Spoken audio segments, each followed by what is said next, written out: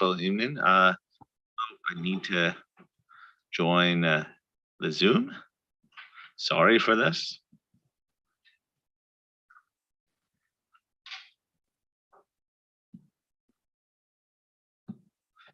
While we wait, I was delinquent yesterday in many ways, probably in your mind.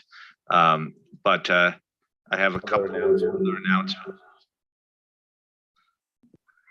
Okay, now we're good. I mentioned someone's birthday yesterday, but we've had a couple other TA birthdays while we're here. So it was Tanya's birthday also last weekend. And also today is Jamie Shannon's birthday. So happy birthday. And, I'm sure this is the group that you would most want to spend your birthday with. It seems like you probably do it every year anyway. So it's like it's now a tradition.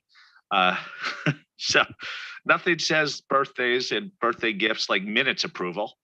And we let you know that we posted the revised minutes for both the March and April meetings online. I'd like to approve them in batch. Anyone object to approving them together? Okay, I'd like anyone object to approving them at all? Okay, I'll take the silence as approval of both minutes for March and April. So that was quick. That's a present to me. Tanya, we just said happy birthday to you belatedly. So, let's begin with audits with less complex entities. It really needs no introduction. Just I pointed out the other day that we had unprecedented interest in this topic that's on the top of our priority list.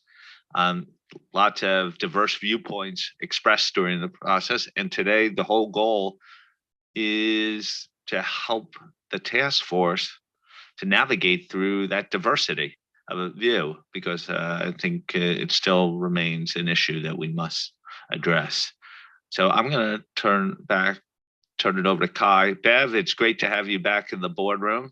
See, once gone, you never leave, really. It's so Kai, over to you.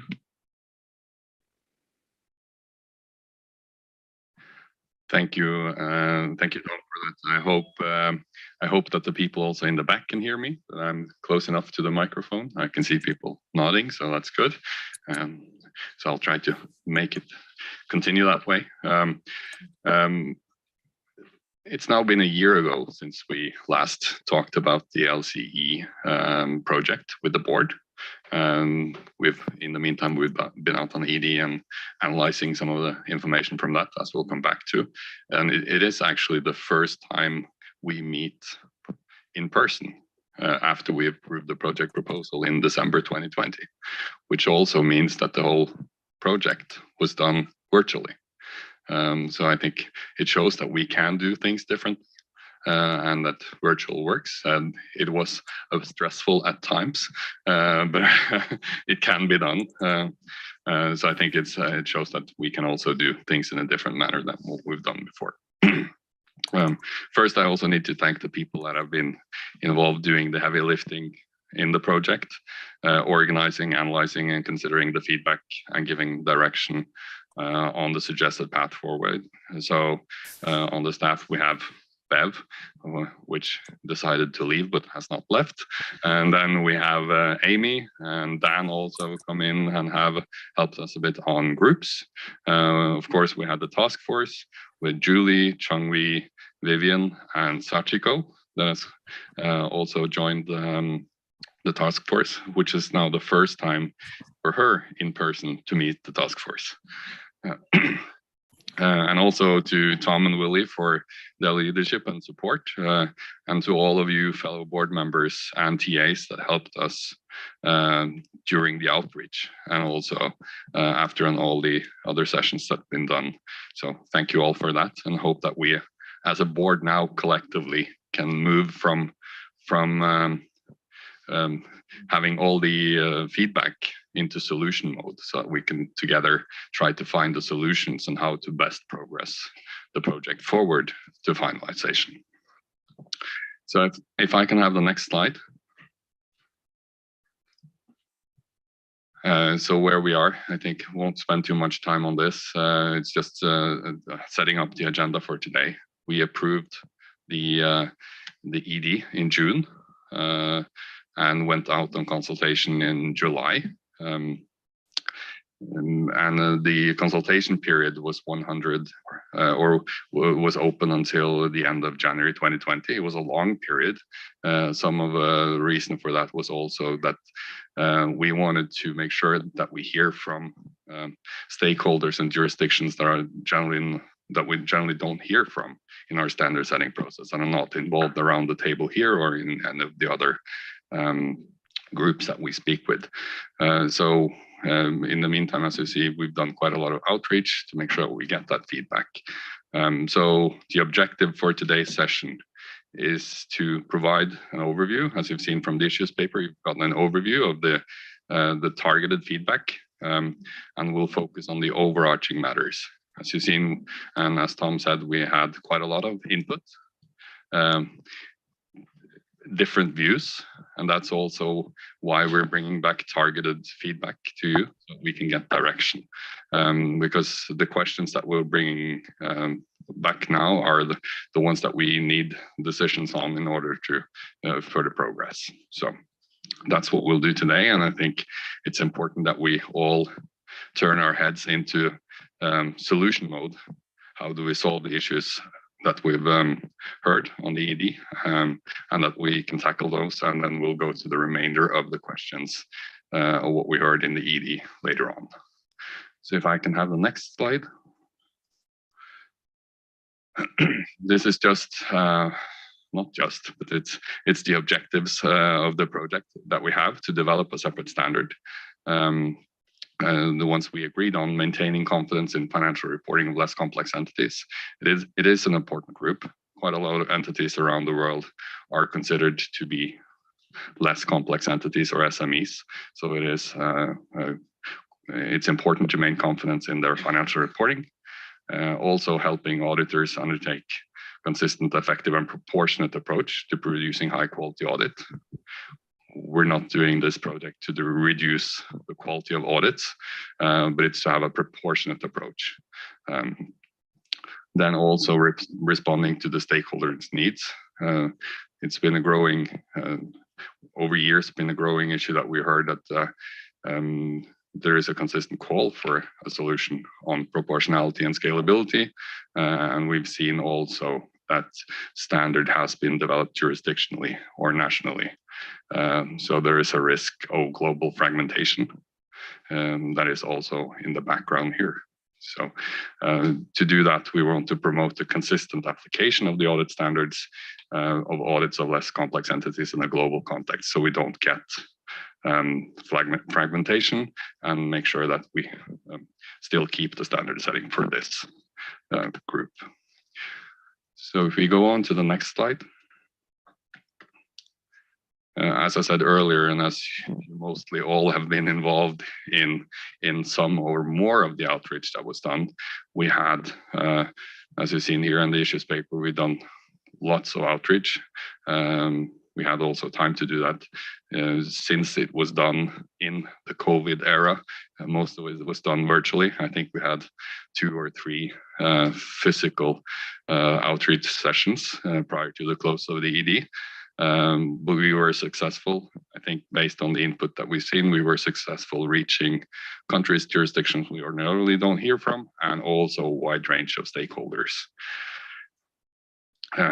And we also had collaboration with IFAC and others having a survey. So we also got additional input from the ones that don't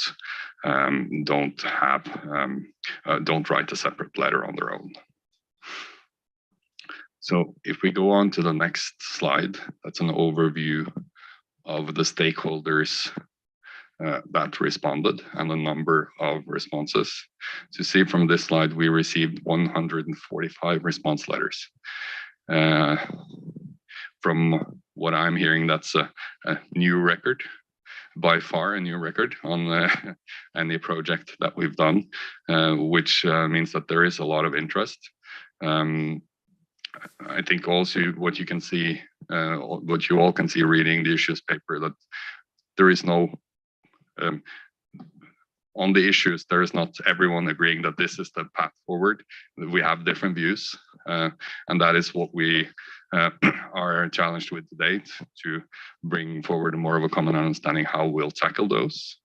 We also, one of the issues that we had analyzing the letters is that even though we have separate questions and the issues that are coming up are mainly answered around the different questions we have, yeah, you can also see that it's a little bit all over the place. So when you look at the en vivo analysis that we've done and the mapping, which is then included in the supplement 1, the process we went through, you can see that we had to analyze the letters to find the responses to the questions that may have been answered in different places.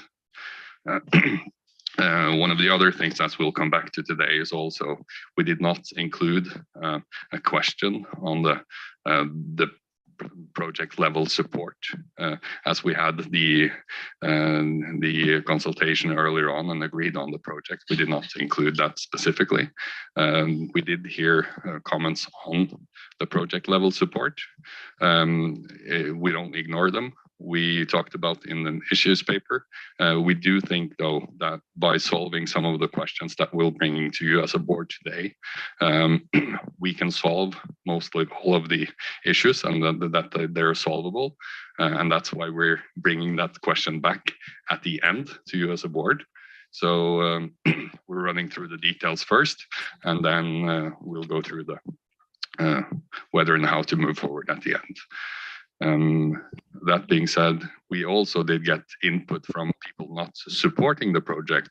We got detailed input on how we could move the project forward, and more detailed responses on that, which is also included in the analysis that you've seen. Also note, as I said, we did quite a lot of other outreach and survey. The direction forward and the questions that you received today is based on the input that we did receive in the comment letters. The outreach and the survey is additional feedback that helped us form some of the views, but it is based on what we heard in the comment letters. So if we move on to the next slide. I think also worth to mention, as you've seen from the paper, we have not brought back all the issues and questions that were in the ED. We'll come back to those later, maybe not in Paris. We will come back to probably in this room in forward meetings. And there is quite a lot of detailed information in the NVOs and the other papers you received. So if there are any specific issues on any of those, or you have any comments, please forward them on to me or Amy, and then we can talk about them as well, because we won't be able to go into all the details in the meeting now. So yeah, this picture showing we did have our first official physical task force meeting in Paris, as we didn't have the whole task force there, as Sachiko was not able to attend. We put up a picture of the Eiffel Tower instead, rather than having half group in the picture. Sachiko did participate at odd times of day, so thank you very much for doing that and very helpful input. So in that meeting, we walked through the big pervasive issues and then worked on the path forward, as you've seen, the task force recommendations, as you've seen in the papers that you received. So moving on to the next slide. Also in Paris, just after we had our task force meeting, we had the third Paris conference, which was then done together with the French institutes. We had more than 130 participants from 30 jurisdictions, including virtual participants, as not everyone wanted or could travel. We had a hybrid conference in Paris. I think was well received and had high interest. You earlier have received the key takeaways, and that's also included in the papers you've received. I think, as you've seen from this slide, the key takeaways and what was reiterated in that conference is that there is a need for a timely global solution. They want us to continue and finalize the solution quick. The enthusiasm for finalizing the draft. I think also supporting that is saying, as we'll come back to later on as well, one of the questions we had was whether groups should be involved. The people wanted groups to be involved in the standard. They said, we want groups to be involved, but don't delay the finalization of the main standard, because it's even that timeliness is really important for them. Also, we need to focus on the stakeholder needs, more proportionate solution. As we've seen from the papers, we're challenged saying it's too similar to the ISS, and that's also something that was discussed a bit on the conference in Paris. But also supporting that is that we need to have a better common understanding of what an LCE is, so we can guide the scope of the standard, and then also further tailor the requirements to be proportionate for the needs of that group. I think the other part that was important in the Paris conference, showing that there is a global need, maybe from others than we that are in this room, or we are here from ordinarily, that there is a global need, and we need to have that also in our mind moving forward, that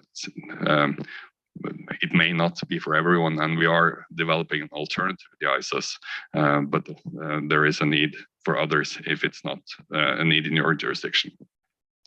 We also did have an NSS meeting in May, somewhat similar message, strong encouragement to finalize the project. We also talked a bit there about common understanding of an LCE.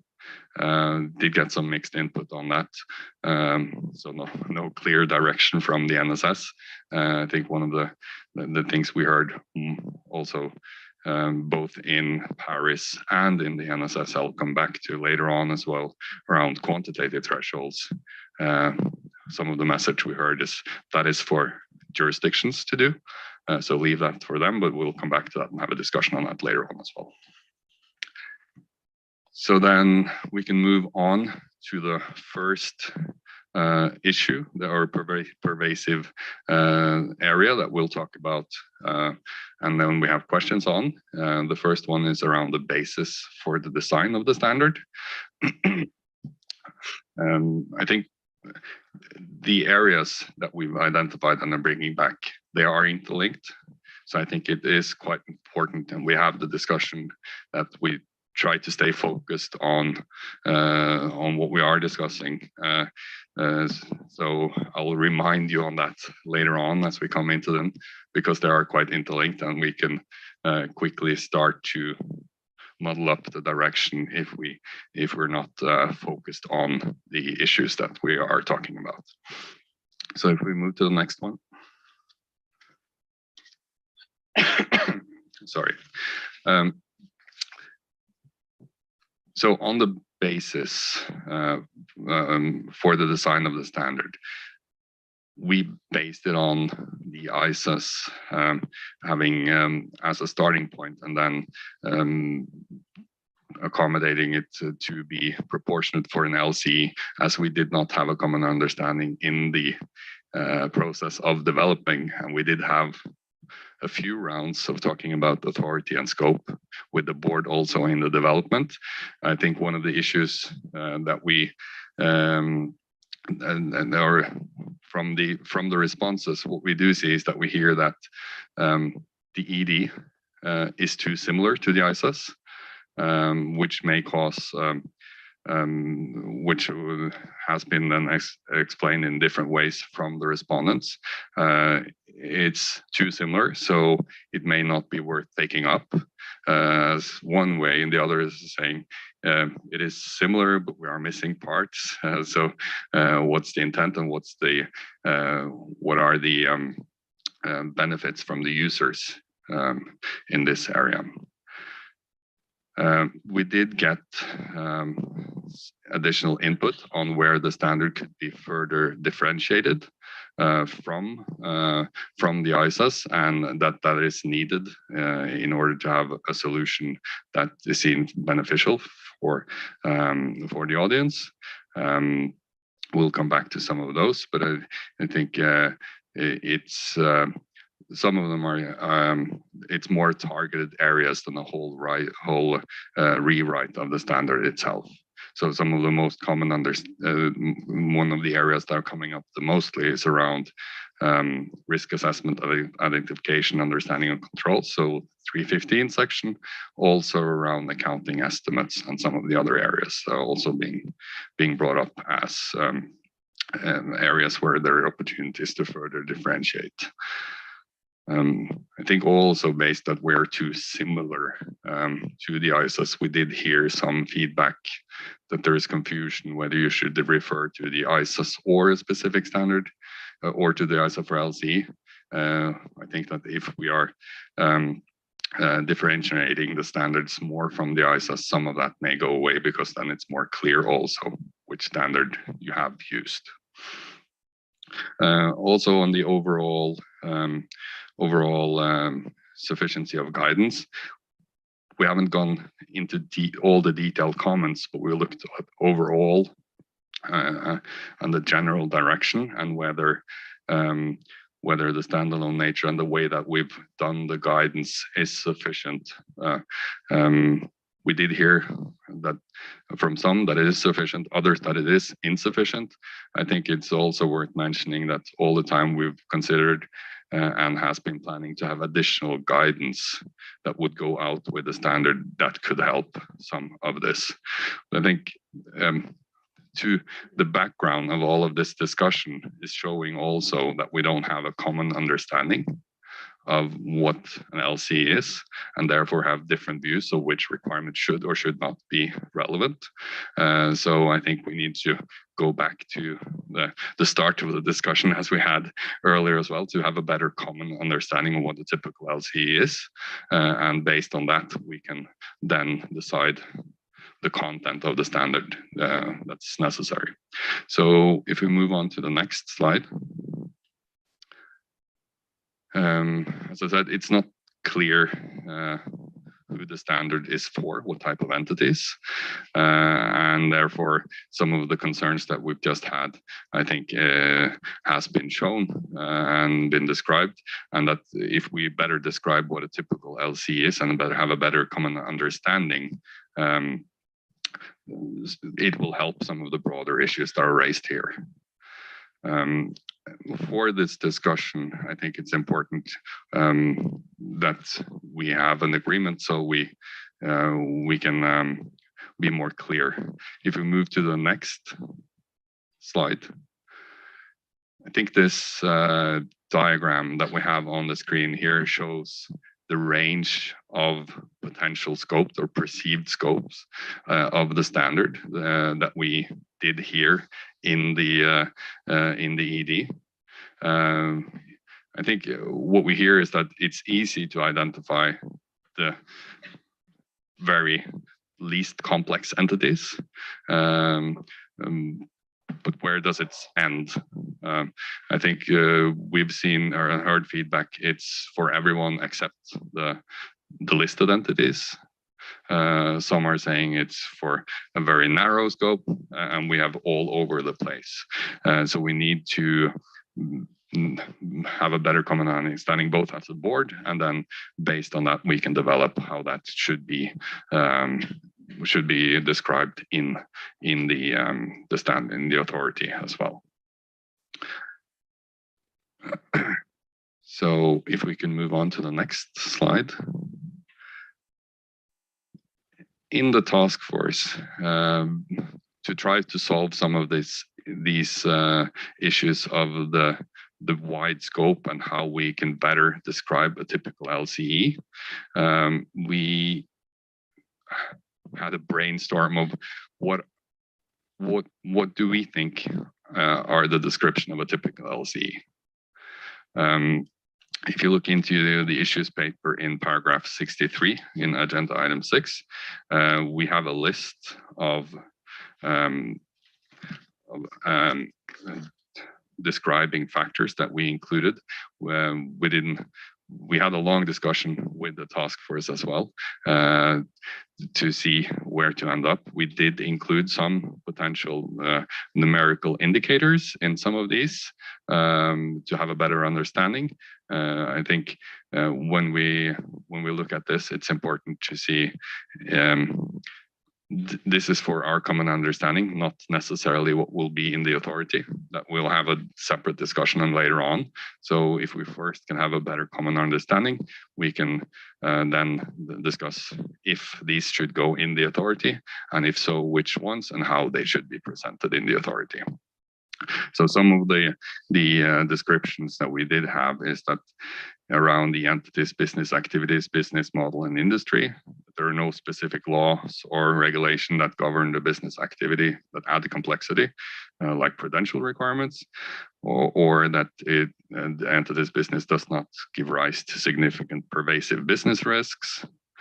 Around the organizational structure and size, we say it's straightforward structured with few reporting lines and levels. It's a small key management team. We put a number in there saying it's 5 individuals or less typically.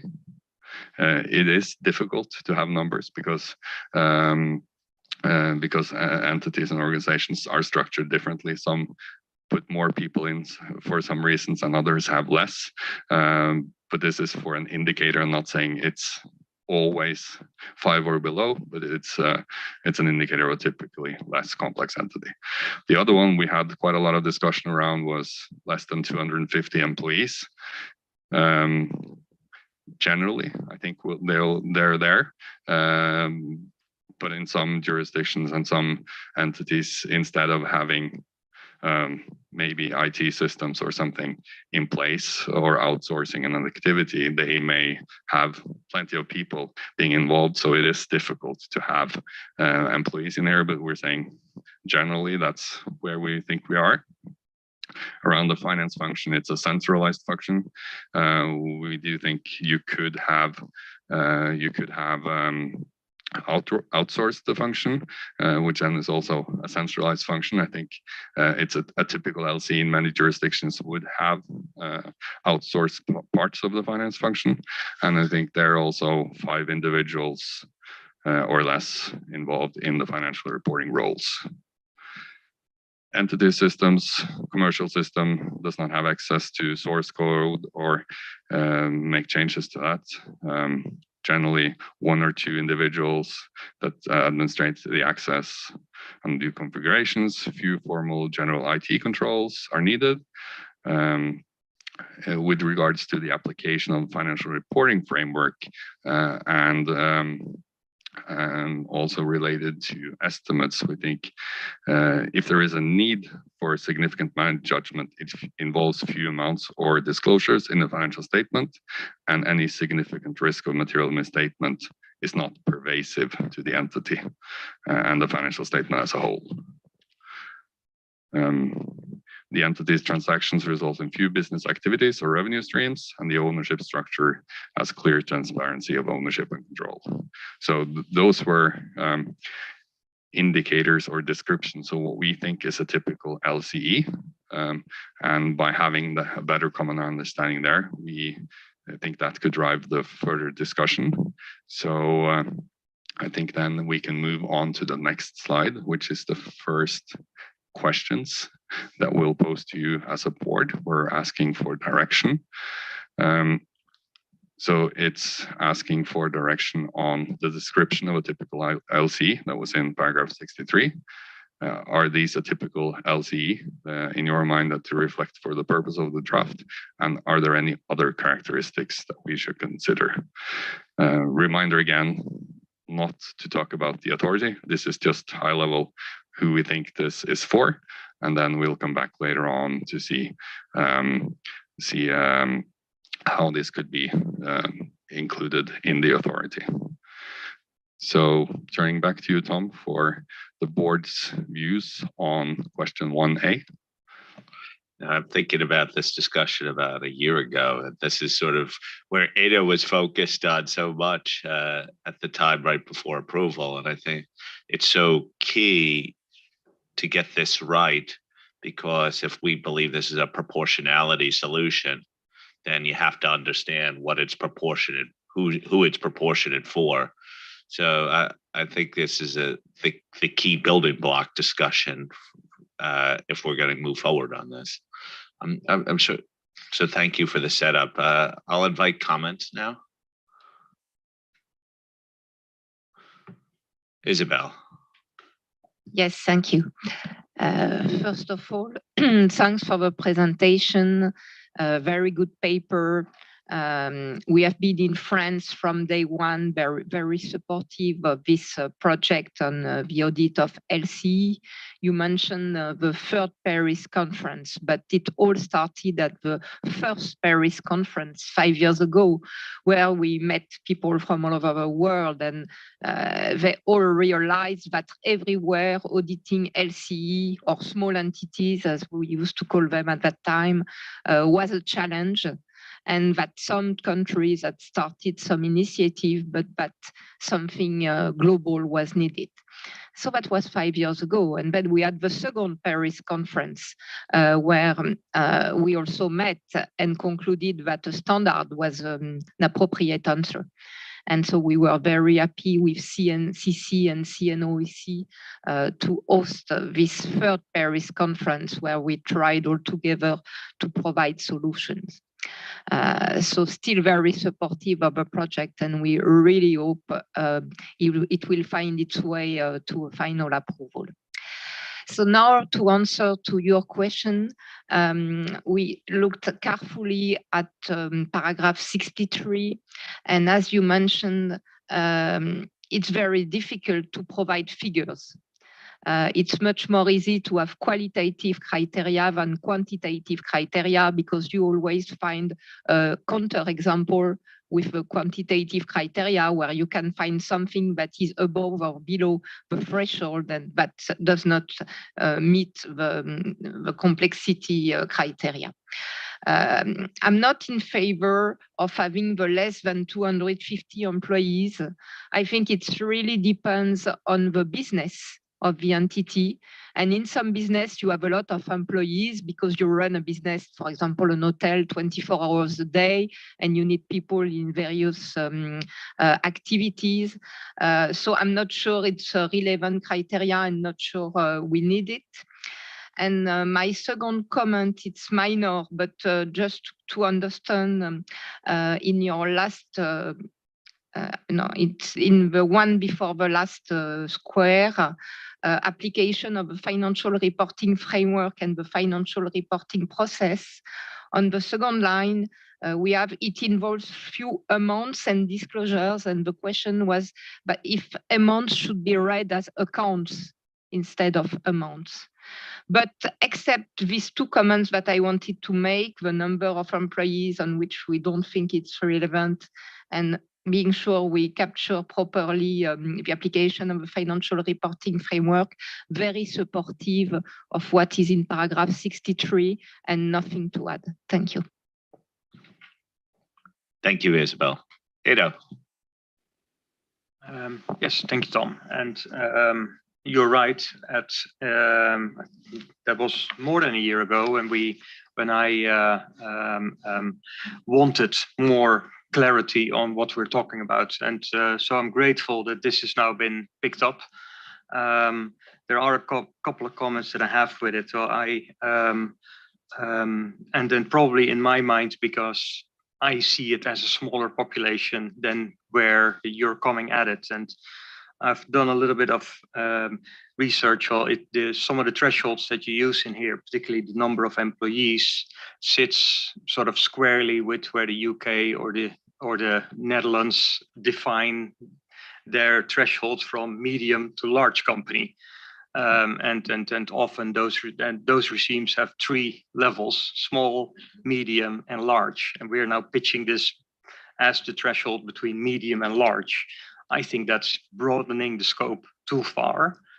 And I appreciate, of course, that some businesses need a lot more people than others. And so there will be more. But as a threshold, I don't mind having employee numbers in there. I think 250 is too large. The other one that caught my eye is the management team. Well, I think a small management team is not comprised of 5. Well, that is a large management team, because that I'm thinking about the smaller, less complex entities where you have a CEO and maybe a sales director and somebody else to look after some stuff. That should be it. Well, that's less complex. If you need 5 senior management people, that's getting rather complex. So that's where I do think you got it right. And I love the nature of the finance function. So that was very well drafted and complements to that. And I guess we get there in respect to the application of the financial reporting framework and the ability to potentially scope in some significant judgments and estimates. I struggle there, but we'll get to that in a later at a later stage. But first of all, thank you for driving more specificity of what an LCE is. So I think we can polish that up a little bit, and no doubt the rest of the board will chip in on this as well. With those comments, thank you. And begin. Okay, so if I take your point, supportive of the direction we're moving in, but you would say limited for that we need to tighten it up even further in a couple of points, particularly because if you look at Kai's diagram, which I like, you would make sure that it's further on the left side of that diagram.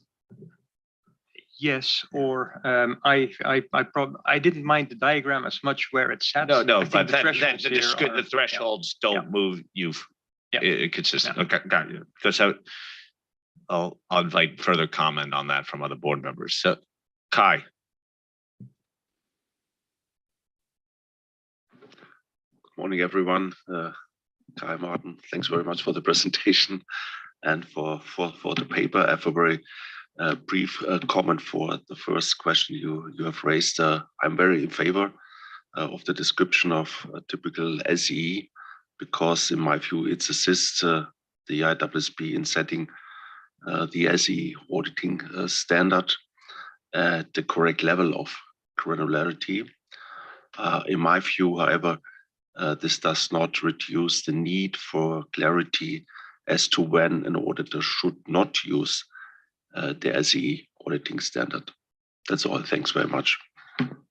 Okay, thank you. I think that will come. I'm not sure is when we discuss the authority, right? We'll come back to that issue, Kai. So I think we're trying to focus on what is for the use of the language in the paper, the typical LCE, i.e., what would be in that box that they have on the left side of their diagram. Okay, next, Fernando. Thank you, Tom, and hello, everyone. Kai, I'm definitely in support of the direction that you're proposing. I think it's very important to clarify how we understand what an LCE is. I've heard a lot of practitioners trying to fit every single client into an LCE project, no matter what, which is a little bit scary. But that's how they are seeing the application of the standard today. So the better we can define what's in and what's out, that would definitely ensure consistency of the application and avoid the misinterpretation of when you can use it, and of course have issues in practice. I'd like to define what really what the characteristics of the LCE are. Not really sure if we should touch numbers. It's very difficult because of the fact circumstances in different countries.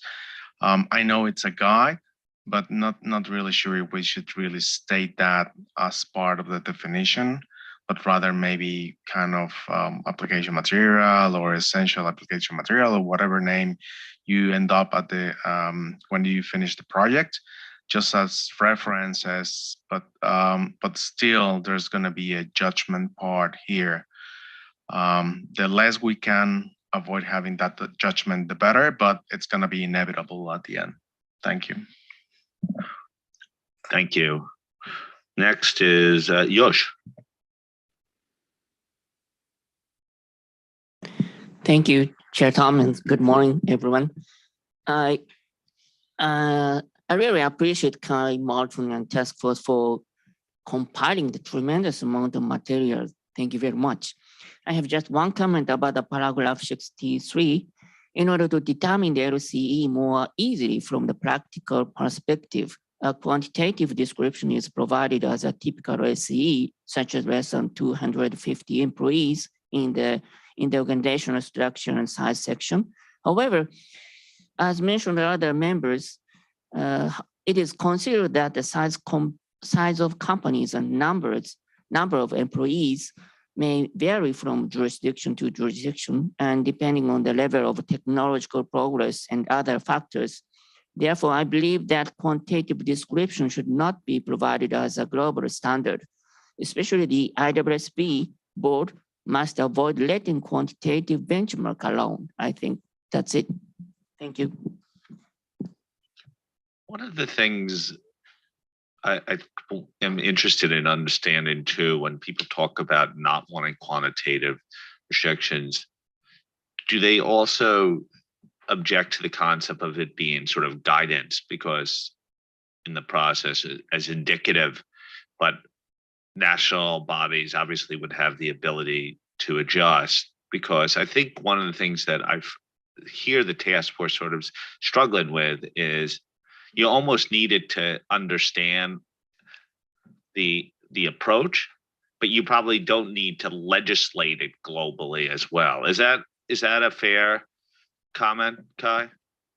Yeah, that's true. And I think for the discussion that we're having now, we put the numbers there so we can have the discussion that we're having right now and to have a better common understanding. And as I said earlier, we'll come back to whether the numbers should be included in the authority, if it should be in there as a global threshold or an indicator, or whether it should be something that is left for jurisdictions that we'll come back to. But I think, yes, it's the numbers that are there are to drive the discussion that we're having. I think it's also important to see them in context. It's not one and you're good. It's they're in conjunction.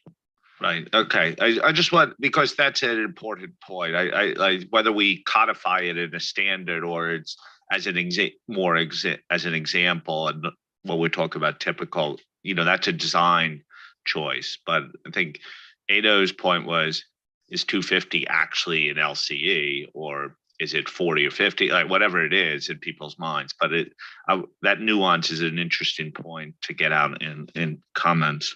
Diane. Thanks for your comments, Tom, because I actually am in the camp with Ado, first of all, that I really believe that this area is critically important to move the project forward, and context and intention as to who should be using this is really important. And I personally view that we're talking about small companies. And so I'm in the camp that actually I'd put in a couple more quantitative criteria. And again, Tom, to your point, this is guidance, context, criteria. If a jurisdiction decides to trump that and go with one approach, so be it. But I do think the context is important. So I actually thought, in addition to employees, should you have things in there about revenue size, asset size, number of audit hours, because you may trip one, but not the others. Again, you're trying to give guidance and direction as to the intent. So that's my comment on the quantitative. Relative to qualitative, I actually challenge whether we have too many. Again, I'm a big fan of simple and clear. And so I'm not terribly against what you've got here, but could it be simplified? And I also question whether underneath entities, business activities, do we want to draw out, nature of products, one revenue stream, one type of product? We don't talk about products, we talk about pervasive business risks. And so I think a more fundamental question is how many different products, how many types of businesses are they involved in? And so I just ask you to think about that. But again, extremely supportive of this direction. I think if we solve this, we're going to move, take a big step forward. Thank you. Thank you, Diane. Eric.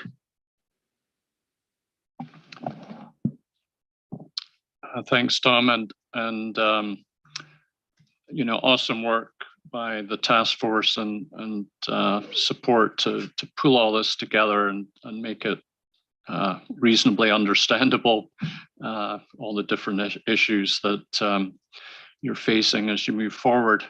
I just wanted to say on this question that definitely supportive of working towards trying to define or describe the typical LCE. I think that would be really helpful in sort of developing a bit of a baseline. Had some feedback around the number, the quantitative thresholds, but I understand kind of what you're focusing in on there. But perhaps that needs to be clearer. In terms of these specific items that were listed, I think the only one that was mentioned to me a couple of times was really around the area about access to source codes, and that there, I guess the point that many more complex entities don't have access to source codes either. So it wasn't really seemed to be a very effective characteristic of an LCE. But overall, I think similar to others, I think the more we can bring the scope of this standard closer to the left-hand end of that diagram, make it very clear and hopefully brighter lines, thus reducing the judgment. I think that will help address many of the sort of further issues that you're trying to address throughout the standard. Thank you. Thank you, Eric. Josephine. Good morning, everybody. Thank you, Kai, and to the team for all the agenda papers and all your hard work. I do have just a general question that I think I'm just being a bit thick, but I was a bit confused by the interplay between the 250 respondents to the survey and then your 145 letters.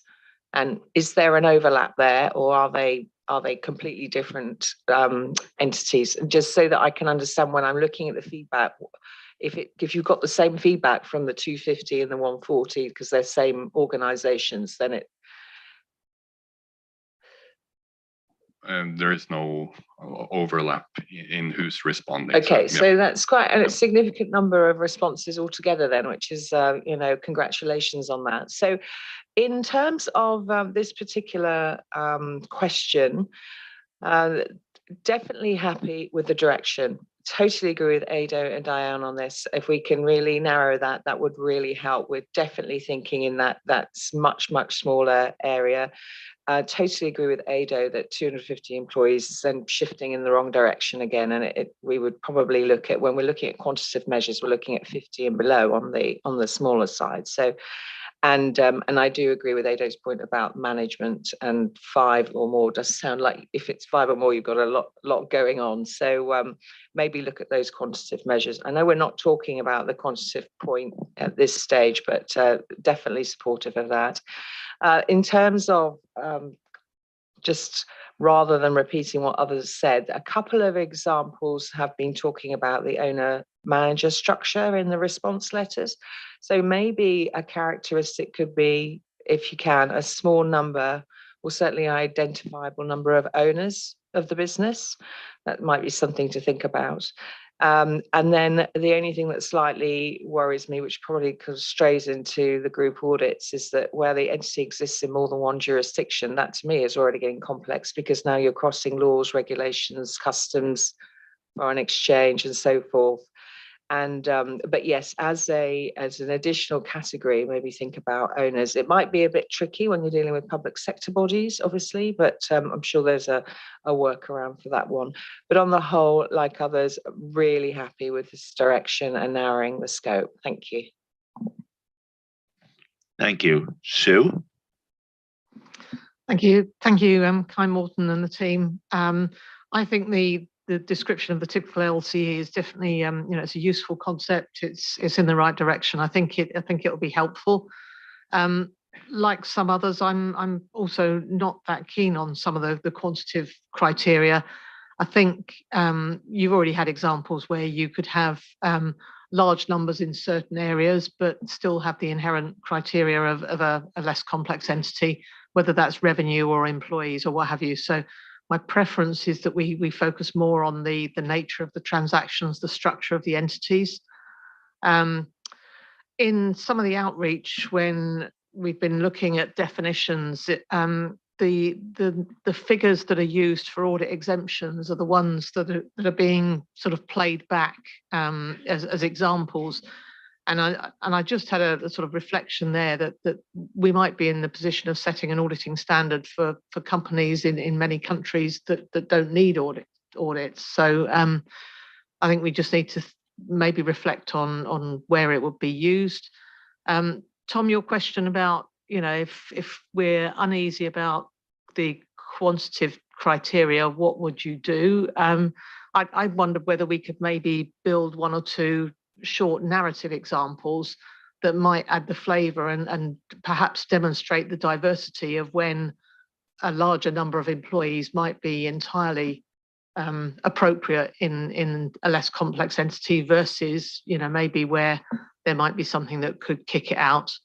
On the qualitative characteristics, I think some a few observations which I can send through. I don't think they're significant, other than maybe when we're talking about centralized activities, a lot of less complex entities use outsourcing, simple outsourcing, payroll services, that kind of thing, and it might be useful to clarify that that's not taking them out.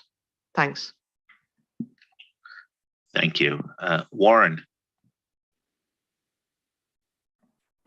Thanks, Tom, and hello, everybody. Kai Morton, thanks very much for sharing this with me. And like everybody else, I also generally support the table in paragraph 63. I thought it made a lot of sense. And I'll sort of echo some of the previous views about also wanting to stay away from specific quantitative measures, except, of course, as Sue pointed out, to the extent that they're used as nice examples to sort of illustrate some of the key concepts and principles. So, simple reality is, if you ask those 250 people who responded to you, how many employees are too many, you probably get 250 different numbers. Looking at the qualitative factors, either as additional considerations to think about, or perhaps as a way to soak up some of the different themes that are coming out in the table in paragraph 63. I wonder if we are not actually, or if we shouldn't be thinking about the broader governance structure, either the governance structure that is in place over the entity, or the governance structure that ought reasonably to be in place over that entity. The thought being that, for example, the more geographical locations it's in, the more lines of business it has, the more jurisdictions in which it's operating, the more laws and regulations that are in place, the more likely it is that you're going to end up with a management body and some type of governance body and some type of risk committee. And the more sophisticated the governance structure becomes, or ought to have become, the more likely it is that you're dealing with something that's actually a complex entity rather than a simple one.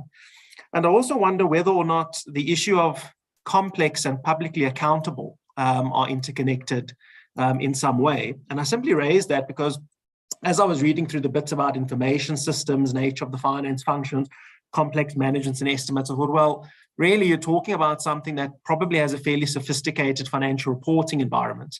I'm not saying that we need to align something with the IFRS for SMEs, but that whole concept of public accountability may be something that can also help streamline some of the thoughts behind what constitutes a less complex entity. The thought being that the more publicly accountable you are, the more likely it is that you're actually dealing with a complex entity. And a sort of a really easy way to think about public accountability might be to say, you know, what is the probability that somebody other than an investor or creditor would look at your financial statements, including your audit reports? And maybe that'll be a nice sort of litmus test for thinking about whether or not you have a complex entity in a complex reporting environment. Thanks very much. Thank you, Warren. Len. Thank you, Kai and Task Force. Challenging project, and having participated in the Paris Roundtable virtually and moderating the breakout session, definitely getting the feel about the diversity in view and perspective. So appreciate all the work that has been done. In terms of this particular topic, my view has been consistent in terms of narrowing the scope. I think others have stated, so definitely full support. But I think when you look at narrowing the scope, definitely consider the risk to public interest. The reason I say that is, we're coming with different perspective and different background. In some of the larger, more mature, developed countries, public interest is defined one way. But for example, I can think of some of the emerging countries where almost 99% of the businesses are less complex entities. So they might bring different public interest risk into the mix. So that's number one. Number two is I think it's important to focus on that from IAASB perspective. I think you said it out loud in the opening remark is fragmentation. Fragmentation is also a threat to public interest. So important we focus on that going forward. On the typical LCE, I like what you have in 63. I think one of the things is perhaps think about this is actually might be a great guidance for the national standard setters or regulators who are struggling in terms of defining LCE and who should use the standards. I agree with Diane in terms of simplifying, but when we consider all the permutation combination of different issues, it's hard to simplify it, especially that national standards as a regulator who ultimately will decide how to use the standards. I think that simplicity is focusing on how we can help the national standard setters and the regulator to do that going forward. I didn't take 250 or 5 employee or whoever is an issue. I think my issue has always been providing quantitative guidance. I think bright line guidance sometimes can be dangerous. But I think from 63, it's important to emphasize the message. We're looking at all the guidance in totality rather than focusing on one box. I think it's dangerous. We need to be consistent that you have to consider everything that's in paragraph 63. I think the message has been clear. In terms of qualitative guidance, I think my view has been you can provide qualitative guidance without actually putting a number in there. I think some of the consideration could be helpful to national standard setter and regulators. So with that, very supportive and really like paragraph 63. I think it'd be a great guidance for national standard setters. Thank you. Thank you, Len. Wendy.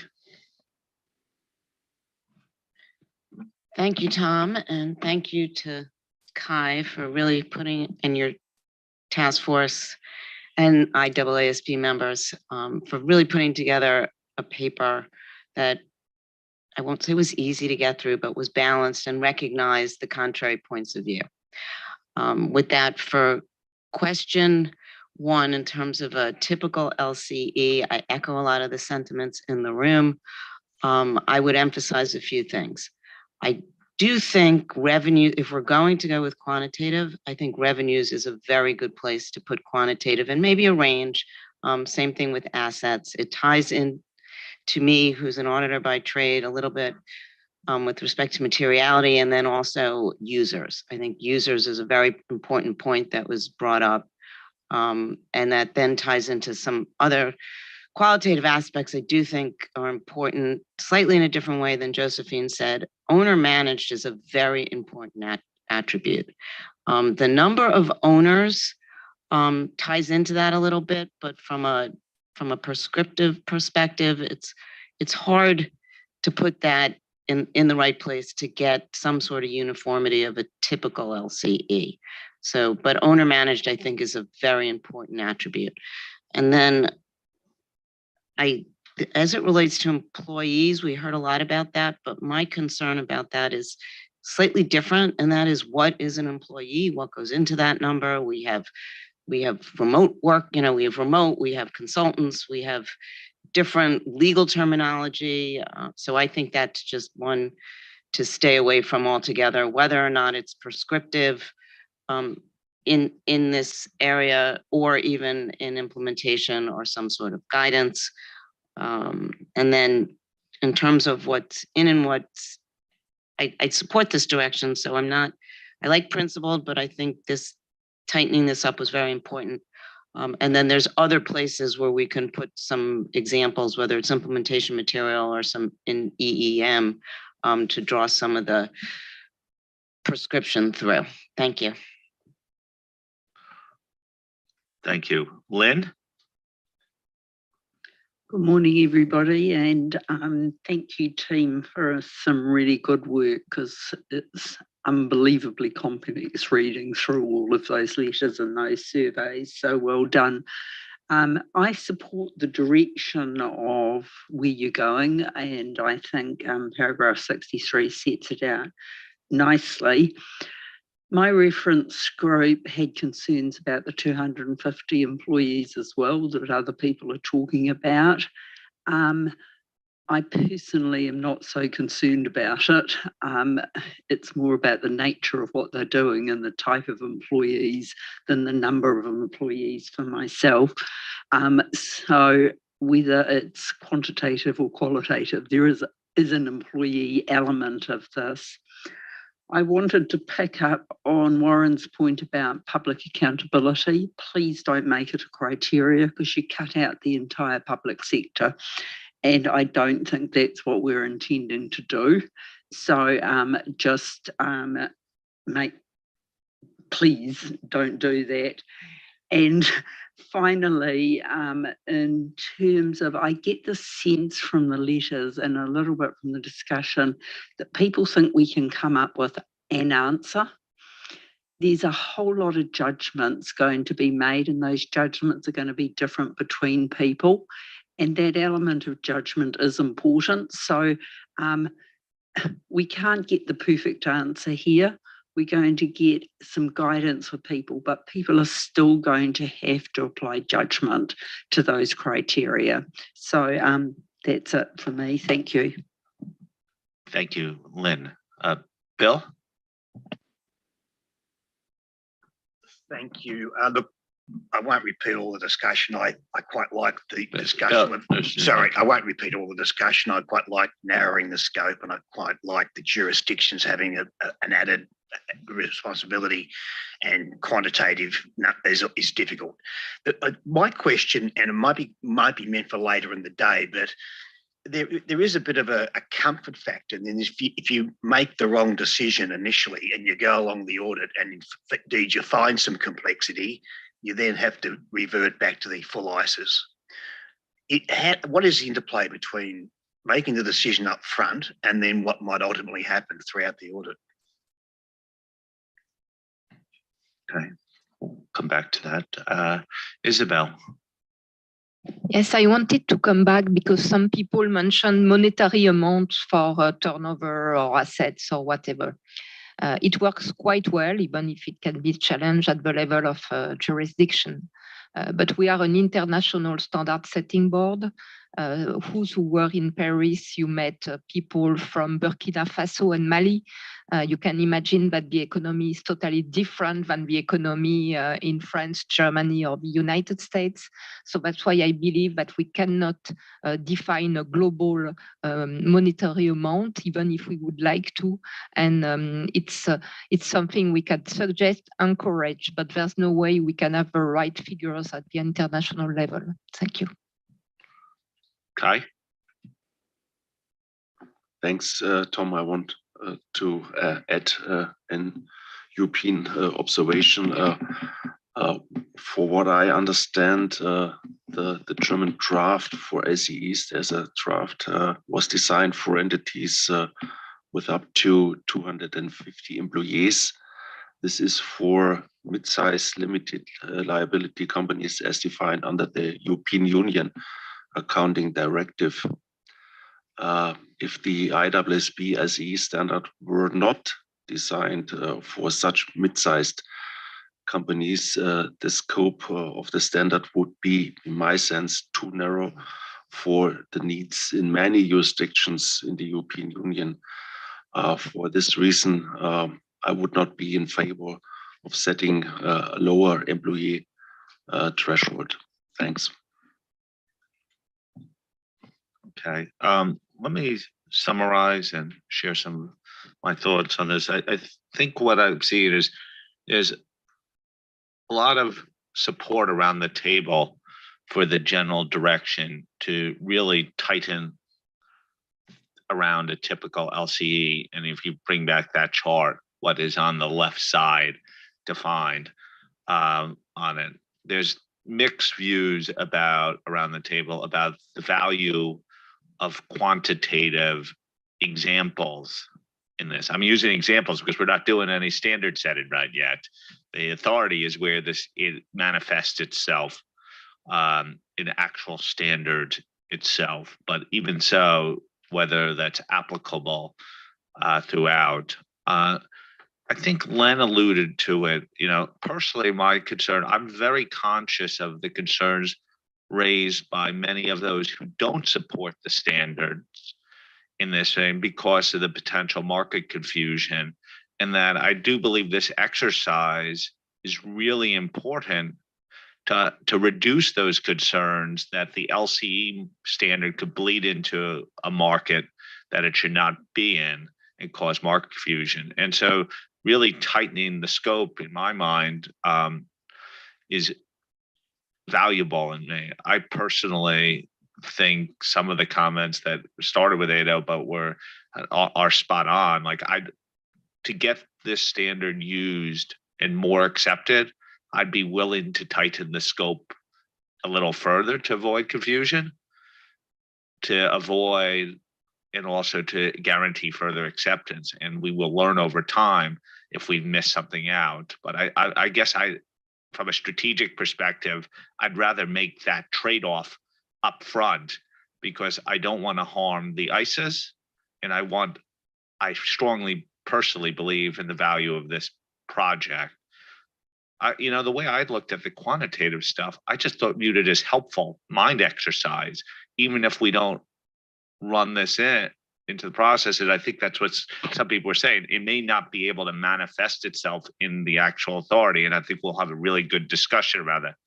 But whether it's 50 or 100 or something, we could talk about that. I tend to be more towards the 50 side, reflecting on my last comments. But I think we're moving in a direction that we could all agree in. But I just wanted to make sure that we acknowledge that some of the concerns that we're getting in the marketplace is that the scope of what we view as an LCE is too far. And I think that diagram shows it. The more we're in that gray area, the more difficult this will be to get global acceptance of. And I'd rather make the trade-off of get 80% of what we all think is in than not. So I turn it back to Kai to sort of, that I think we've gotten general sense of support for the direction you're going and with some caveats throughout.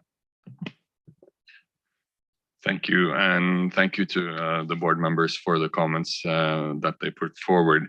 I'll try to give some responses to some of the comments we did here.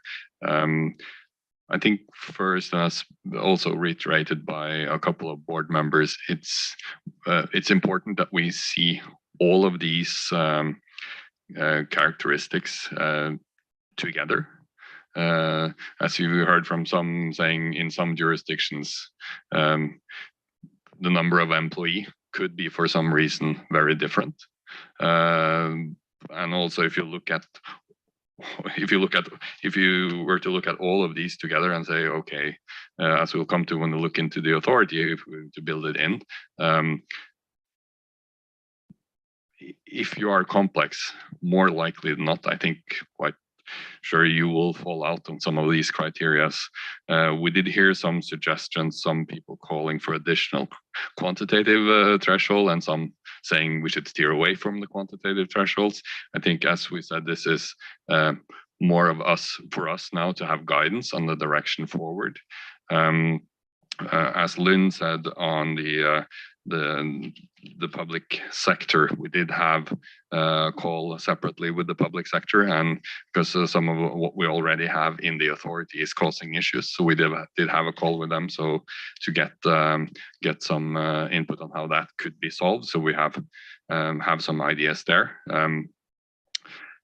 I think we're challenged on the number of employees and the number of management. As also being said here, what is the number of employees? How do you define that? And if you come to management, how do you define who's in a management team? If you have a family managed business, there might be 6 people in the family. They're all in the management team, but it's really simple business, and in other businesses it would have been 1 person, but because they're in a family managed business, they're all involved.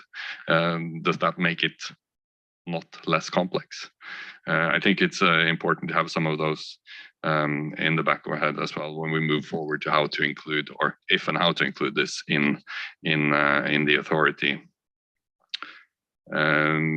We can look at the numbers and see how we will do that, but I think it is indicative, and I think we have general direction that we agree on most of them. There are some of the numbers that we have different views on, and we can look with the number of 250. We have looked at what's done in other jurisdictions and what are thresholds that they have. The thresholds generally are used for a different purpose. So we're careful when we look at them to see whether or not they can be included or transferred in, but it is something that we've looked into and we could continue also to look into. Bill, you had a question on the interplay with the ISAs and around transition. It is something we may come back to as well, but I think our thinking, the way that we develop these descriptions, there are things that you would generally know upfront.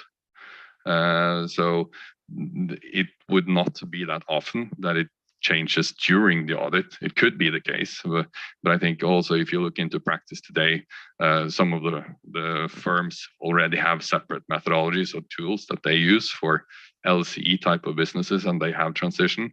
And I think generally they would say that it's not a big deal if they have to transfer, and it's not happening that often. And it also depends on what the differences are between the ISAs and the ISA for LCE, what the effect of that transition would be. But the intention is to try to define it upfront, or define the descriptions in a way such that the transition scenario would not come up that frequently.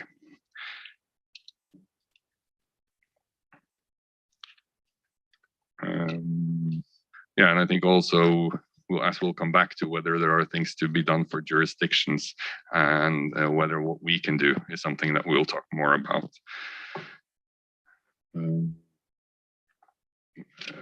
We also did hear some people talking about the number of owners, whether it's an owner managed or not. I think it's difficult, and it's not the number of owners on its own is not a factor of complexity, but I think it might be in combination with some of the other things.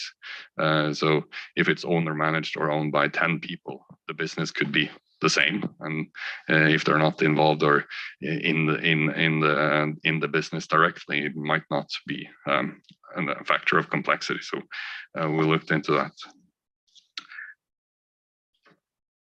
The public accountability has been raised here. We heard comments saying we should not include that, and we heard some saying that we should include the ED IFRS for SME.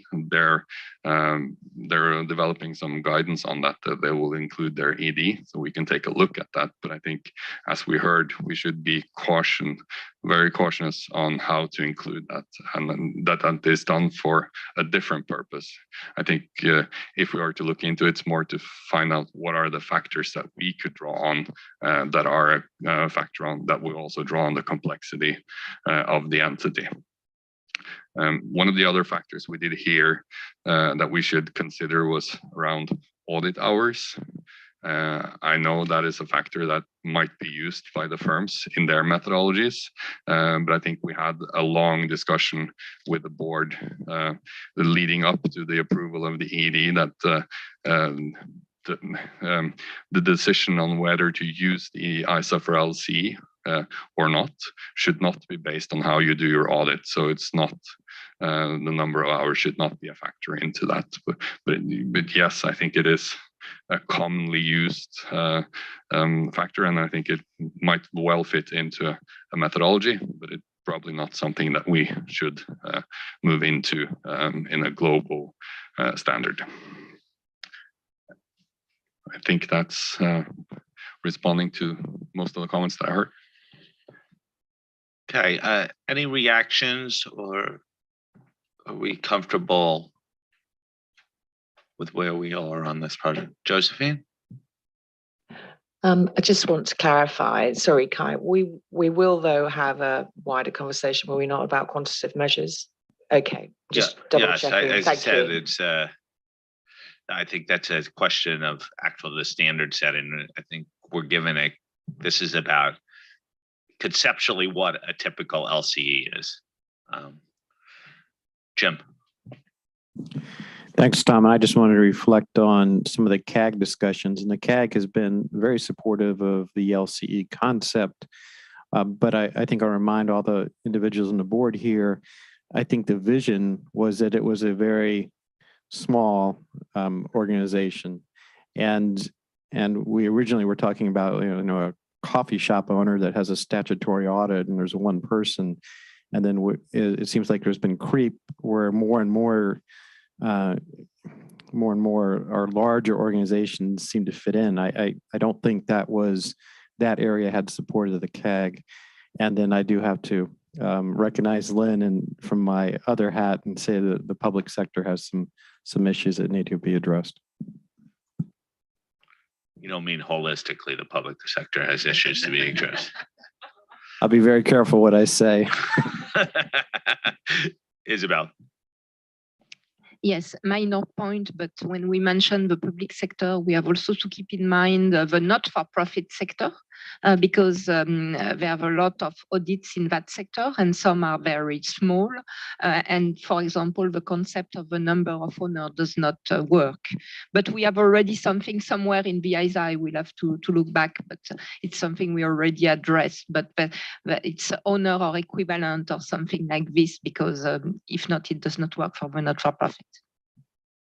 I think we have to, when we're describing a typical LCE, I just get worried that because it doesn't apply to all circumstances, that we will shy away from it. And if jurisdictions have the ability to make adjustments based upon the natures and circumstances of this marketplace, there's a risk that as a board, we will remove helpful input or examples. And that's why I was distinguishing earlier between things that were exemplary and things that are actually written into standard requirements. And the task force will take this away, but I'd rather capture 80% of what we really mean, because people will get a conception of what we think a typical LCE is. And we could say for private sector instance, for things operating in the private sector or for-profit entities, it's this.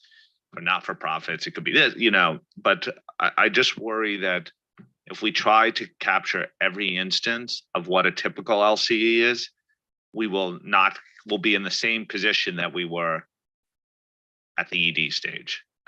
And that will cause lack of support, lots of confusion in the marketplace. Janine? Yes, thanks, Tom.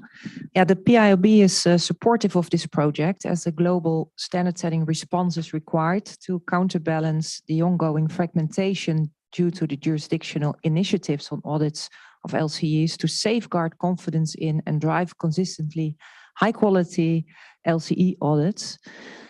So this is an important discussion this morning on what a typical LCE would look like. Clarity and common understanding of the scope and consistent application of the ISA for LCEs is key in that respect. And I like to support the direction to provide characteristics for typical LCE, but also clear boundaries when not to use the LCE standard. So narrowing the scope is important, also in view of driving consistency in the application. I also was thinking that considerations about the auditability of the LCE, when we're referring to very small companies or entities, is also an important concept to think about. I personally think there should be some reference to the internal control environment and situations when there is, for instance, a lack of segregation of duties in the entity, which is often the case in small entities, like the coffee shop owner. Is that auditable? Because I'm afraid that if we don't make those references in such a standard, you could maybe give the impression that based on this separate LCE standard, all entities that would meet certain characteristics could be audited and could obtain a clean audit opinion, which I doubt whether that would be possible if there would be internal control issues like a lack of segregation of duties, etc. Thanks. Thank you, Janine. Okay, I'm going to turn it back to Kai. I think you got some pretty good guidance on how to proceed on 1A. I assume we're going to move towards 1B right now. Thank you, and thank you for again for the good input on 1A. I think our thinking with having that discussion is that from now on, we have a better common understanding of what a typical LCE is, so that when we're moving forward, we can have that in the back of our head when we think about the other questions that are coming up. So if we move on to the next slide.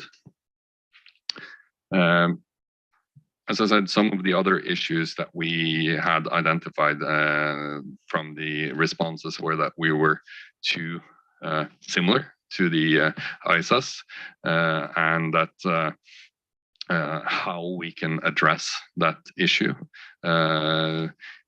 around the basis of the design of requirements. I think as a task force, we thought about that issue, and what we came up with based on the responses is that there are revisions to isolated or specific areas that are identified in the responses, and in some of the other more general would be that we could be more principle based or less granular in how the requirements are written. So we'll be focused on achieving the similar or same key outcome, but the way on how you get there could be less granular than what we have in some of the certain instances in the standard right now. it is a concept that it's difficult to discuss or agree or disagree within concept. And I think it's something that we'll have to come back with more detailed drafting on how that could look.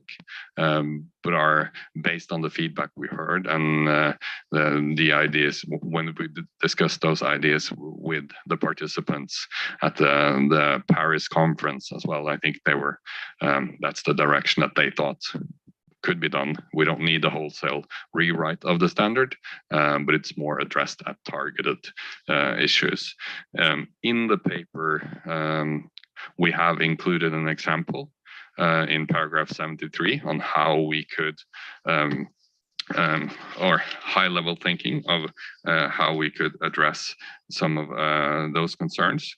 As I said, it's difficult to agree or disagree in concept with some of that, but we think the task force, our recommendation is to have a more of a granular approach to achieve the same key outcome without and still achieving reasonable assurance is the main here.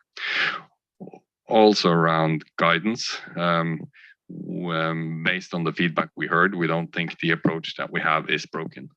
We think we can move ahead with having EM concept, essential explanatory material. But as I said earlier as well, that we will have some additional guidance that we need to go together with the standard, and that we also have identified targeted additions and revisions based on the feedback that we heard that we need to make to what we already have. But overall, we don't need to change the concept around guidance, and that we can move forward on that basis. So I think that brings us to the next set of questions where we're asking for the board's view. It's 1B and 2, recommendation to further differentiate the standard through less granular principle-based requirements. So to targeted areas, as we've described in paragraph 70, some of the areas that we've identified from the responses, risk identification and assessment, accounting estimates, we'll also talk about that a little bit later, responsibilities for quality management, and documentation, which has been one of the one of the issues that are coming up mostly all the time, so that we can address some of those. And then also, I think we can take that together with the recommendation to have limited EAM and focused on targeted comments, and that we will have some additional guidance that goes together with the standard. So back to you, Tom, for comments on or views on 1B and 2. So let me on 1B, just conscious of a similar discussion we've had in the past on this, that clearly it's all contingent on the last discussion where we are narrowing what we believe the typical LCE is. And I say this because this is really important in my mind for what we message to the marketplace, that this is a proportionate solution to it. And so what you're asking us, should we explore, you have not suggested that we're writing yet and have to agree language or what the nature of the changes are. Should you explore in those areas? Are they the right areas based upon our previous discussion and direction at the board? Is that correct? Okay. And secondly, question 2 on EM, the approach to EM. Okay, so we'll invite comments here.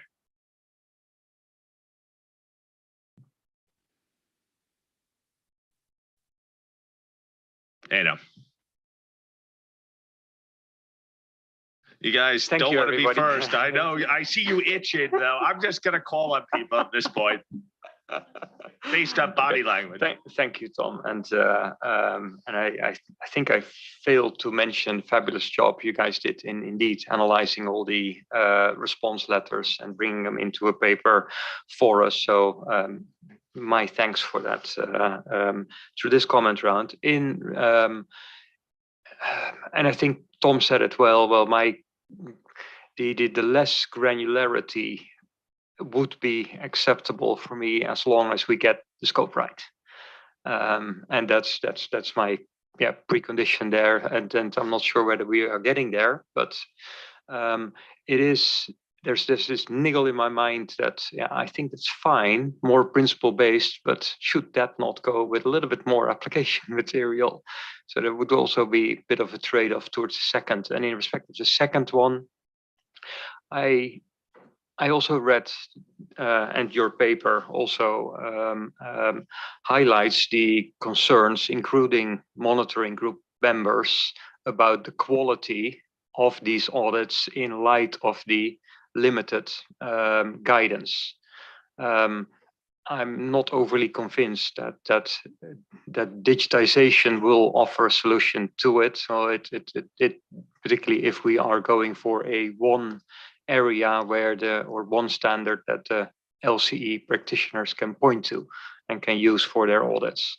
So with those two comments, or those would be my comments in respect to those two questions. Thank you, Kai. Thank you. Wendy. Thank you, Tom. With respect to 1B, as you said in your introduction, Tom, and I think Edo said the same thing, if we can nail down in a principled way what an LCE is, then the rest of it falls into place. So I agree with the items in 70 to look at, to make them less granular, but again, only if we've got the entities right and the appropriate guidance along with it. I also believe the structure needs to be simple, so I'm good with the EEM, but of course that doesn't exclude implementation material and non-authoritative guidance. So again, headed in the right direction, and just to emphasize that as long as we get the definition in the right place, the rest should flow. Thank you. Next is Diane. So I'm going to try and make a coherent statement. And the reason I'm prefacing this is I am conflicted on all of this, because I think, as others have said, if we get the scope right, some of these things will come in to a natural order. So they're interconnected. I am a little concerned about cherry picking the topics in paragraph 70 to be the ones that we want to go back and explore or consider, whatever those nice softer words were. Because I think then you get into a challenge as to why you're focusing on these. I think once you open these up, I'm always concerned about, are we going to move away from reasonable assurance, which also worries me. I think when I look at that list in 70, I get a little anxious, in particular with risk assessment. It should be a fairly quick process or a simpler process, but I'm just concerned about if we make it so simple that we miss a risk. And then I do think the documentation requirements seem to be the one area where we could explore, but then I look at it in terms of our regulators who come back and say, geez, teams didn't do a very good job of documenting. So again, I'm conflicted there. Net, I'm open to exploring, considering carefully the items in paragraph 70, but I think if we solve the scope, it'll help. In terms of the EEM, I'm also challenged here because I do think the EEM is helpful, but I do like Wendy's comment that this could be done through non-authoritative guidance in some other ways, because I am concerned by not pulling over that EEM, that's again, the context of how for practitioners to execute has been one of the things that's kind of nagged at me. So I think there might be other ways we can tackle that one. So I'm sorry that this may not have been terribly helpful, but move ahead carefully. Thank you. The only thing it was very coherent and cohesive. So, but the one thing I would say, I don't believe the word, we should be careful about cherry picking. I think this was informed by the comments that we received, that these would be, if there were areas to go to explore carefully, these would be the ones to explore based upon what people perceive in their mind the typical LCE was. And I think, again, I feel like it's for me, it's really important to hark back to that original concept of this is all about being a proportionate solution. So I think everyone's pointing to how critical the first discussion is to sort everything out. Next is Sue. Thank you. I'm probably okay with the prioritization. I think it's clearly they're the areas of feedback. Possibly with one add, which is around journal entries, because I think that can be important and different in the LCE. I liked some of the thinking about controls, but in some of the outreach, there was feedback about the thinking and the terminology around this indirect controls, because in organizations where people are successfully using one methodology or one tool, that kind of thinking, if it goes too far, could introduce potentially two different methodologies, which if you've got people working on both types of jobs, could have consequences that are not ideal. In terms of the second question about the EEM and things, I agree with the way forward. I continue to think that if we can think electronically and think about how we deliver this electronically, it just addresses an awful lot of those issues and concerns, because it can be less sort of immediately in front of you. It doesn't make things look quite as complex, but it's there when you need it. Thank you, Sue. Josephine, you put your card down. Eric? Thanks, Tom. So on question 1B, like some others, I think I'm struggling with differentiating the standard, because my first impression of reading that was reduce the requirements. But my sense is that that's not the intent. The intent is to still have auditors basically comply with the ISAs, but in a different way, in a way that's easier for them to apply to entities that are in that scope.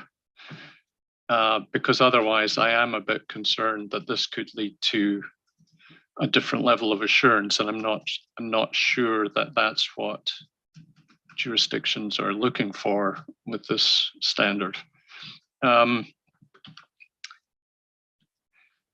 The second point is somewhat similar to Edo's. It's, it seems to me if we're moving to a more principles-based approach, it brings into question about the limited EEM, because if you're allowing more judgment through a principles-based requirement, where is the EEM to support that judgment? And I know you've mentioned a couple of times about, well, we intend to implement non-authoritative guidance, but non-authoritative guidance is not always used. It gets out of date. I'm sort of struggling with how this is all going to hang together if we're, pulling and pushing all at the same time. So those were kind of my concerns around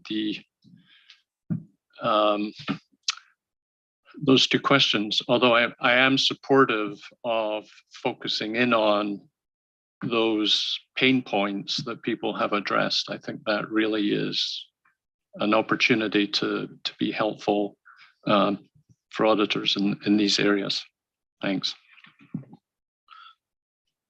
Okay, Fernando. Thank you. I'm also in favor of exploring the way to simplify the areas mentioned, or maybe a couple of additional ones. Also keeping the EEM as we have it today, but we need to find the right balance, because we need to be careful that in the process of simplifying, teams know what they have to do to execute the audit. I think we could run the risk that eventually, not these generations, because we are knowledgeable in terms of the ISAs, but in the future, people will just get lost on a very simple requirement and very limited EM, how to do the job. But I do recognize that in practice, they will just go back to the ISAs and read them. So I think that knowledge eventually would never be lost. But finding that right balance, I think it's important. I also think you should discuss how we really execute the LCE audits today in practice and see if the requirements and the application material make sense to what we do today, which I think is less of what you already have. But I understand having the requirements and the EM to make sure it's reasonable assurance or achieves the reasonable assurance objective. However, it's very different how we do it in practice. Thank you. Thank you. Kai? Thanks, Tom. With respect to I_b, I have a brief comment. I very much agree that the standards needs to be further differentiated from the ISAs, in particular in relation to risk assessment, internal control, and accounting estimates. And I have also a brief comment to the second question. I agree that limited EM should be included in the draft standard, and that changes to EM should be based on targeted comments by respondents. In particular, the so-called negative requirements in the application material of the ISAs are, for me, a prime candidate for inclusion in the audit of the LCE standard. Thanks. Hey, Kai. Isabel? Yes, on question 1B, when we prepared for this meeting in France, everybody agreed that the 4 areas that are in paragraph 70 are the one we should explore because that's the area where people auditing less complex entity struggle the most and complain the most about what we have currently in the ISAs. Regarding question 2, I think we have to keep in mind that EEM is not the same as AM, application material. It's of a different nature, and the most important letter in EEM is the first E because it has to be essential. So if it's not everything is essential, we just need to have something that if you don't have it, you don't understand the standard, or you're totally unable to explain it, to apply it properly. What we put in EEM will be in a standard, and we already know this standard will not be revised every year. It will be revised from time to time when needed. We know how long standard setting projects last. So there's an opportunity maybe to have the other nice to have material in another document, like maybe the SME guide or any other guidance, implementation guidance we may have.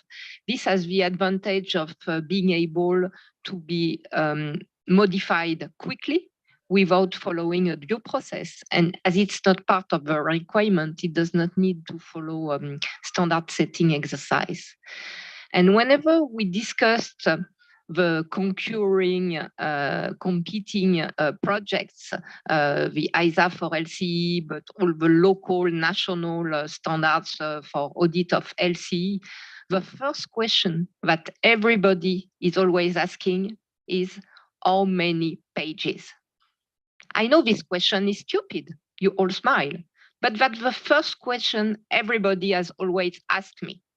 So some countries said 12 and they said great. Some others said 40, 50 and said, okay, not too bad. We said 80. They said, okay, still acceptable. But that's something stupid, but that's the first thing people will look at. So if we could avoid to have a long EM and keep a decently sized standard, it will help in the way the people would want to go to it and maybe adopt it. Thank you. Okay. Josephine? Yeah, thank you, Tom. I had put my card down because I thought potentially I'd start straying into question 3 and I was going to leave it to that, but I just wanted to echo full support for what Eric was saying, particularly around struggling with differentiating and also around the achievement of reasonable assurance. In terms of the areas or the elements that you might be looking at, I would also be very careful with the quality management at the engagement level, because I don't know, and I made this point at the a year and so ago when we were preparing the ED, that's about the individuals performing the work. And I'm not quite sure why we would want them to be of less quality in performing the work. So I would just be slightly careful with those. But in terms of just in relation to 3, standing back from this, I'm hearing, and I've read in the papers, well, we can have guidance for this. We're going to do non-authoritative guidance for this. We can have guidance to support this standard. At what point then are we actually making this less complex? Because if we're writing a standard at principles based with no application material, very limited EEM, but then adding on supplements and parts, then how is this really becoming less complex? It seems to me that there is a desire and a need for support for this standard and the requirements in this standard, and that's been echoed to us in the response letters. So now it's beginning to look a little bit like the ISAs absent the application material, and then the application material is in non-authoritative guidance. So I'm not really saying anything particular here that you need to focus on. It's just, standing back from it all, what are we actually trying to achieve here? And are we not just breaking up our ISAs into less pages, Isabel's point, and putting everything else somewhere else? Then what are we achieving? So it's just a thought when you're going through this to bear that in mind. Thank you. Len? Well, I think Josephine actually took all the comments I was going to say, but not comments. I think she raised a few questions that was also in my mind.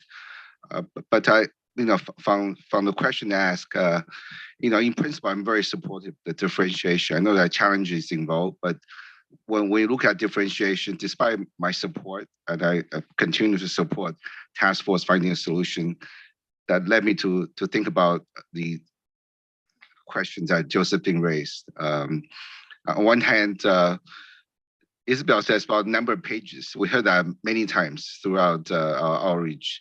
Then we're saying, well, let's put some of those pages into the application material or non-authoritative guidance. So it doesn't really work. So I think scope is important. I think Edo made that point very clear. But one thing perhaps just focus on the quality of the audits of the LCE rather than try to address those auditors struggling to understand ISAs. I think sometimes we kind of try to address the two issues.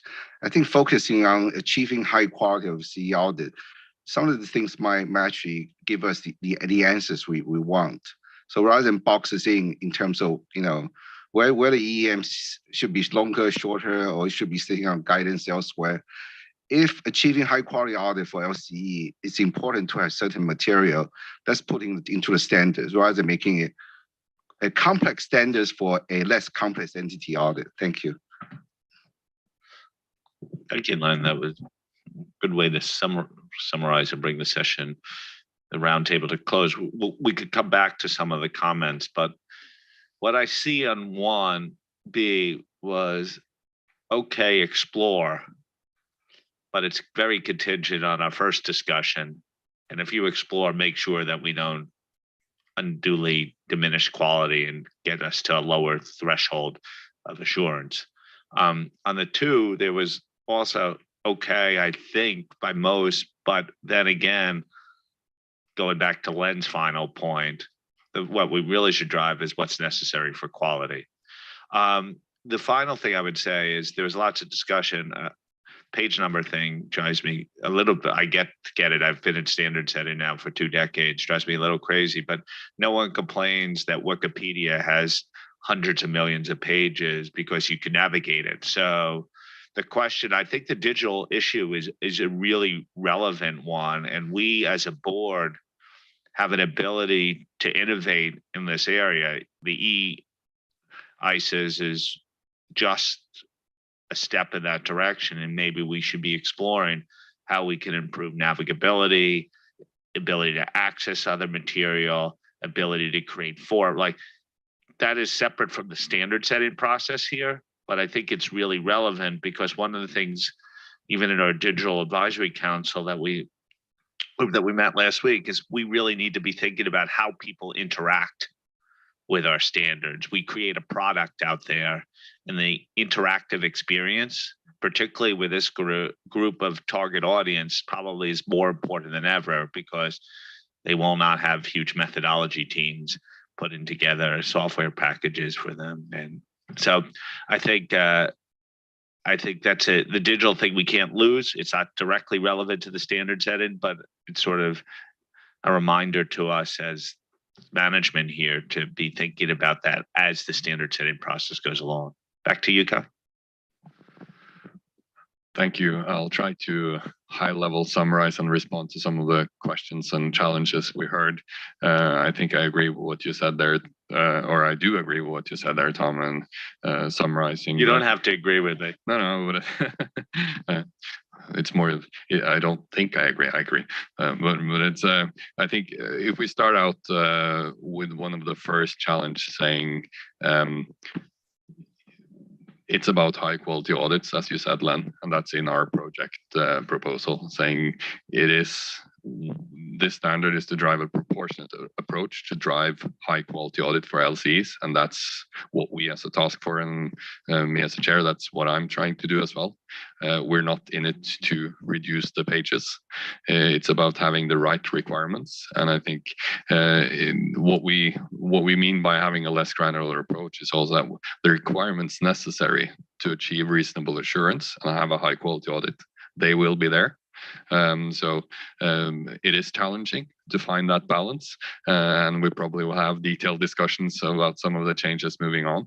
But I think that is what we're in for, trying to have that high quality and have the right requirements in. So we're not taking some of those out. It's having the proportionate requirements. Then also thinking about EEM, I think someone else said it as well. It's having the essential pieces there, not having the whys and the hows. I think when we say that we will have additional guidance and what people are calling for in additional guidance, I think it's more about practical examples. And I believe that it's better to have those in documents outside the application material or EM in this part. So it is the essential pieces that you need in order to understand and apply the requirements to achieve high quality audits that will obtain reasonable assurance, and that will have some of the examples more, will be more of the SMP guide or something similar to that. That is what I think when people are saying they need additional guidance, they want more details on actually how to perform, and then the only way we probably can do that is through examples. So we'll have that on the side. And as I said, the pages doesn't drive what's the right answer here. I think we will include as many pages as necessary. And I think for the readers, if they look at the standard and I believe then they believe the content in there is relevant for their audit, they don't care about the pages either. It's more that if they look at the standard and it includes quite a lot of material that's not relevant for them and doesn't help them in achieving a high quality, a reasonable assurance audit, and then that's when they start to think about the pages. So yes, we're moving forward with reasonable assurance, high quality audits, taking into account, as Tom said, how this can be delivered more also in a technical or digital way. So, and I'm hearing cautious yes, yellow light on moving forward on the targeted approach. And I think you all will be careful in policing us that we have not compromised reasonable insurance and high quality audit. So we'll have more discussions on this, but I think, as we said, this is interlinked with also the scope. And when we have more of a common understanding, hopefully we can have a better agreement on what's the proportionate requirement for those as well. We're retaining our professional skepticism as standard setters on some of these recommendations, but I think we're in a good spot here. We're in such a good spot. You're going to gain 7 minutes on a break. We're going to break right now. I think it's a really good spot to break. We took care of a couple foundational topics. We will reconvene at 11:30. And I'll see you all in about 35 minutes.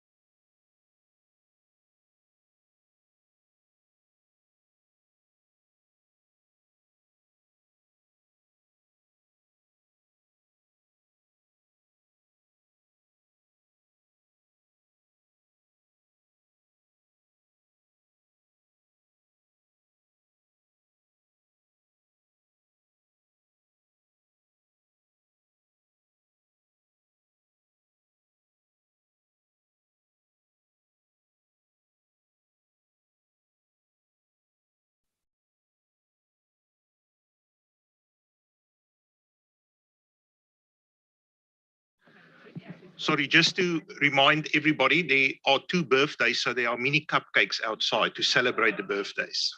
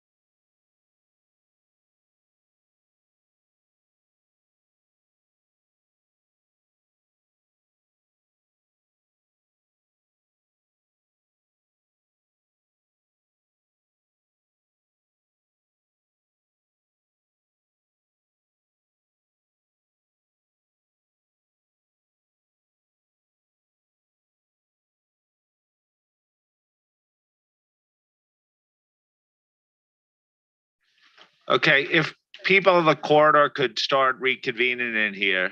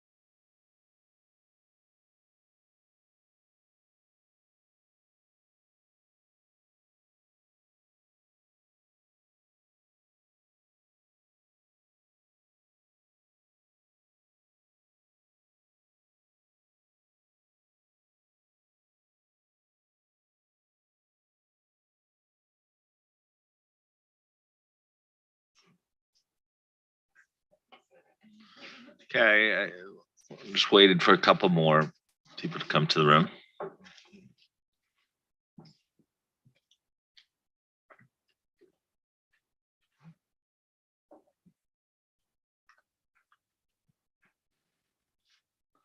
Give about another minute.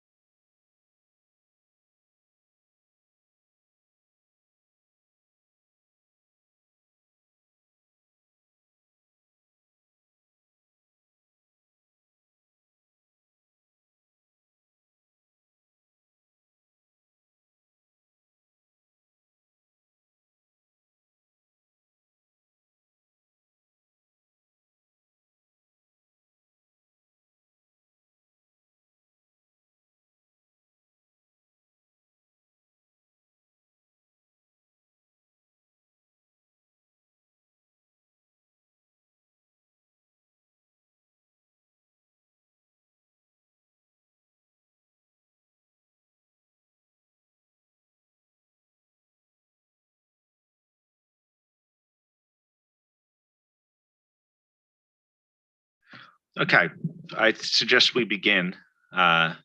We're reconvening and about to turn to the standalone nature of the standard. I see it's already on the board, so you guys are clearly ready to go. So Kai, back to you. Thank you. And it's also good to see that we haven't lost the people during the break. So it's seems that they're still interested and willing to move on. So that's a good sign that you're not finalizing the before me. So that we're still on the same schedule. So as I said, we're moving on to the next pervasive area, which is around the standalone nature. Something that we agreed on upfront that it should be a standalone standard. We did have discussions also during the development what that meant and how we should do it. So if we move on to the next slide. I think what we did here in the responses is that we have overall support for a standalone nature, but there were some concerns raised, especially in two areas. It's about the inability to refer to the ISAs, one of them being the inability to refer to the ISAs if the requirements for the situation that you had was not in the ISA for LCE. So let's say you don't include requirements for complex estimates. Should I not then be able to use the requirements from 540, pull them in and top up my requirements? So that's one of the areas that came through. The other one was around guidance, and I think it's a bit of a misconception or confusion. I think some of the responses read it as you're not allowed to use the ISAs as reference for guidance, and in the issues paper we've included some ideas on how we could use that or refer to that. So it was never our intention that you could not use the ISAs for reference for guidance. But I think with the discussion we just had earlier, we're cautious that we still think we need a standalone nature standard. And then if we are to follow that concept, you can't top up by pulling in requirements, then you need to have the requirements necessary in the LCE standard. So if there is an area where we're not at the right level there, we need to look at maybe including more requirements in the ISA for LCE. But it would muddy the waters, so to say, if we are allowing you to go into the ISAs and pull in and top up requirements. So if you look at the issues paper in 102, we have a similar, introducing similar possible drafting to what we have in ISE 3000 to say that the ISAs don't apply for the engagement, but they can provide additional guidance that would be helpful so that you could somewhat more directly refer to them to encourage people to use them as well. And that is the task force recommendation as well, that we continue as with standalone standards, not having the ability to top up by pulling in additional requirements. If there is an area where we need more, then we should have that in the standard directly, and also that we include that wording as we suggested on how we could refer to the ISAs for guidance. So I think that brings us to the next slide. And the next area where we're asking for the board's view and recommendation, should we continue to develop the draft ISA for LCE as a standalone self-contained standard with no ability to top up requirements from the ISAs for specific circumstances? However, also then including the wording, as I said, around how guidance could be leveraged from the ISAs themselves. So I think then with that, back to you, Tom. Thank you. I'll invite comments on this topic.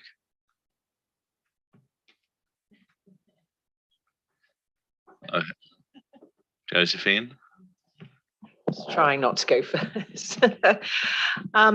Thank you. It's hard to sort of answer 3A without thinking about 3B, but I will try and stick to it.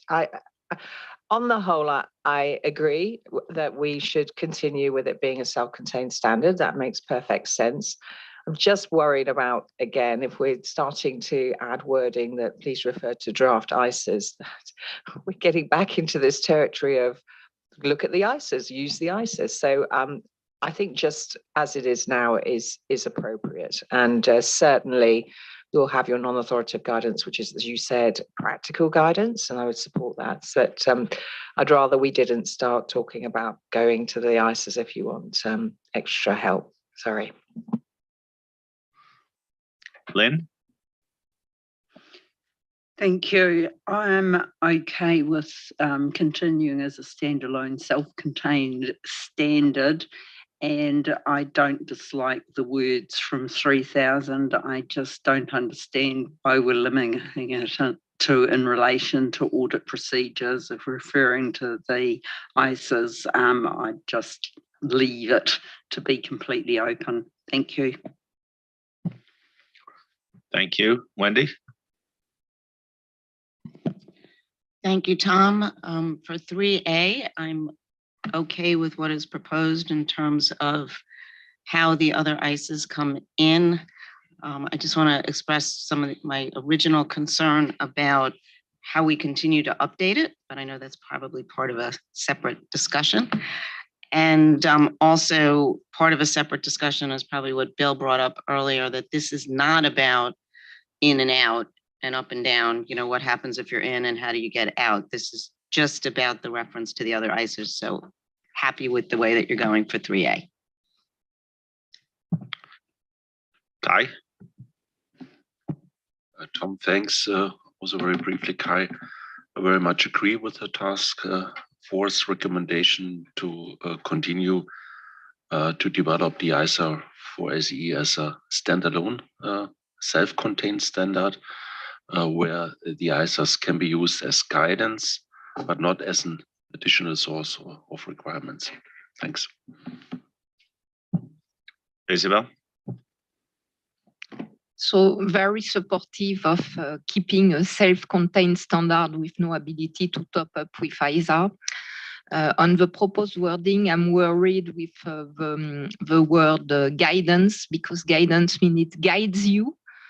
So it has a kind of requirement aspect. So maybe we could find another word just to show that you're not expected to find something that will drive your behavior in the ISAs, but it's more informational material.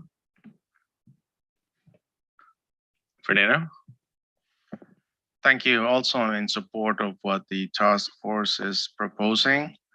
I just want to say, as I mentioned before, doesn't really matter what you include or not. People will still go and consult the ISAs. If it is in black and white or it is absent, doesn't really matter. We need to accept that, and it's going to be reality. I think the only point here was that some people were afraid that there was a prohibition in the comment letter. So this is meant to be a responsive element to it. Diane? I'm comfortable continuing on the path of the self-contained. I will just take the opportunity to emphasize that I do think some of the EEM material, again, should be brought back in. Thanks. Thank you. Sue? I'm also supportive of the standalone nature of the standard. I think that I'd raised before about audits or assignments flipping in and out of the standard. So the material in paragraph 94 was very helpful. Thank you. I did have a concern about the wording in paragraph 102, which was the ISA 3000 that Lynn, I think you referenced. I felt it was a bit confusing by saying the ISAs don't apply, because potentially they do, they've just not been used. But I think there's an alternative construct which is actually used in ISA 3000, which sort of flips it around, says what the ISAs do, and then reflects what this does. So I think that could be clarified. Thanks. For the record, does anyone disagree with the standalone nature that we're on? Eric?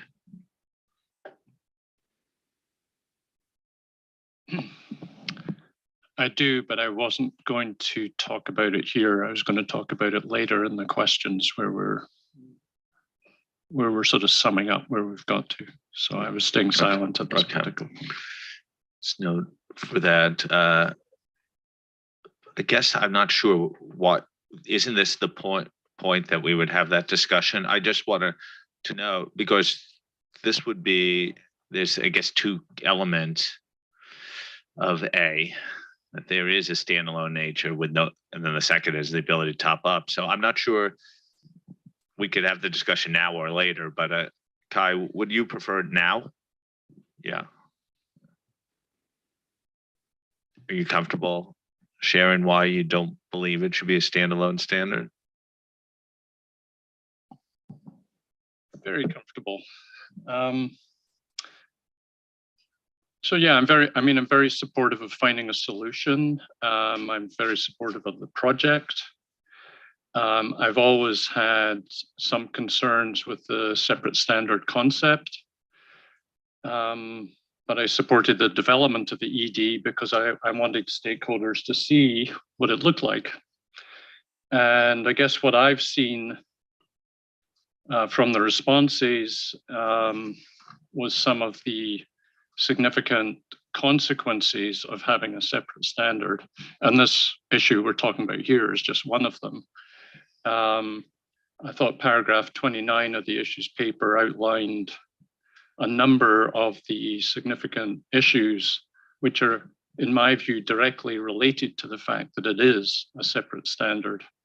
And I did not really see evidence in the issues paper about how we're going to really address these issues without, other than through communication.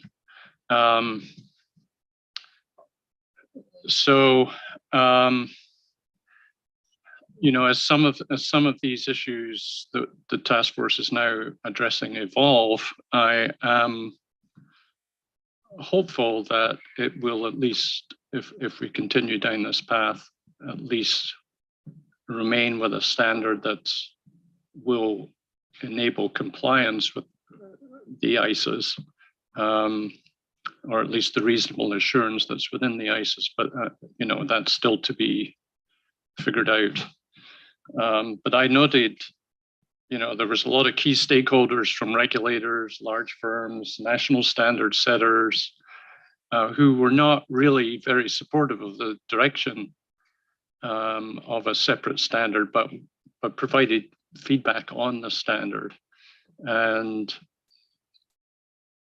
you know, it would be my preference that the board actually looked at some of the solutions that people were proposing to see whether they are actually more optimal than what we are coming up with in terms of separate standard. But I realize that I am probably in the isolated minority and will be voted off the island in due course. Well, this is not a survivor game, thankfully. I just want to survive. Yeah. So I think I think the paper does a pretty good job of acknowledging those broader comments. In my mind, at least the way I think of it, has been these were very similar comments that we got at the outset of the project. Some of what we did and talked about in the the typical LCE section was meant, I think, could mitigate some of those, but probably not wholly address the issue. I think from a board perspective, we went in with our eyes wide open that we were always going to have some people who didn't philosophically. I viewed people in three camps going into this project, of those who supported a standalone standard, those who thought we should deal with it in terms of guidance, and those who thought we could deal with it through a more scalable building blocks approach from a broader ISIS standpoint. I guess the way I was trying to think about it is, having supported the approach to go standalone, what have I learned through the consultation process that would challenge those initial assumptions? And has it persuaded me elsewhere? I don't know. That was my personal thought process, and I'm not sure how other board members thought through this. And then I go down, okay, I hear their concerns. Are there potential other ways to address some of the real risk that you raise and some of the regulators and standard setters? And it's not universal among standard setters. I think there was sort of a diversity of views, like with most things. There were a couple strong letters from the monitoring group. I acknowledge that. And so I think it's really important to continue to raise those questions throughout the process. So I'm glad you have right now. And so we're aware, and I think those concerns have been sort of in the back of other people's minds. I just think that personally, I think that's why I think the authority discussion is so, the typical LCE discussion, then the authority discussion becomes so critical to think about whether we could get over the hurdle, and seeing will be believing once we go through the standard setting process. I certainly invite comment. I see my remarks and your remarks have drawn cards from Lynn and then Wendy. So I'll ask Lynn and then Wendy to speak, and then Eric, if you want to respond. I just wanted to say, Eric, you're not alone. I think my own thought process is, as I go through each of the questions, I'm going, yes. But then I look at the whole picture and I'm saying, is this actually addressing all of these very diverse comments that we're getting? And are we going to get to a place where we get substantive support for the standard? Because there's a lot of incredibly good comments about change. There's also some really some people that have very entrenched views against this standard. So my thinking was more like yours, I think, Eric. It was at the end when I stood back, I went, I'm not sure this all quite adds up to answering what we've heard. And so that's my proviso from reading the response letters and then where we're at this point in time. And I'm seeing other people nodding. So I suspect we're all more with you, Eric, than you think. Diane? Yeah, Lynn, I think that was well said. I think when you look at the individual pieces, you might be able to get over that little piece, this little piece. But when you take a step back, and you take a step back and you come back to the beginning, which is how we began today's discussion, which is the scope. And I think, we've said it before, but I think that we have to tackle that. We have to get comfortable with that. That may alleviate some, it may not alleviate everything, but it may make a good effort to move forward, because I do have a problem with the scope, and I think that's causing me some heartburn. I am concerned about the EEM not coming in, and that puts pressure on the standalone concept. So individually, you might get little individual nods, but at the end, we all have to challenge ourselves to look at it in the aggregate. Wendy?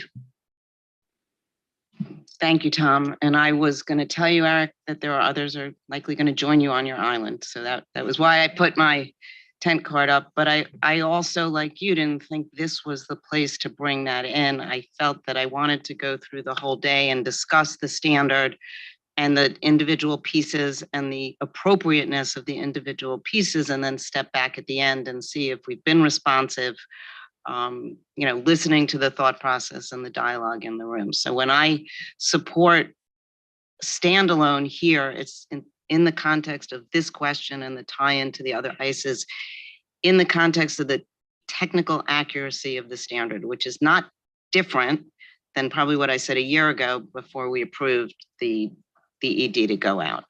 So just pick a nice island, Eric. Len? Yeah, I just want to reflect that.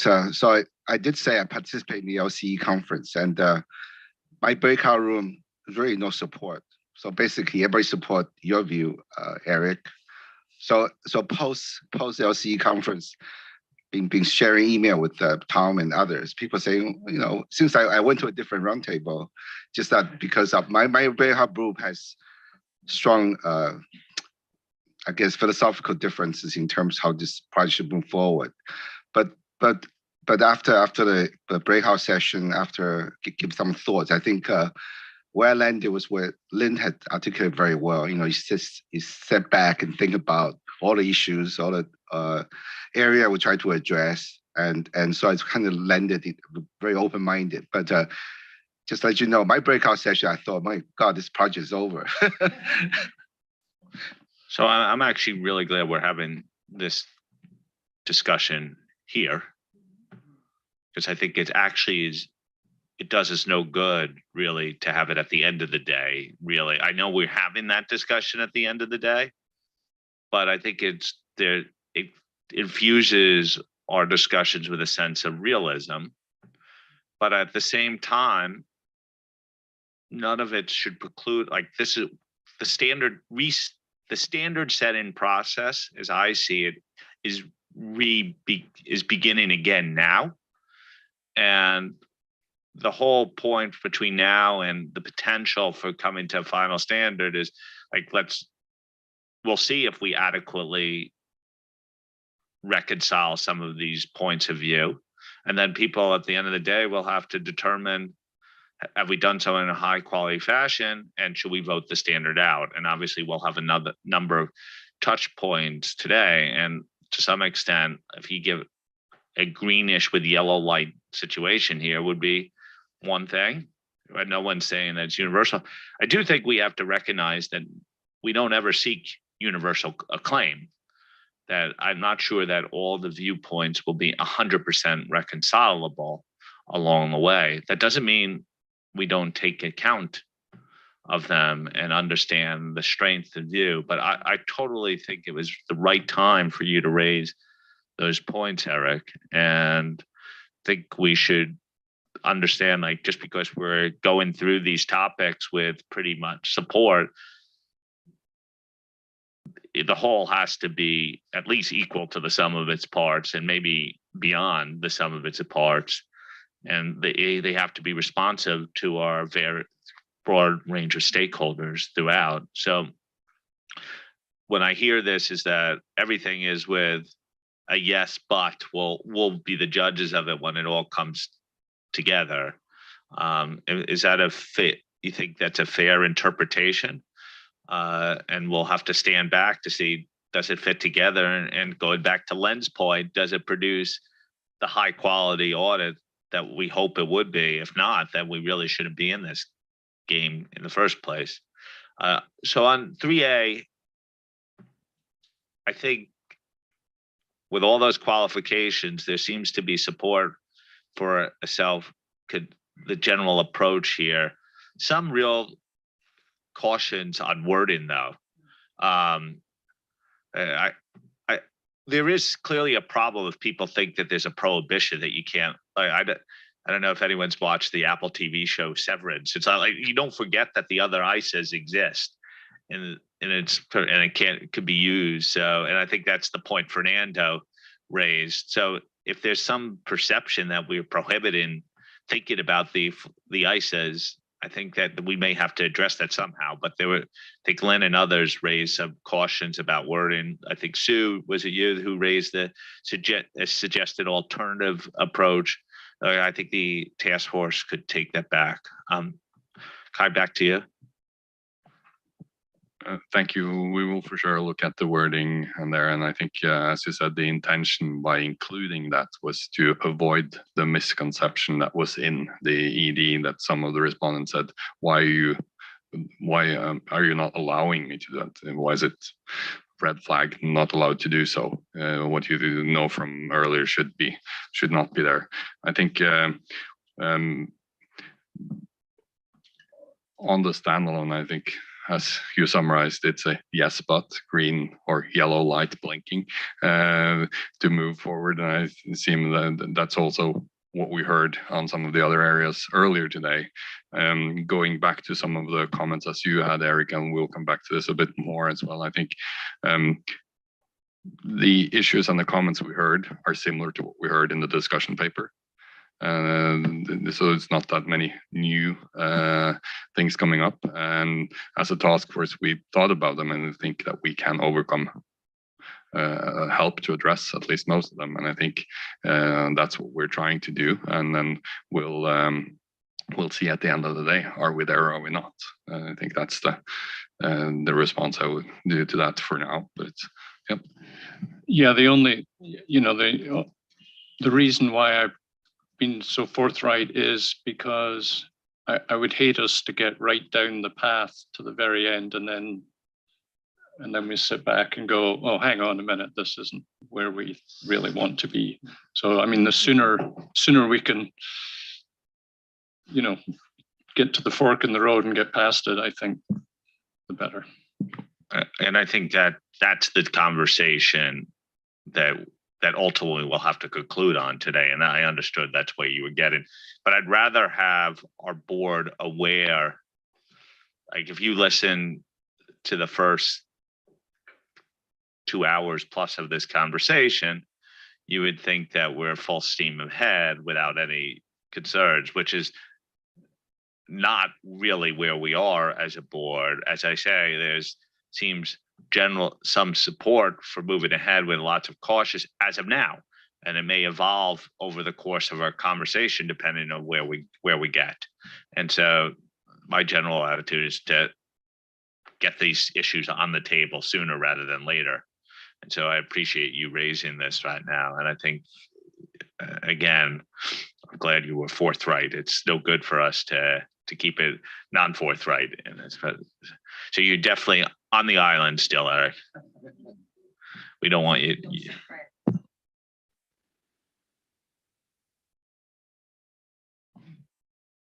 Thank you. I think then we should move on to the other issues. So if we then move on to the next slide. Some of the other matters that came up in around the standalone nature are the ones that we have on the slide here. One is around accounting estimates. If you think about how we did that in the ED, we had scoped out setting if you have complex accounting estimates, you would be out. What we did here from quite a lot of respondents is that accounting estimates is not always a good indicator of complexity. You could have a really simple entity, and the financial reporting framework requires you own a building, and the financial reporting framework requires you to value that at fair value. Is that a complex estimate? And by so you would be scoped out. So I think that's also coming back to Bill's question earlier. The other characteristics or deciding factors whether you can use the standard or not are more things that you would know upfront. Accounting estimates would be one that you could come across more frequently during the audit because of something that happens in the entity, and it could cause more of a transition. So it was one of the most popular area of concern from the respondents. And what they're, I think, going back to the standalone nature, what we are suggesting as a task force then is to include also more complex accounting estimates, exploring how to include that. But we would still, the main path in the standard would be the regular, less complex accounting estimates. But if you have an accounting estimates that are viewed as complex, there could be an additional module to the standard that could be similar to what we have in 540 or built on some of that. So you could address it within the standard. And I think that's for accounting estimates is one of the areas that came out most frequently where they wanted to top up the ISA for LCE because it's not seen as a good indicator of complexity, so to say. So that's one of the area. The other area that we also have here is the title of the standard. We did have some concerns about the terminology, and especially around less complex. Would that also have the impression of having a lower level of quality? We do think, however, that some of that could also be addressed through communication when the standard comes out. And so the task force recommendation on this is not to change. It's still about less complex. We did have suggestions saying it should be small, but I think this is discussions we had with the board before. And I think as a task force, we're comfortable staying with the title as we currently have it. I think then we can move on to the next slide that has the where you as board members are asked for views on these two issues, whether we should explore how to include procedures on more complex accounting estimates in the standard, maybe as an additional part, or and also not to make changes to the title of the standard. So I think by that, back to you, Tom.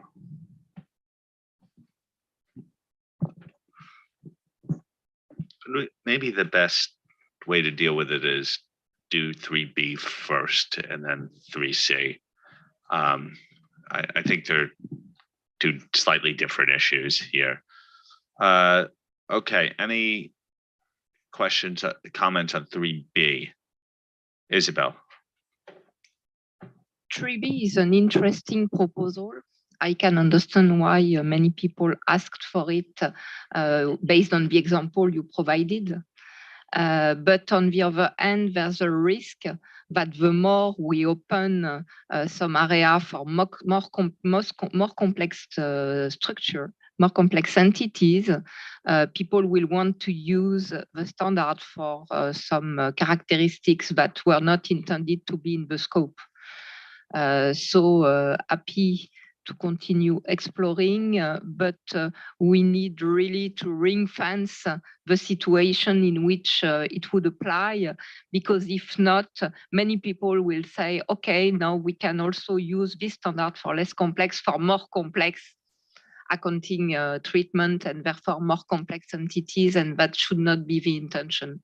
But for very simple entities, yes, we should continue exploring. Diane?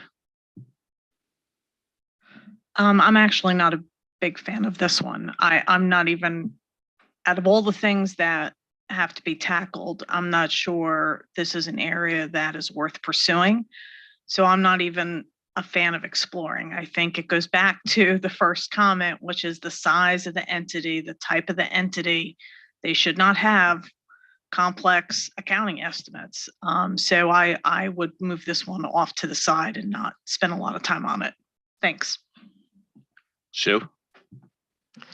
To coin Eric's phrase, I struggled a bit with this. I think it's I like the estimates are no longer, you know, a key gating factor, but there is that sliding scale as to where you get on the complexity and at what point too many or too complex becomes a prohibition to use. So I kind of like Isabel. I'd like to see something about ring fencing it. I was mulling over whether, you know, maybe using an expert or something like that would be an appropriate gating thing, but I don't think that's right actually, because you can have something that's relatively straightforward and the expert is straightforward. So as I say, I probably found this one a little bit hard. Thank you. Josephine? Thank you. Yes, I'm of the view that I've actually others. I'm very concerned about straying into complex or more complex estimates, and I think it's a real slippery slope if we're now starting to develop separate parts. To the point I made earlier, that then also being proposed is a separate part for group audits too. So really worried about that. You know, if you are moving into more complex accounting estimates, and I agree with Isabel, your example there, I don't think that's really in the complex accounting estimates area, but anyway, then you're into modeling potentially, then you're into more complex financial systems. So now we only have few internal controls. So, or we're trying to reduce the work in the internal controls area. So it's appropriate in that smaller entity area. So I would not explore this at all. Actually, I would, I think it was Diane who said, we'll focus on other things which are probably more important. Thank you.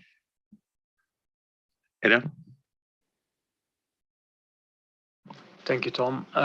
Yeah, I'm with Josephine and Diane. I'm very concerned about this.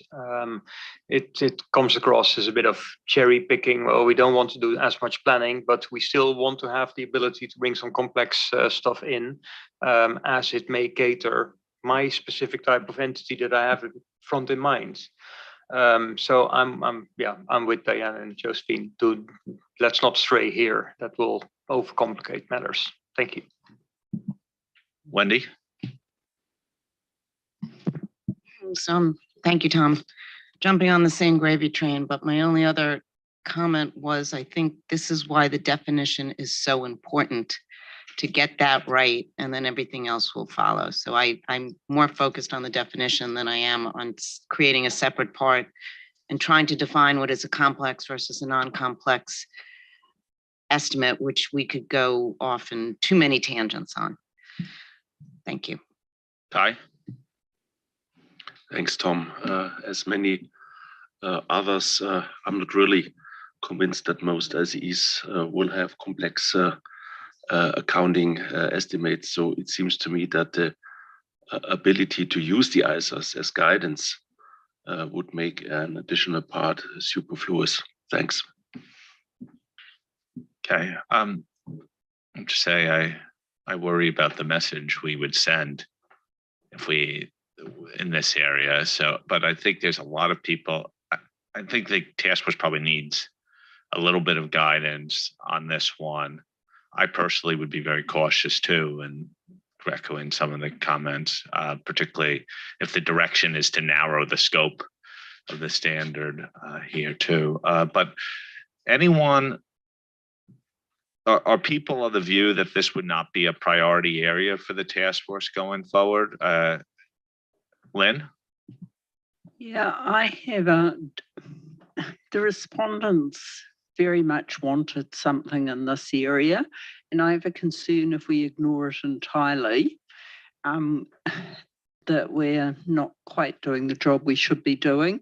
And I am sympathetic that if there is an accounting estimate and it's an individual accounting estimate that's in an organisation being set up or something, throwing them out of the standard because of that doesn't make sense to me. So I'm not quite in the same place as everybody else, I think.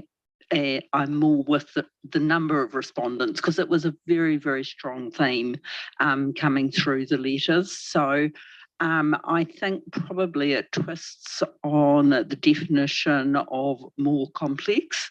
So it's at the lower end of accounting estimates, but having further guidance within the standard on accounting estimates, I'd find it hard to vote against that. So that's where my head is. So the question, guidance.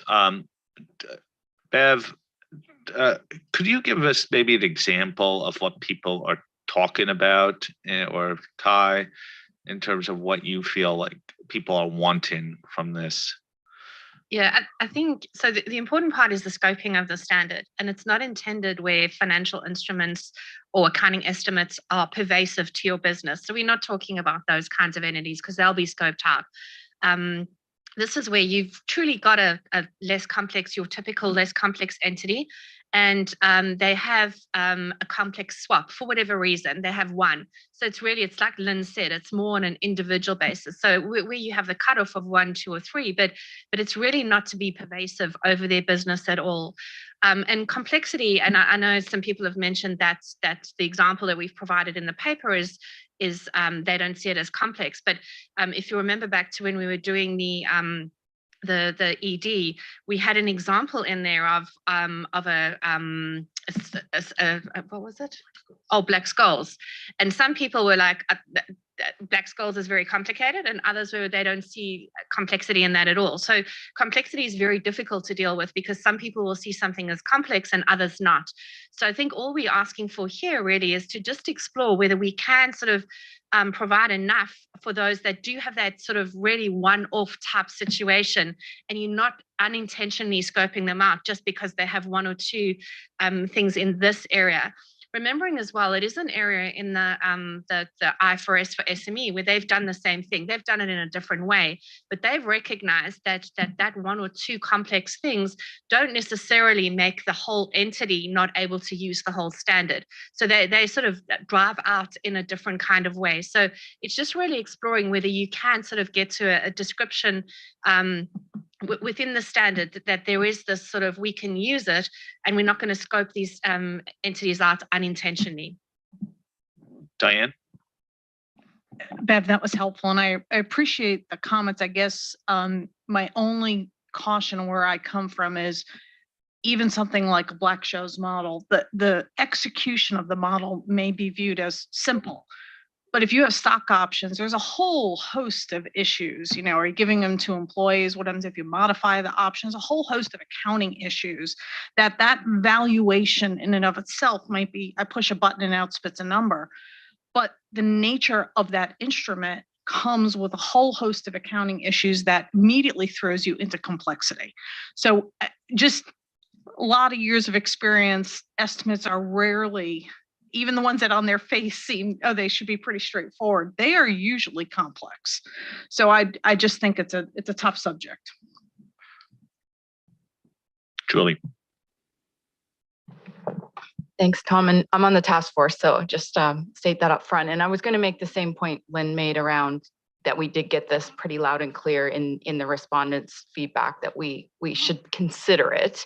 And I was at the LCE conference, and I was at my table. We had this discussion, and I would say we went around the table and everybody had a bit of a different interpretation of what a complex estimate was.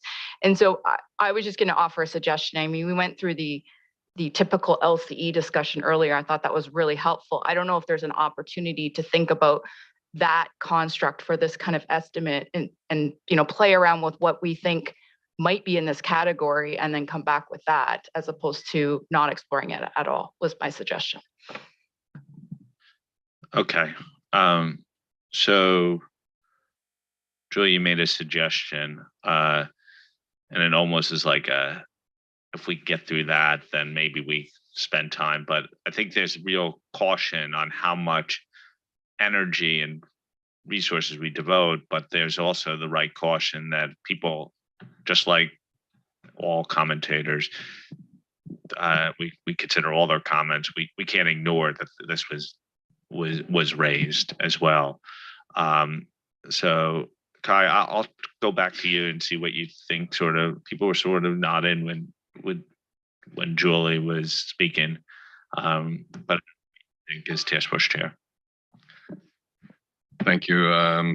It's hard to judge the room based on that, but I think,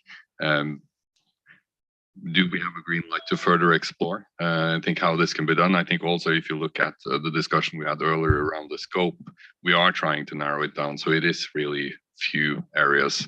When we're saying that there is few amounts of disclosures, it's not it's not driving the complexity of the business itself. It's that they have one or two. And as Julie said, it is something we heard loud and clear in the responses. So I think we need direction. Can we explore a bit further on how this could be done?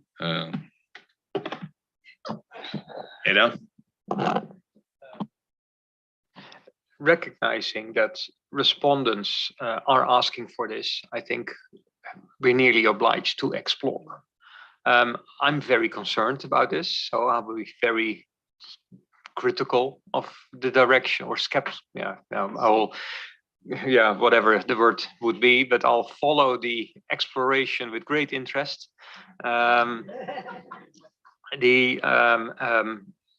So yes, explore, but be cautious. I think Diana said cautious before, so. I think you're worried about the slippery slope here too, on this point. If we've cared so much about the first discussion we had today, that this could be a backdoor way of reopening that. I sense that undertone. Josephine? Yeah, so no, I just want to, on the public record, say I do not agree with exploring this any further. I'm sorry. I do understand that a lot of people mentioned it, but if you actually look through all the notes, it's not clear cut that we need to have some more information that is. And if you read through every time accounting estimate comes up, it seems to be roughly the same point that people are saying that, we'd rather not have estimates in the characteristics and so forth. So it is about the slippery slope. It is about the separate part. I absolutely agree with Diane about they are more complex. It's not about the estimate itself. It's about the consequences on the financial reporting system, on other aspects of the business. And it takes you then out of the very narrow scope that we're trying to focus on. So I would not support exploring it further. Thank you. Okay, Eric? Yeah, I was also very concerned about the additional part piece, but I think Julie's suggestion is sort of a good compromise in terms of trying to see if there is a way to respond to the comments without going so far as putting more material into the standard, if there's some way of dealing with that. So I think that's, for me, would be worth looking at. Wendy? Okay, so thanks, Tom. At the risk of being repetitive, I support directionally what Julie had mentioned with the focus on the application of financial reporting framework and the financial reporting process. That's where I think the focus has to be.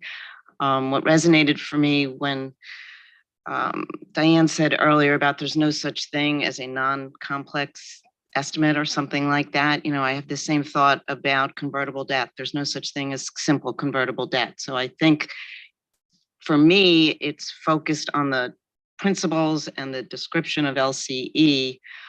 If that then informs we have to have a separate part, I'm not sure we're going to get there. I think that there's a lot of other things to look at. And from the feedback that I've seen and heard and what happened at the conference, I think the definition of how you're in is the most important aspect that the rest of the whole standard relies upon. Thank you. Diane? I absolutely agree with Wendy. I appreciate the number of comments that were received. The response to the comments is the definition of the scope. So we're not ignoring the comments, we're clarifying what types of entities, when the standard can be used. That is the response. Now that's a little harsh, which basically says they're out, but that isn't a response. So I would not, probably can't tell, probably would not be in favor of exploring this. Thank you. Okay. Sue? I'm comfortable with exploring it. I think it is responsive to the comments that we've had. I would encourage you to keep it at the very sort of small, less complex. It would be great if we have examples of things that might be okay, and there are fairly self-contained things, but also without going right to the long end of the complex transactions, to get some examples of things where maybe the impact on the financial reporting is more pervasive and therefore they would be out. So I'm comfortable with that. Okay. Lynn? I like Julie's suggestion. I think it's practical as a way forward, but I'm not sure that we need a separate section for this. That's my instinct at this point in time. Bill? I'm getting very confused with all this. This slope is very slippery. In Australia, we didn't get support for this because Australians understand the full ISAs. And I sense we're talking at the moment about there's a fear factor that people who use this standard won't have a knowledge of the full ISAs and won't know what they don't know. So I just wonder whether that's part of an undertone coming through this, because if you do know the full ISAs and you come across a complex accounting estimate, then you do know that what you have to go and do. You don't just sit and say, well, it's not in the standard, I'm not going to do the work. They are still trying to achieve reasonable assurance, and they do it. So I'm a bit confused as to whether the standard is going to be used. The fear factor we're all having is that it's going to be used by practitioners who don't understand the full ISAs, and we're trying to protect them from themselves. Okay. So let's try to bring this to some conclusion. There's some diversity of viewpoint here. I think what you hear generally is real concern about the slippery slope here, but also balanced with the idea that we need to consider adequately and fulsomely consider stakeholder comments. I think that with the exception of one or two members, I don't think most people are willing to allow a consideration, but I don't think that's an issue we could allow to hang over the board indefinitely on the project. So maybe a formulation is you do a rapid consideration along the lines of what Julie is. And if people have that concern at the next time you bring this back, we should make an up or down decision on this point and be really clear. But a lot of it will hinge on our discussion of authority and scope of the standard, which probably is the best way upfront to deal with it. Is that a fair proposition, Diane? Yeah, I think that's very fair. And I would somebody mentioned it. I mean, to the extent I'm struggling, quite frankly, to come up with what is a non-complex estimate. So if you have one besides maybe allowance for doubtful accounts, that context would be very helpful in the dialogue. So I just emphasize on if you have examples of what you're all thinking, that would guide the discussion, I think, very effectively. And my guess was based upon what I roughly remember the timing, that this will come back at the December board meeting. Is that the intent, this topic? Maybe December. I'll leave it to you, but we need to, at least at the next time we discuss this, to have clear guidance. But you get the sense of skepticism and nervousness around this topic. Could people live with that?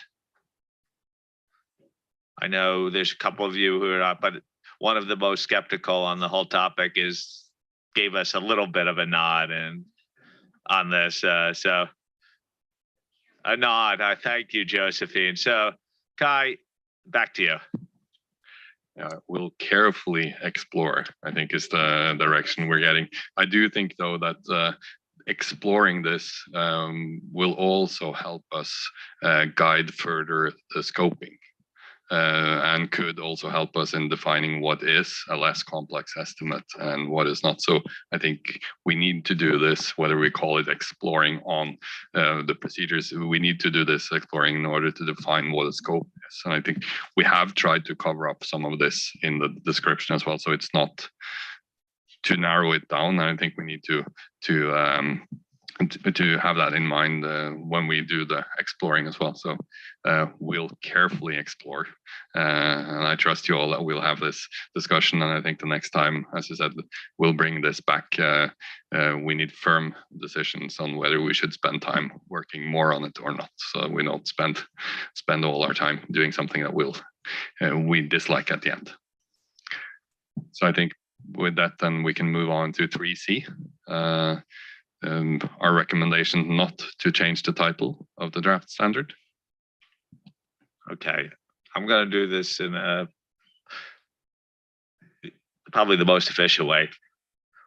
Who doesn't agree with 3C? And it's not a judgment if you don't. Please speak now if we want to get all views on the table. But I said nods on the table who most people were fine with it, continue with the name of the standard. But I also remember in the last, when we approved this, there was one or two dissented voices here. So are people content with continuing with the current title of the standard? I see no objections right now. So that made 3C look really easy compared to 3B. And there was a reason I separated that out.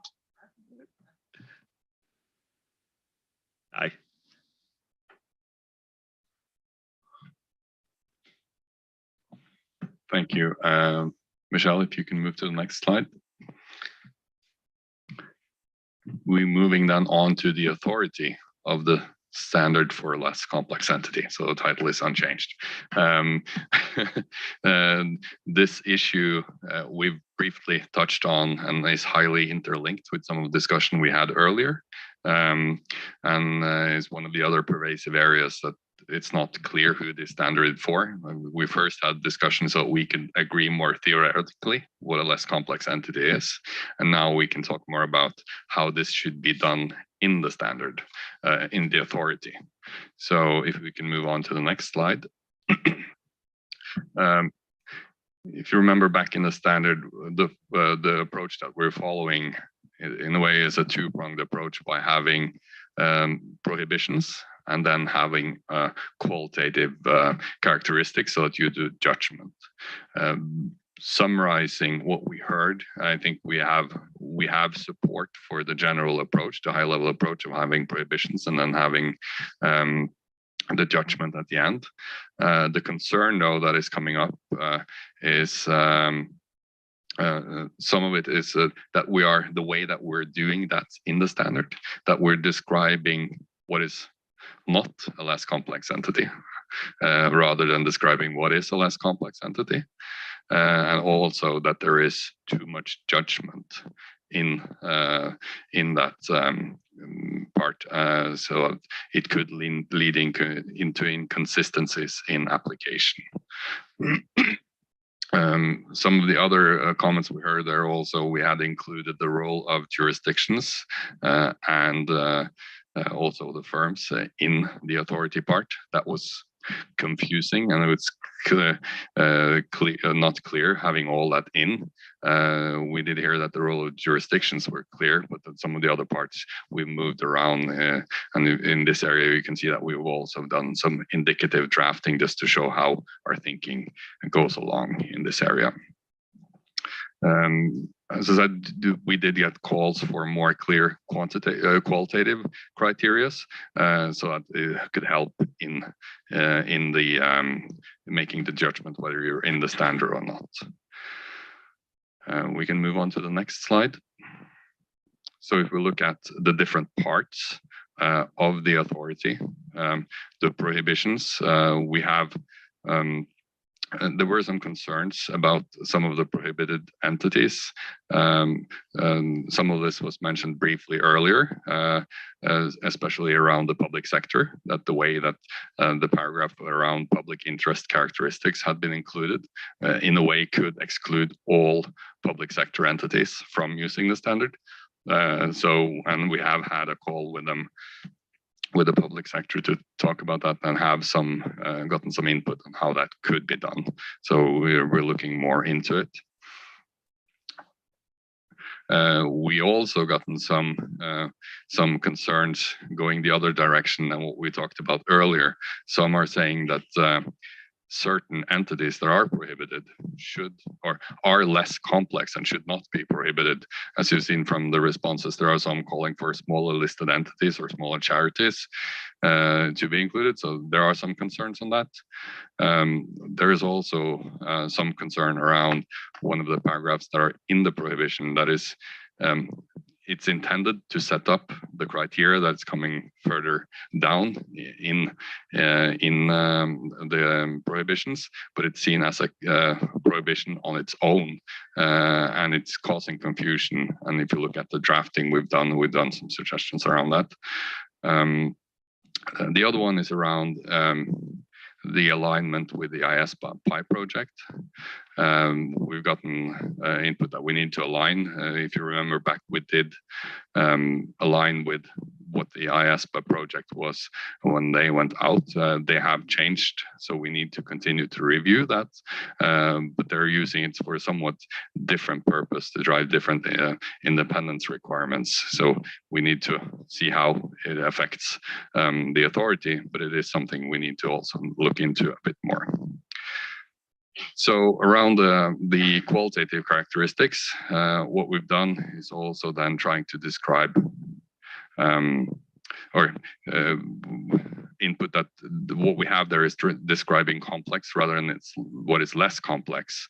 And as you've seen from what we've done, we've tried to switch that around to say, when are you less complex? So in a positive way, trying to define when you're in. Rather than the opposite. And then also we did get some comments on some specific characteristics, as we just talked about accounting estimates, whether that is a good gateway of the complexity of the audit as its own. And also some input on some of the other characteristics. The other overarching theme here is around quantitative thresholds. We did have a discussion, I think Ido brought up in the before voting out the ED as well, that we could explore having some quantitative thresholds. We did have that discussion with the board as well earlier on, but we decided at that point it's difficult or impossible to do on a global standard, but we need to explore further how we can encourage or request that jurisdictions set their individual thresholds. Also, there's more, we've done more, there are comments around the guidance and examples that we provided that we'll need to go into a bit further to analyze and see how that could change. But what we brought back to you now, and as Appendix 4 in the issues paper, is trying to show you how we, at an overarching level, are thinking that some of these concerns can be addressed. I think one part of this is also a bit structural, the way that the authority was written. All of it was more or less at the same level. It was not, we didn't have EEM or that concept. So I think the readers were a bit confused. Some of it was meant to be guidance and a setup, and other was more of a requirement. And we tried to address that in the indicative drafting that you have in Appendix 4. So if we move on then to the next slide.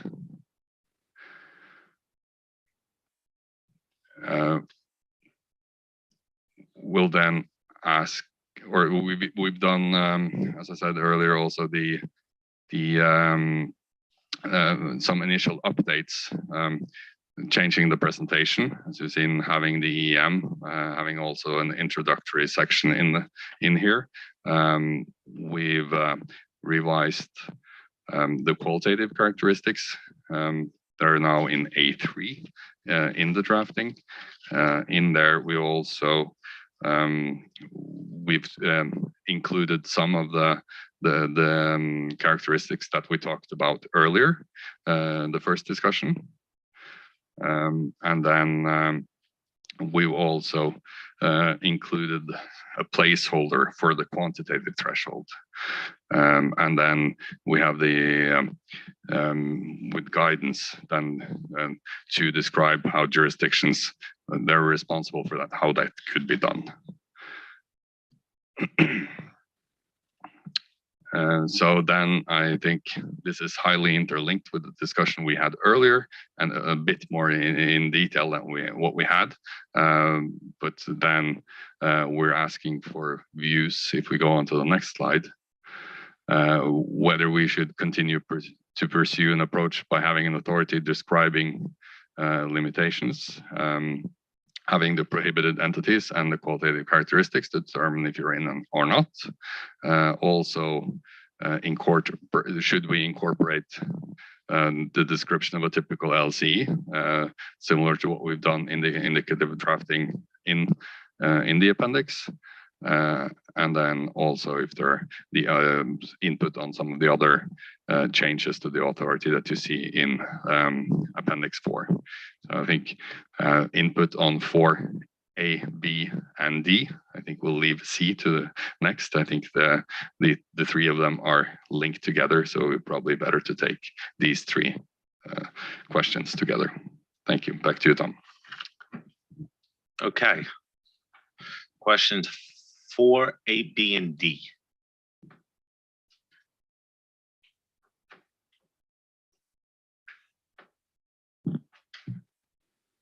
Sue. So on A, I think I was broadly okay. I think some people reading it are still finding it a little bit complex, but I'm sure as you work through that can be improved. On B, yes, I think the inclusion of the description of LCE is or example is useful. And on D, I referenced earlier the sort of feedback. People are using SME thresholds, audit thresholds, kind of in tandem with discussion about the LCE standard. And in some countries, those thresholds are quite high. And I would argue that there are companies that wouldn't, or entities that wouldn't meet that. So I wondered, given that this is an area that we're probably looking at jurisdictions setting the bar, whether there's something that maybe could at least describe the fact that audit thresholds are not necessarily the same as LCE definition. So I think that was it. Thanks. Thank you. Kai? Thanks, Tom. With respect to little a, I agree that the authority should continue to describe a list of prohibited entities, which should be in line to the PI definition of the ESPA and qualitative characteristics. Then to little b, I also agree that the authority should provide a description of a typical LCE to assist the IAASB in developing the LCE auditing standard and as guidance for national authorities, national standard setters and auditors. And with respect to little c, I believe that whether or not quantitative threshold should be set is a matter for national jurisdictions. However, the standard should encourage national authorities to develop further criteria, including thresholds, to determine when the LCE auditing standard is appropriate in their jurisdiction. Thanks. Okay, we're going to table your comment on quantitative thresholds and come back to it when we get to C, but so noted for the record. Wendy? Thanks, Tom. I remain focused on the definition of a typical LCE, and I fully support the authority being succinct and understandable. And then I get to, will we really need it if we have the definition? Could it be really much shorter, and could we just say it's jurisdictional and then provide guidance instead of including it in the standalone standard? Okay. Josephine? Thank you. Kai, I can't answer A without answering C, so I'll just do B and D if that's okay. So the description of a typical LCE, absolutely comfortable with that. In terms of changes to the authority that you asked for comments on that as set out in Appendix 4. On the qualitative characteristics, I really don't understand that additional language there. I don't know what it must be because I'm being a bit dim, but it seems to be you could misinterpret it almost if the entity does not exist or does not exhibit those characteristics, then according to the wording, the LCE standard can still be applied. So I'm not quite understanding it. So if you could have another look at that. I think A8 is still useful. I think just generally they're kind of umbrella points about when you're thinking about complexity. So, or in this case, less complex matters. So I think it's actually still helpful to retain that. So I was a bit surprised to see that out. Obviously, in terms of ownership structure, that just referred to my comment I made at the beginning. I think there is something about that characteristics of the owners of the entity that could be helpful. And yeah, and the other points are on part C and A. Thank you. Thank you. Ada? Thank you.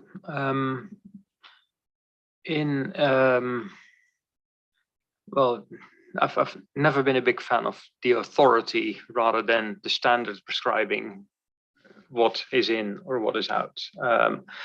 But I appreciate that ship has sailed. I did like where the authority now is heading.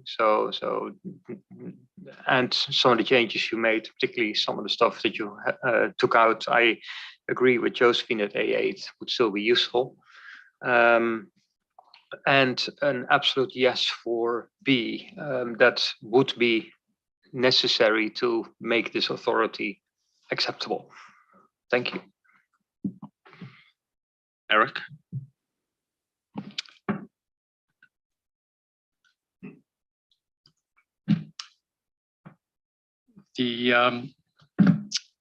So generally supportive on 4A to continue to pursue the approach by describing the prohibited characteristics, etc.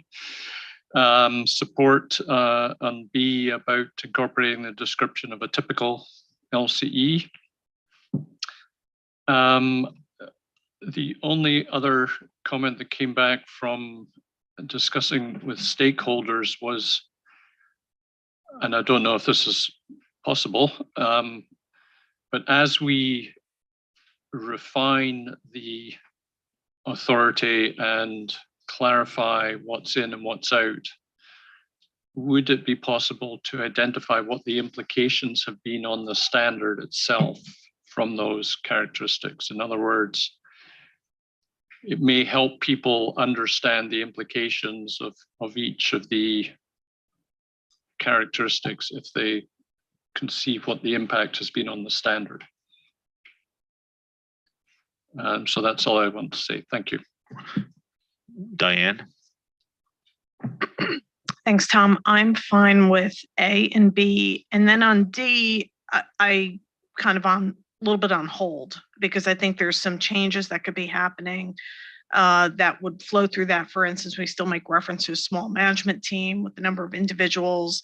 I think there's some wording that I'm not clear as to what they mean, and I'll send the sentence over to you. And then, so I think I'm still open on D, but A and B I'm fine with. Thank you. Billy? Thank you, Tom. I just wanted to come in on one of the comments that Wendy made. Wendy, I can clearly see your point in terms of if we get the description right, there's the temptation to say, well, that's the description. I mean, that will determine what's in or out. I do just want to make sure that, and I don't think there were suggestions to the contrary, it is very important that we keep those specific prohibitions, because that will also help a lot of people that are concerned with the standard, like regulators, so that we are very explicit. We are not even talking about those people that are in the general prohibitions. Thank you, Tom. Thank you, Billy. Okay, Kai, back to you. Thank you. I think then we got direction to move on in the path that we have suggested here. We did get some suggestions on some wording and so on, and whether some of the text that we had taken out is still helpful. I think some of this is more of a guidance rather than a specific criteria on its own or provision on its own. So it's something that we could look at including into some of the guidance material as well. So that is something we'll look into, and also on some of the areas, other areas, I think we are trying to describe what's in. So I think we have the wording right, Josephine, on your comment there, but we'll look at it again to make sure that we're heading down the right path. I think with that, it leads us back into a discussion that we've touched on briefly multiple times earlier today, and also now on quantitative. What are the views of the board if we should further encourage setting quantitative thresholds in addition to what we have here? And whether it should be an encouragement to be done by jurisdictions, or whether it should be a requirement on how that should be done. I think one thing we need to remind ourselves on is that with the authority, what we are trying to do is describe the entities it's intended for, and then that is also trying to describe what is the content of the standard. So if you're not in this, you don't have the content requirements necessary. We're not, you were suggesting, Ido, that we could require who should use it. I think it's difficult for us to require it's this or that, and that is up to the jurisdictions to decide. So I think with the authority, we're describing who this is intended for and what the content of the standard is, and then leaving it up to the jurisdictions to decide when to use, or if and when and how to use.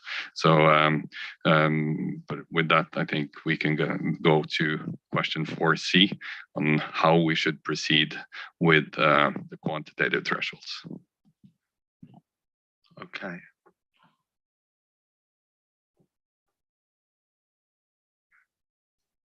Josephine, you're itching, so you're getting it. Okay, so then I said that I couldn't really answer A without C, because in terms of A, continue to pursue the approach of describing the limitations, the qualitative characteristics, etc., and from my perspective, quantitative thresholds as well. So it all sort of builds into that point. I think that I think it was the European Federation of Accountants and Auditors who put it very well. They're introducing size criteria are objective, recognizable, understandable, and in many jurisdictions is a tried and tested approach. At the NSS meeting as well in May, most of those agreed that quantitative thresholds are actually necessary in pursuing this further. So from my perspective, they're a safeguard to limit the range of entities and reduce the need for judgment in those grey areas. They're guardrails, essentially, when you're setting requirements and guidance for the rest of the standard setting process. They're a backstop that will help with consistent application. I have my list here.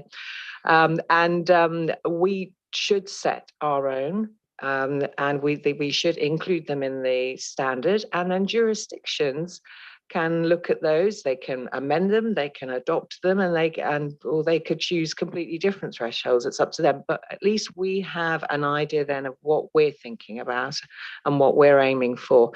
And one of the things about it's all very difficult to set global thresholds. It isn't. We'll just write them, and as I say, jurisdictions can do as they wish.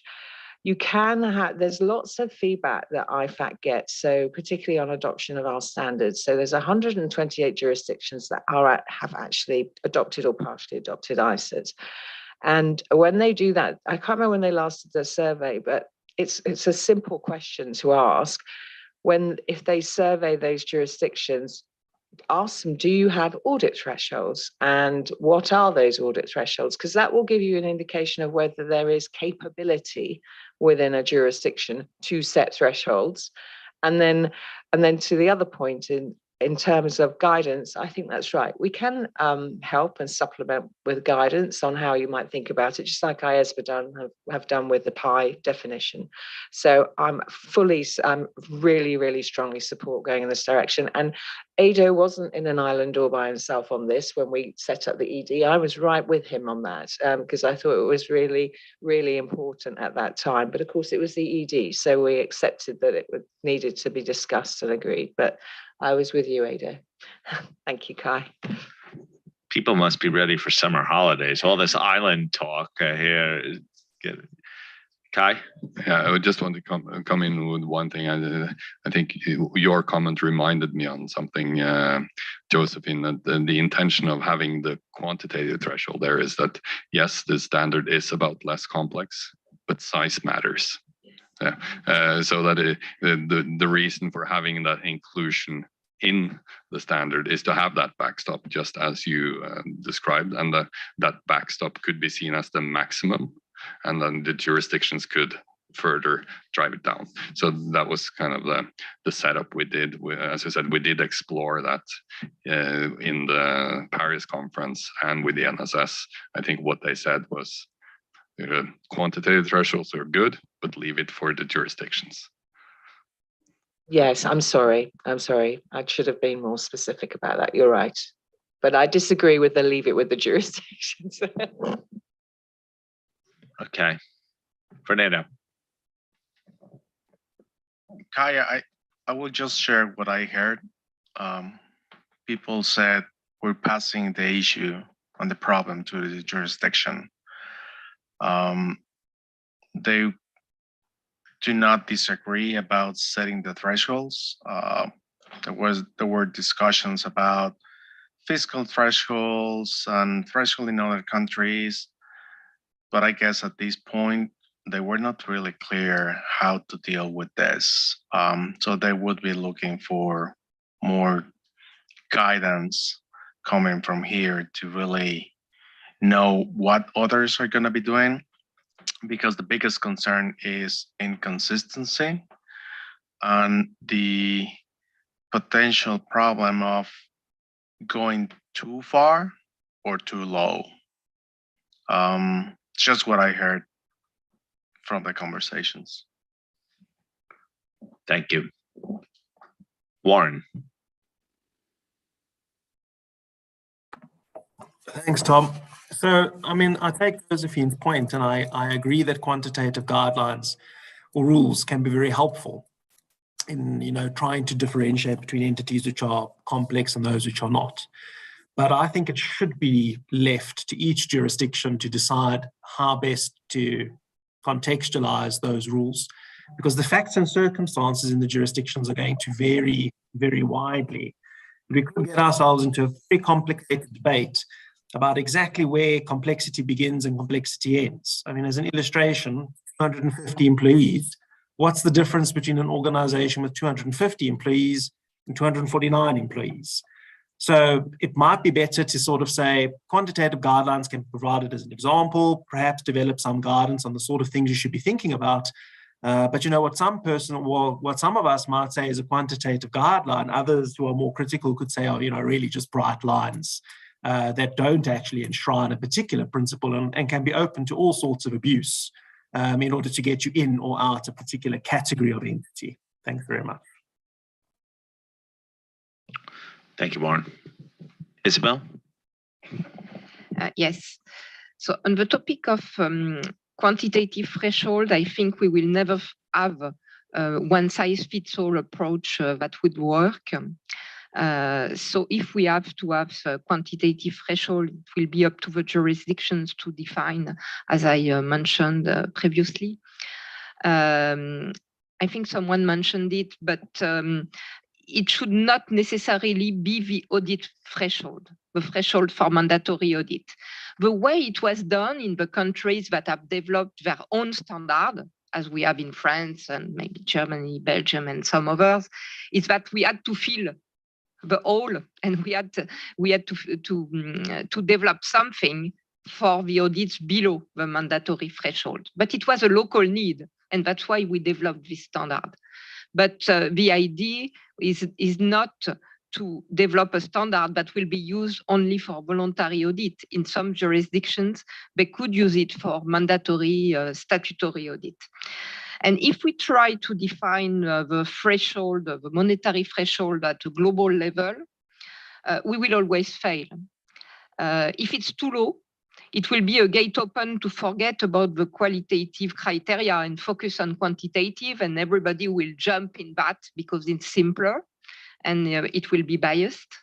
And if it's too high, in some jurisdictions, they will not think that they have to define their own threshold, and they will just use ISAF or LCE for all the economy.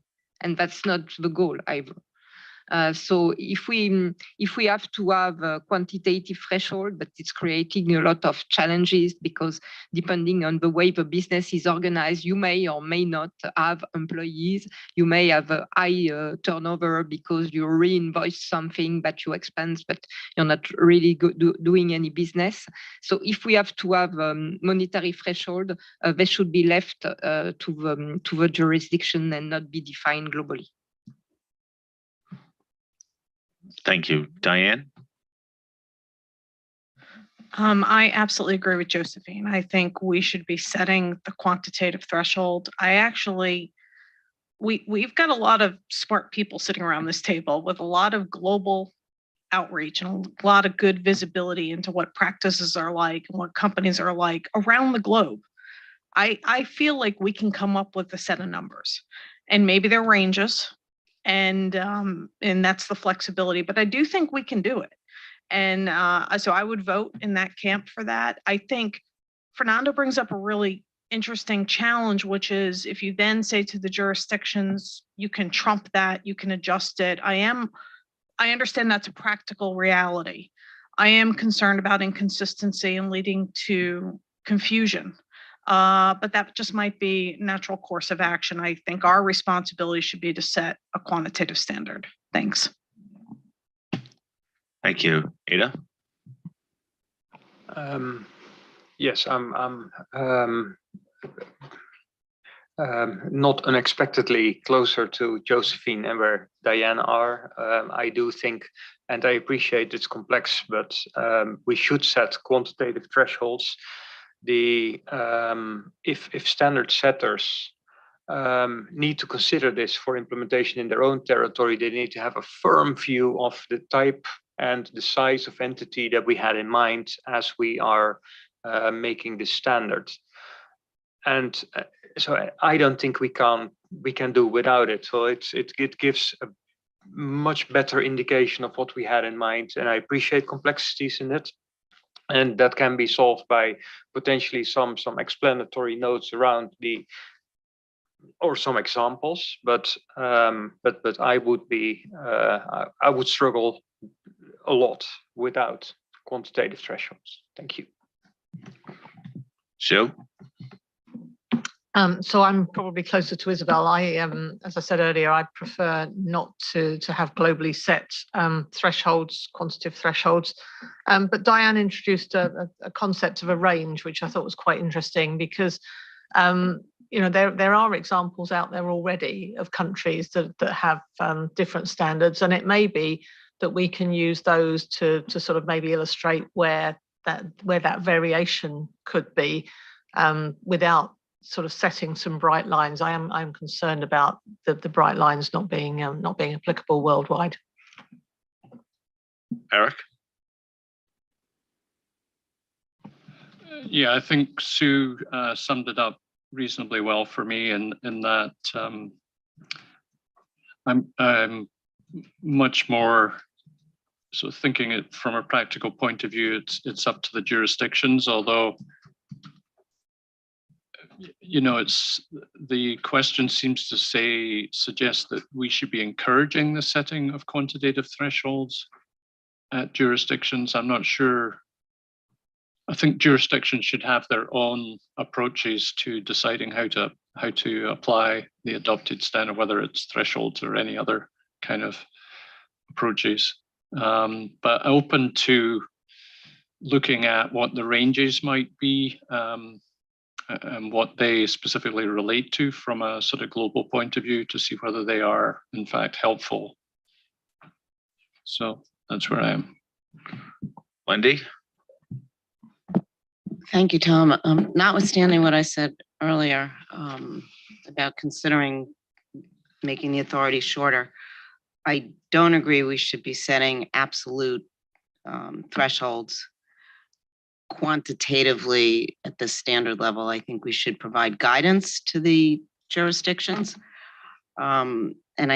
Because I do agree with Diane, there's a lot of collective intelligence around the table and there's a lot that came back, but I do believe the diversity in practice needs to be addressed through guidance, not setting absolutes in the standard. I think that's going to be very challenging to implement. And we do need to recognize that there is going to be widespread diversity when it gets down to the country level. And that's okay, as long as we say you have to set those standards and what's in and what's out. Thanks. Okay, I'm trying to summarize some of this. Ada, is that a straight card, or you want to come back in? You know, I think ignoring quantitative discussions in the authority I hear is not a possibility now, as from what I understand. Like there's some need, whether the construction is in the form of mandatory statements. Like I don't think there was with the exception of a few, people didn't support the absolute statement of this. But I also get the feeling from what I've heard is because the board, going back to the early discussion, was considering some quantitative element to this consideration, it would be not useful to the world more broadly not to be transparent about sort of the range of things that we want. So there's a question about the construction of what we say in the authority on quantitative thresholds, from a range of thou shalt be specific about a mandatory element of to those who are thinking some combination of the jurisdiction shall set a quantitative threshold and then guidance that in setting the standard, the IAASB has considered XYZ in the range, or having those ranges within the authority as requirements too. I think what we've heard here is that there's a possible range of possibilities of doing this, but there's silence on this point is probably not a good idea right now, and that there's we need to really explore this with a recognition that there are a few on the board who would expect some type of requirement, some statement to those who are concerned that we be too definitive in a global body and create bright lines. Is that a fair summary of where we are, Kai? Yes, I believe so. It's I think what we're hearing is that we should say something on quantitative thresholds, that the way that I'm thinking now, we should require jurisdictions to set them, and whether we include the range and so on, and that's maybe more in guidance. And I think that's something in the discussion we can have further down the road where that should be, because I don't think it will affect our further development of and thinking of the thresholds right now. So it's more of an optics where it should be placed, and that discussion we can also have later on. But because there are pros and cons of both. But yes, I'm hearing as the task force should further consider what are the qualitative thresholds, and then it should be mentioned in the standard. But then how strong the link is, I think we will come back to later on. Josephine? I just want to clarify something though, because, and I'm happy, obviously with the approach, very happy. We can't require jurisdiction to set a threshold. So, and I don't think that's what you meant, but certainly we would have our own thresholds by which we're developing our standard and as a benchmark. And we can encourage jurisdictions to use them. So I think it was just loose language, but I just wanted to, yeah, okay, all right, thank you. Yes, Kai was affirming your point. Josephine, Warren. Tom, I had a similar point to Josephine, whether we can require a country or a jurisdiction or a regulator to set a quantitative threshold. And then it sort of begs the next question. So what happens if they don't? So if you recommend that they should have a quantitative threshold, but they, for whatever reason, decide not to, how does the auditor then deal with that type of situation? It's more of a question and something to think about than something that we probably need to table here. We could get ourselves into a really interesting legal quagmire where you've got an auditing standard that says one thing and it's asking a regulator to do something else, and the regulator doesn't do whatever they're supposed to do, and now you get this sort of circular reference going on of, if you comply with the ISAs, you're not really complying with the regulatory requirement, but the regulatory requirement's not compliant with the ISAs. I'm not sure how you solve that problem. I don't think we've solved that problem for the full ISAs entirely. So remember that we have to have some enabling activity to put the ISAs into full force. But again, I think people were agreeing with Josephine's point in terms of this. To me, I think the real point is that there has to be some level of transparency about what this goes back. If we're going to get the tip, we thought about quantitative in our typical typical LCE discussion. I don't see how we could just have the qualitative in the authority and not the quantitative element in the authority. It's a question of construction. Going back to very smart people in the room, they're very smart people on this task force. I think they've gotten some advice around the table about the pros and cons and the limitations here. And I think they'll have to bring back to us a solution. But this time it's much more informed by our board's advice. Kai? Yeah, that's right. And I didn't say the wrong thing. We can't require the jurisdictions to do, and if they do, it's their issue in a way if they don't and they don't comply with what we did. So I think, yes, we'll continue here. I think we heard the same thing as we did earlier. I think the keyword is caution. That's the keyword for the day. So we'll consider how this could be done, and then we'll bring this back to you at a later stage as well, and then we can discuss more detailed where it should be and how it should be done. Yeah, but there's no doubt that there has to be some form of inclusion right now. And I think that is the key point. Whereas there was none last time, there is a positive direction somehow, somewhere in what we're doing to have some form of inclusion. And that's what we're leaving to the smart people on your task force to address. Which smart people would suggest that at 1:05 p.m. we should take a break for lunch. We will reconvene at 2:30 for those who are part of the strategy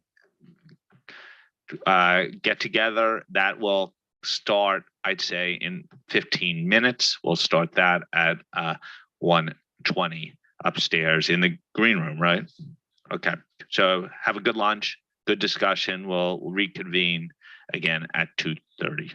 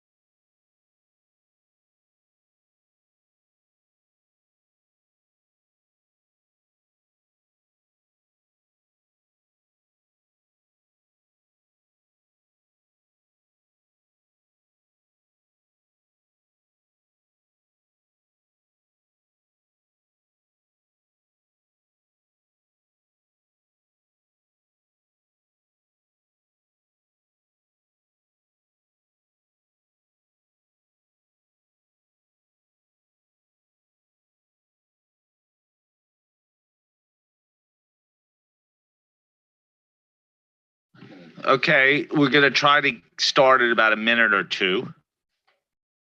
Our little strategy session, because of, say, the chair's lack of discipline, lasted a little bit longer.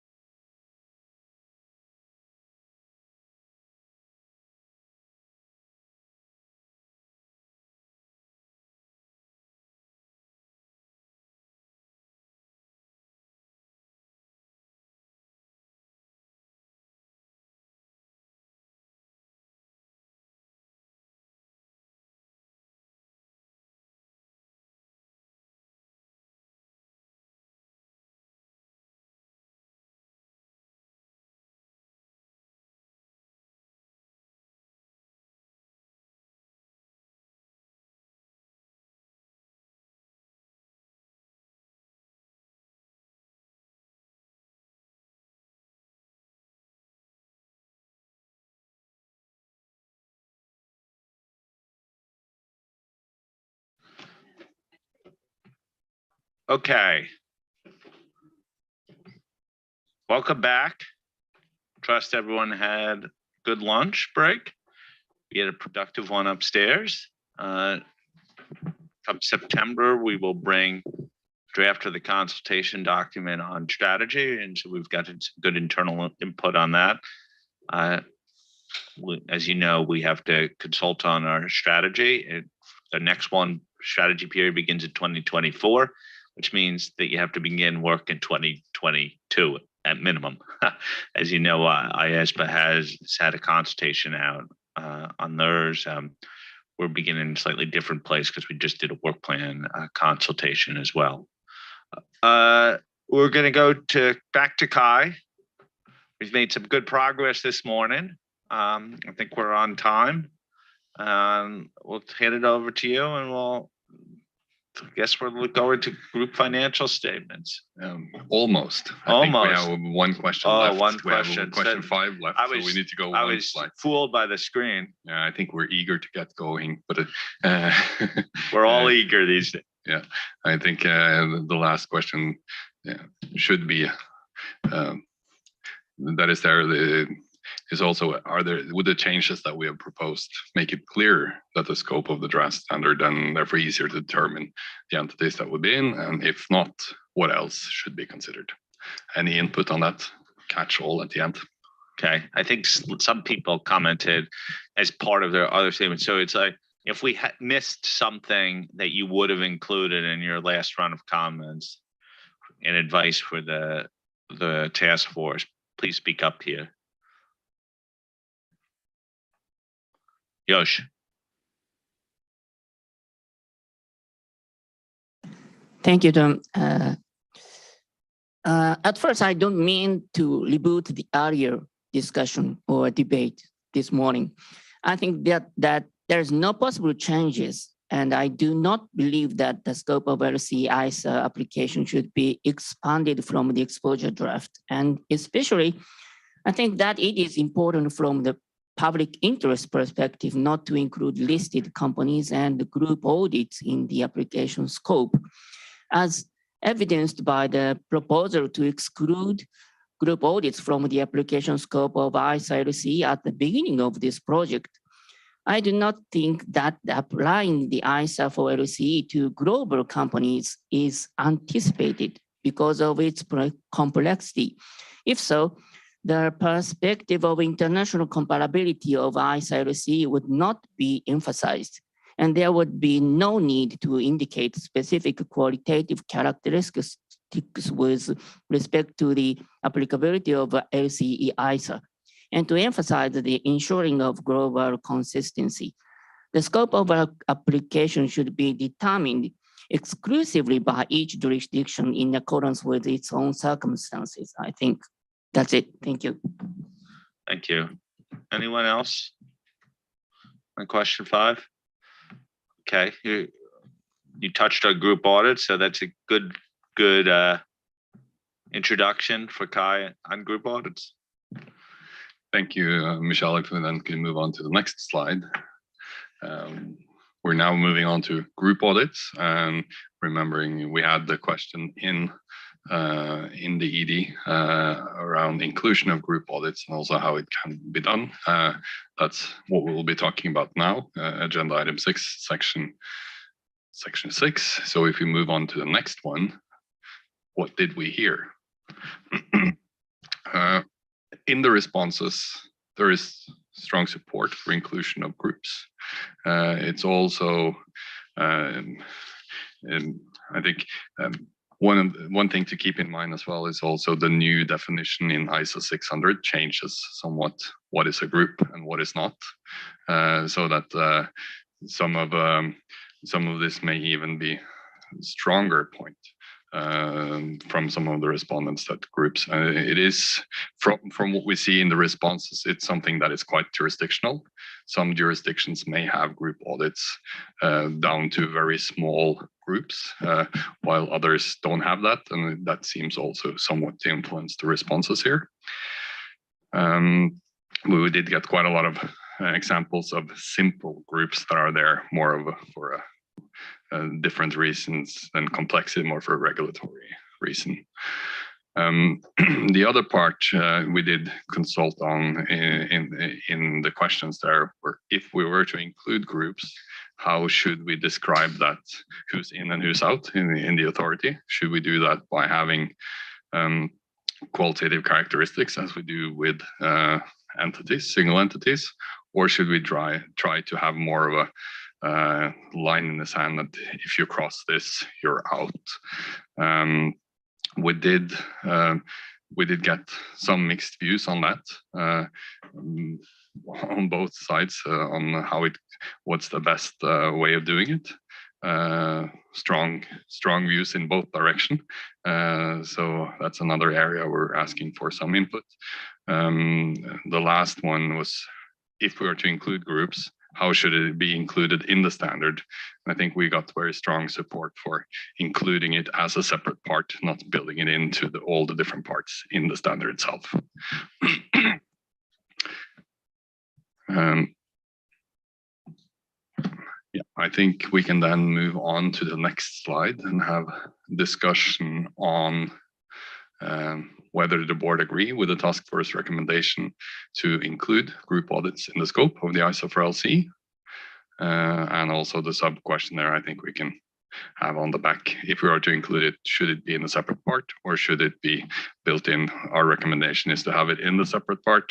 We were asking for the task force recommendation that we as a task force base the conclusion on that it is strong support. One of the areas where probably there is most uniform views. There are some people disagreeing, but I think quite a lot of support on this area. So back to you, Tom, for comments and views on the task force recommendation here.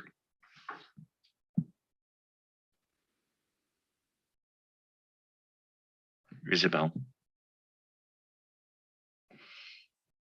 Initially, I was not supportive of including the group audit, but after having spoken with many people around the world, it's a big issue if we do not include the group audit because it's really needed. And I think the message was very clear in the answers we received. So I support including the group audit. I think we need it even more right now that we have revised ISA 600 and that something can be considered as a group as defined by 600, while it's not a legal group. You may have branches that are an entity with branches may be considered as a group. So you may have simple entities falling under that definition. But in order to keep the standard simple, I support the idea of having it in a separate part so that the people that don't need the group guidance don't have to review all the requirements and think about them if they do not apply to them. So it's a good way of doing it. It could also come slightly later, maybe we've just revised 600, so maybe we should do it without the group and have the group part at a later stage. So it may also speed up the process. Thank you. Kai?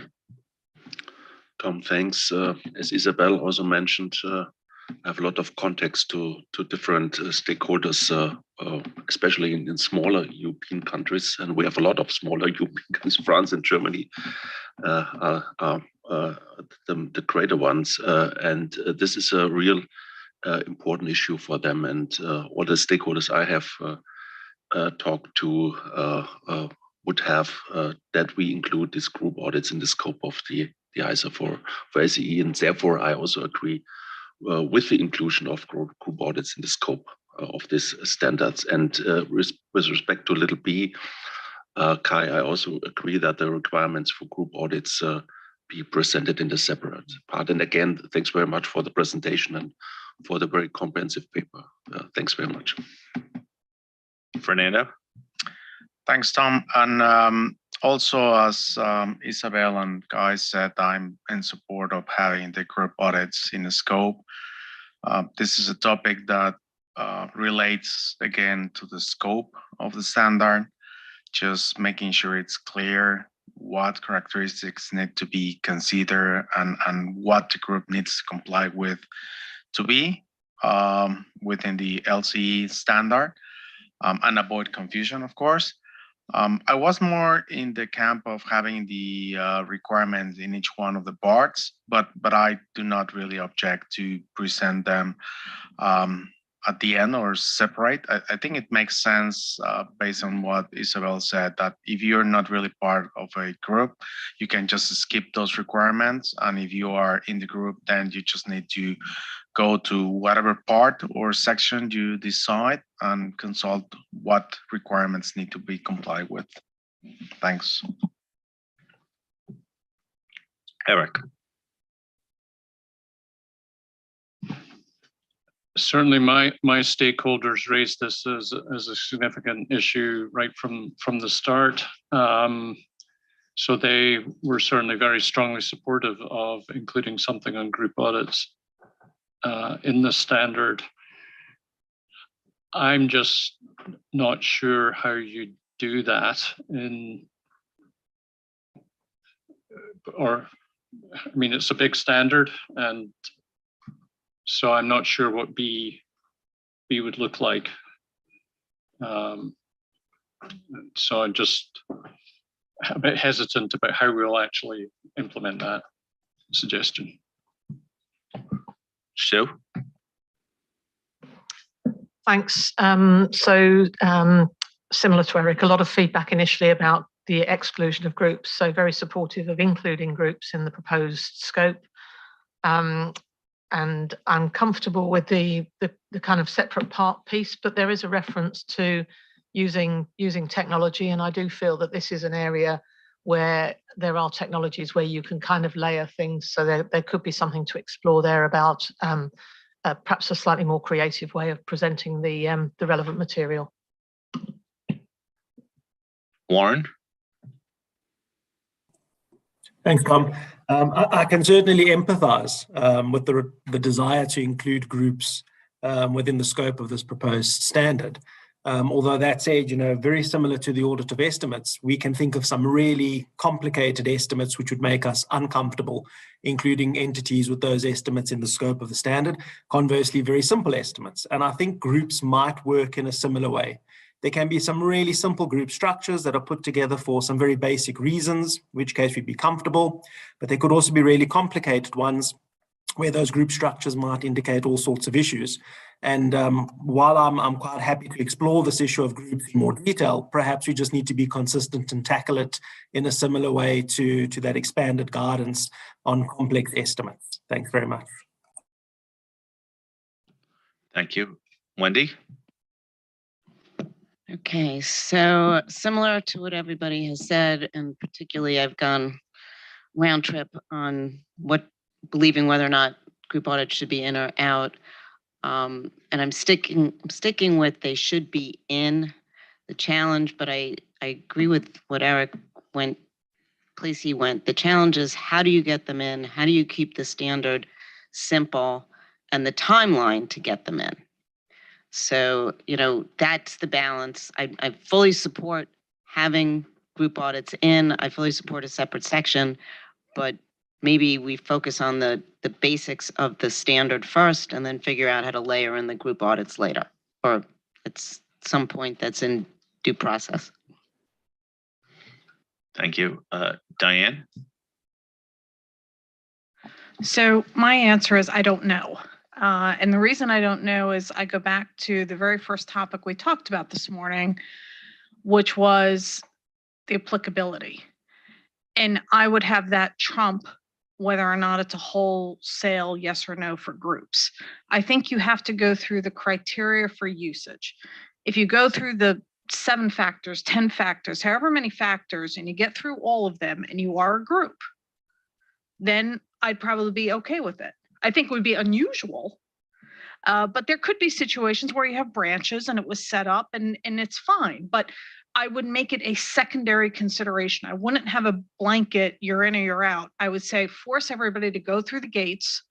If you get through 10 and you're still there, and oh, by the way, you're a group structure. You might be a branch, you might be a coffee shop, you might be all different types of a family business that was set up this way.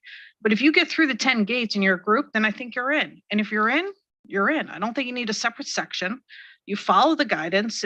We have an expression here in the US, you're like splitting the baby or you're half pregnant. I think we want to keep everybody together. And so I would force them to go through the criteria and then make an evaluation versus a blanket yes or no. I see you talking to Bev. You want to come in on whether that is your thought process?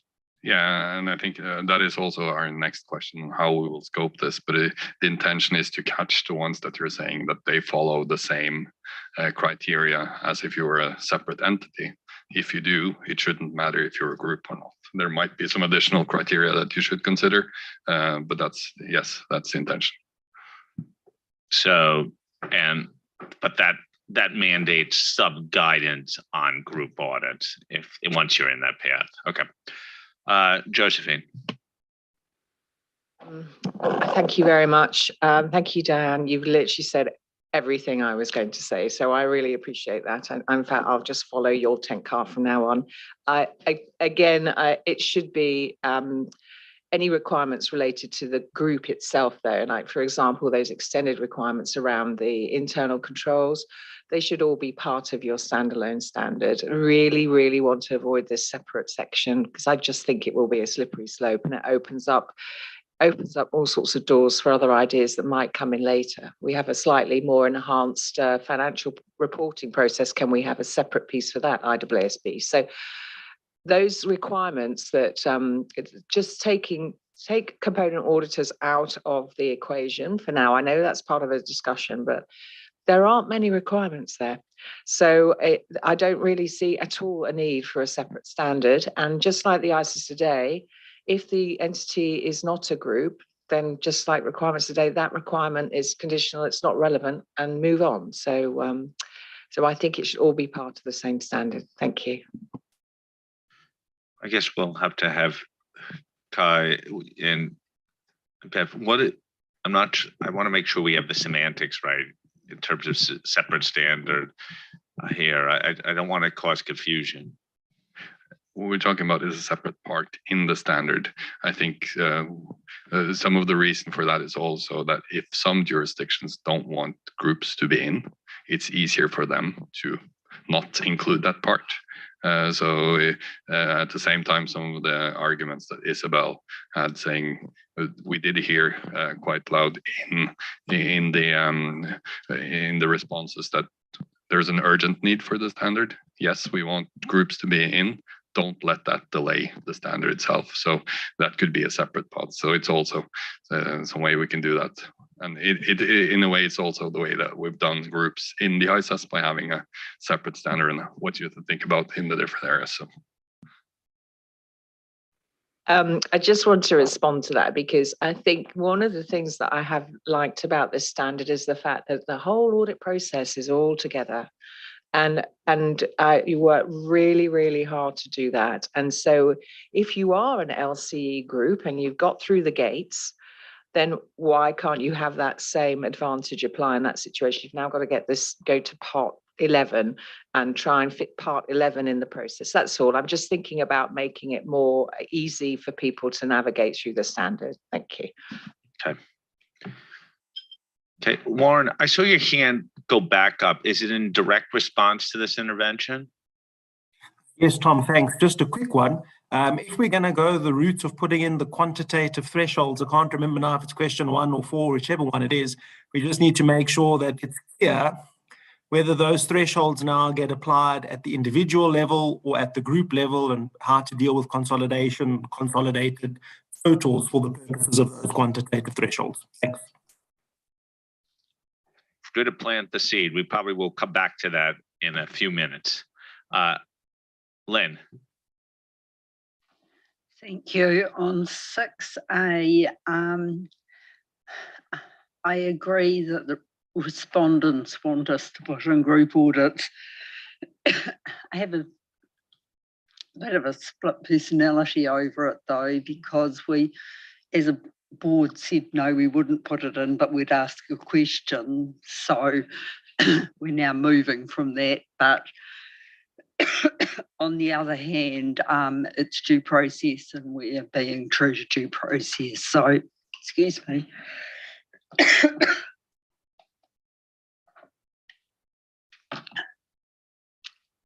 I should live.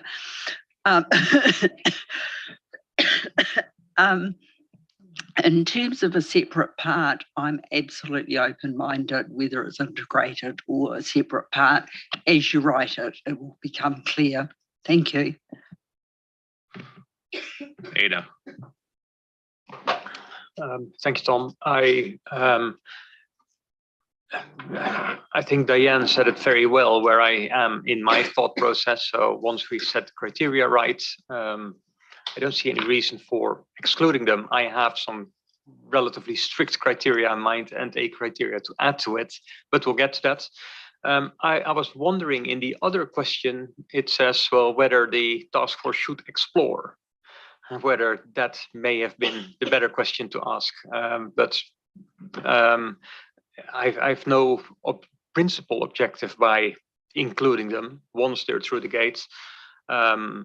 In respect question B, I think it would disrupt the flow of the standards if a separate part will be presented, or that's neither here nor there. So be consistent and include it throughout. Okay. So just seeing, you really had support at least for the inclusion of group audits.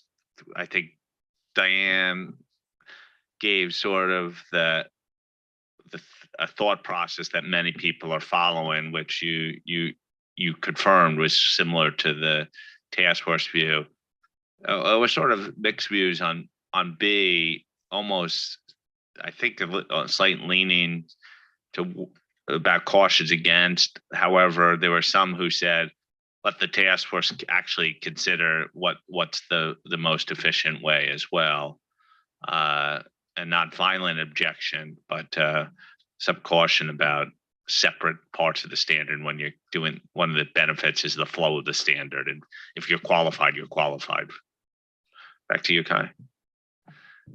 Thank you. Yeah, we did get some of the same direction here than when we heard from the ED. Yes, include groups. The interesting part is when you qualify to be included or not. Which is the next question that we'll come to now. And I think we can move on to the next slide, Michelle. So the next thing is then, if we then agree that groups should be included, when should they be allowed to be in here and when should they not?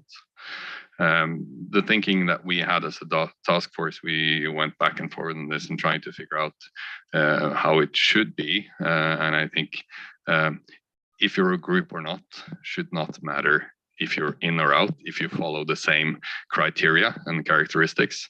And that's from the diagram here, you can see that our thinking is that you have to follow the same criteria. So if the same 10 or whatever you said it was the number, Diane, then the criteria have to follow the characteristics, the prohibitions and characteristics. If you're okay at a group level, which was Warren's comment, not if we were to have quantitative thresholds, should they be at the individual entities, or should it be at the consolidated level? It should be at the consolidated level. That's the thinking that we're having. Otherwise, you could have 5 entities that are pushing the limits, and then when you put them together, you're in, which is a hard argument to sell if we're saying that these are the limits if you're an entity, but if you're a group, you're a larger one. So that's the thinking that we had. If you look at paragraph 197, we have the same, more or less the same list we had for separate entities. And then we had some additional thinking around what are the additional indicators if you're in a group situation. So we'll come to that. Mostly we had more, but when we thought about it more, it was some of it would already be caught by some of the other characteristics. So it's not really that much complexity that is added with the group if you follow the same, if you're truly less complex according to the same characteristics. There is not that much additional you can consider, but we're open for thoughts on that. The one area where we went back and forth quite a lot, and some people here already brought it up, was around the use of component auditors. That was also something we explored a little bit in the ED, saying, is there a line that if you cross this line, you're out? There are benefits to having a saying that if you use component auditors, you're out, because then there's quite a lot of ISO 600 and the requirements that are there that you can ignore, because they will no longer be relevant. On the other hand, what we did here is also that component auditors are used for different reasons. Sometimes you may have a less complex group, and you may have to use someone else more as a resource, either because you don't have the time yourself or you're not in that location, which I think typically could be the situation if you're a small audit firm, an SMP or a sole practitioner doing an audit of a group, and there is one component that is in a different location. Should you be disqualified because you're not able to go there and you have to use someone else? And I think we can have somewhat the same argument we did here on 600, that if we have that as a straight line, that we're favoring the auditors that have more offices and could solve it within their in their own firm. The other part is also that if we move into that, it's about how you do your audit rather than the characteristics of the entity. But there are pros and cons here, and we would like the board's direction and opinion on this. So I think we can move on to the next slide. So question 7A, we're asking for the view of the characteristics, that you agree that the characteristics of the less complex entity also should apply to the group, including also any quantitative indicators, and whether there also should be any additional characteristics. I think Ido said he might have one or multiple, and then also and if we can have any reflection on the discussion whether we should include component auditors or not in this standard. And I'll just note that Yosh's comment previously reflected on this point. Okay, and do you mind if I call on you? You already told us you had. Okay, thank you, and happy to go first. The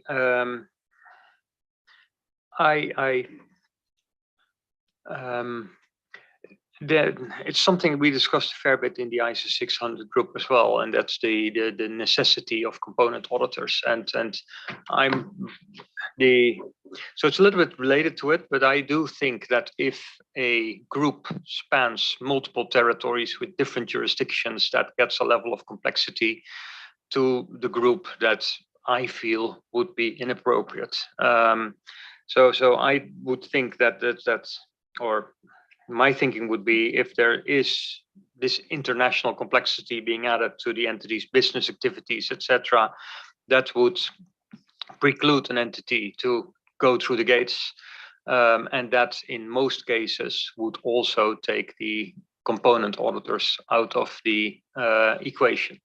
And I also, from a trying to envisage how certain group audits could be in there, and then I think as soon as the more from the complexity perspective, because you also want component auditors often to deal with knowledge you don't have.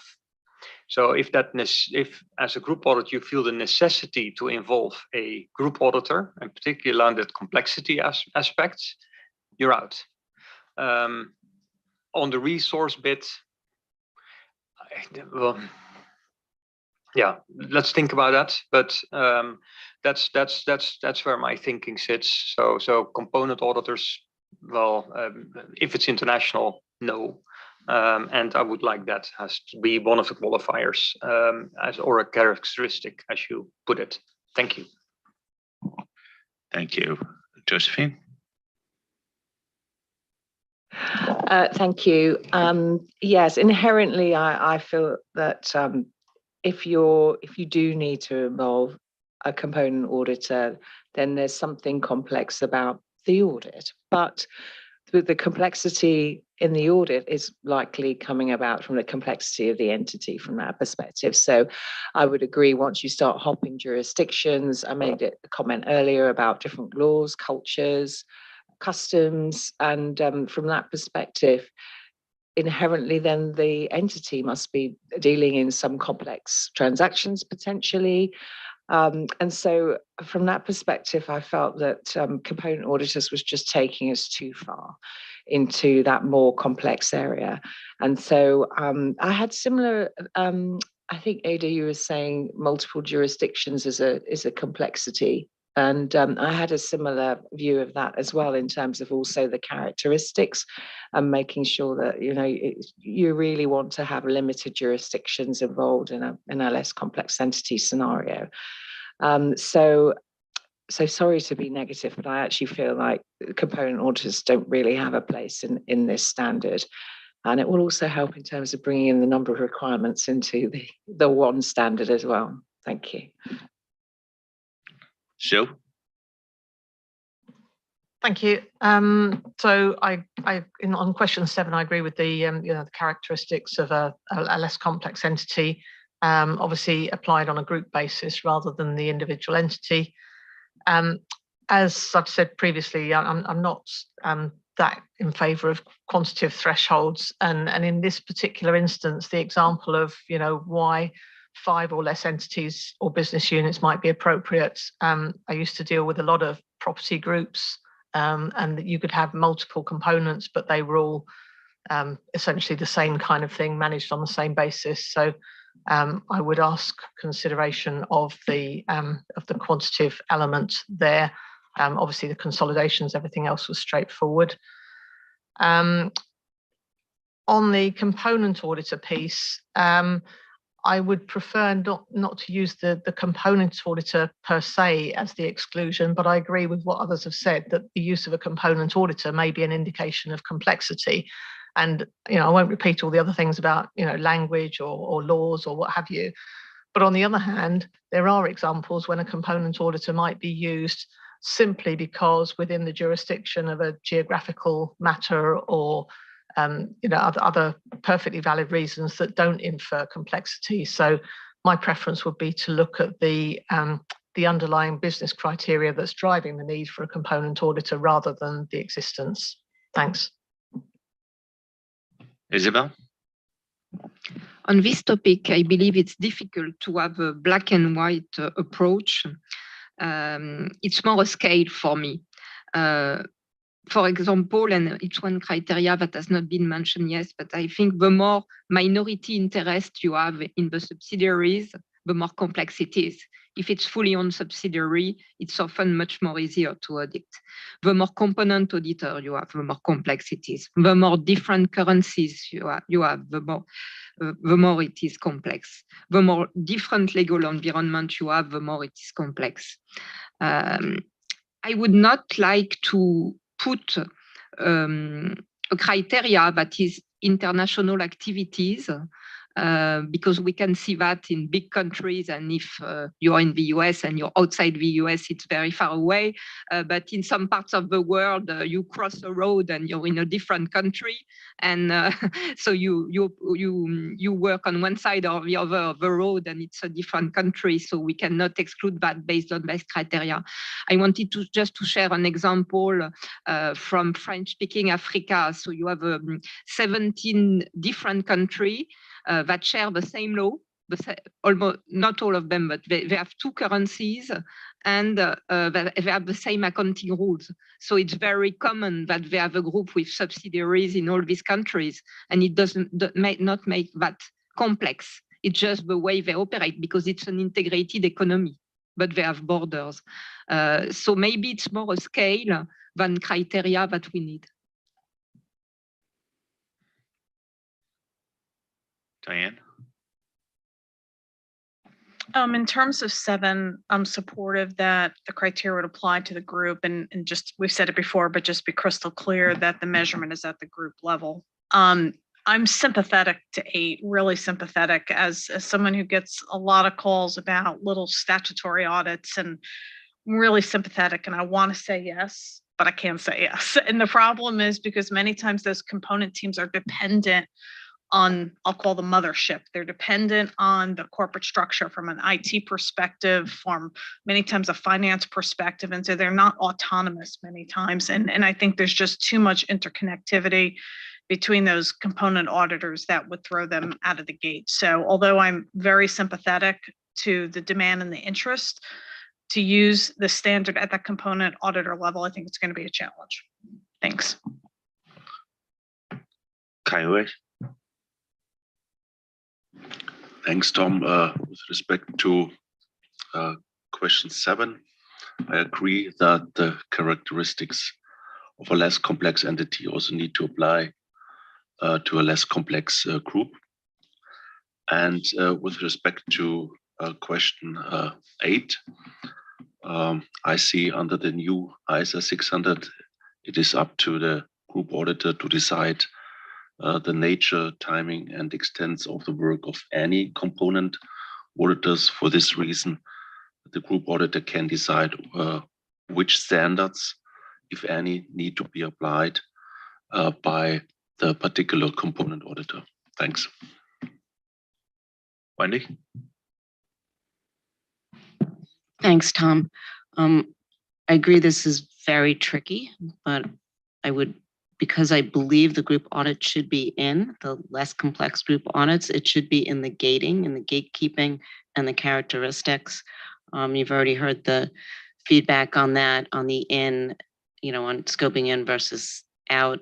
I'm not comfortable simply saying because there's components or component auditors, it would automatically scope out. I want to focus on the characteristics and believe it should be the responsibility of the group auditor to make that decision. You're not clear. I want the scoping to be in the characteristics of the entity as a whole. So if the group audit makes it too complex right there in the definition, and you're not passing through the gate, the term that Diane put in, then you don't go any further. Josephine?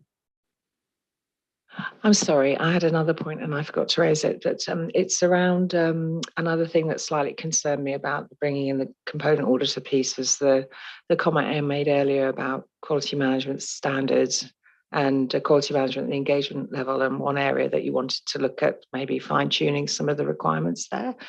As you know, that's obviously ISO 600 is built on ISO 220. And so you may have a bit of an issue if you were to try and scope in some of that component auditor activity there. Thanks. Fernando? Thank you. Just for the record, I'm not in favor of using component auditors. Okay. So I think there's not much argument on 7A. Ado suggested a couple of additional characteristics, and there were a number. I think, Isabel, you suggested one of the challenges of using cross-border elements as a bright line. So I'm not sure whether we're going to resolve that right now, but that seemed to be a difference of opinion. I don't know, Ado, haven't heard what Isabel said. Do you still think cross-jurisdictional issues should be a bright line? Well, the situation that Isabel explained, and I have sympathy for that situation. So, usually things are not black and white, but in the situation that Isabel explained, if the legal framework is the same across all those territories, then the complexity of interjurisdictional matters doesn't prevail. So I think there's something that can be brought together in that. So your concern is mainly about managing multiple jurisdictional law currency, or so it's less about borders, but the complexity of that. I think that's something that the task force could take into account. Len, were you going to come in? I think the cross-border issue is not just about the law. I think a lot of the time is the regulatory oversight as well. I think that's very important. You might have a less complex group, okay, depends on what you define. But once you cross a national border, there's a different regulatory aspect you have to consider. That makes things quite complicated. So just want to add that into the mix. Okay. I think that's something to be managed. Isabel? So maybe as a joke, but I spoke with people from Belgium, and often they said that they had the holding company in the Netherlands and the subsidiary in Belgium. It's a very usual way of doing business for them, and it's the same currency. So maybe this could also be considered. Okay. So we don't have cross-border wars right now. Yeah. Okay, so that deals with that issue. I think it comes down to the component auditor issue. There were 3 board members, as I know, that sort of said that they wanted a bright line on the use of component auditors, and others who felt it should be a more qualitative approach, gating approach, potentially. I think the task force probably wants, maybe you want to respond to it, and then we could pose a question to the board, because you're going to need a sense of how big an issue it is and what you should do next. Yeah, listening to the discussion that's happened now with the board, it somewhat sounds a little bit like the discussion we had in the task force. We started out with some of these, and then what actually is the complexity across jurisdictions, and it boils down to, as we've said, are there multiple currencies, are different laws and regulation, different regulatory requirement regimes, and so on. So whether or not it's because it's cross-border, I think is it's not, that's not the deciding factor, but it's what is the cross-border potentially adding on of complexity. And I think the discussion we had is similar. Also around the components, use of components, it is a tricky one, right? Because it's not use of components itself. We heard around the table there are multiple reasons for using components. So whether or not we could, we need to think a little bit more about how that could be done, to say what is the reason for using a component auditor, as Ido and some others suggested, to see if there is something there that should be built in. But also help if there is any of the task force members that has anything to add on here. It's also open for you to do that, or Bev and Amy.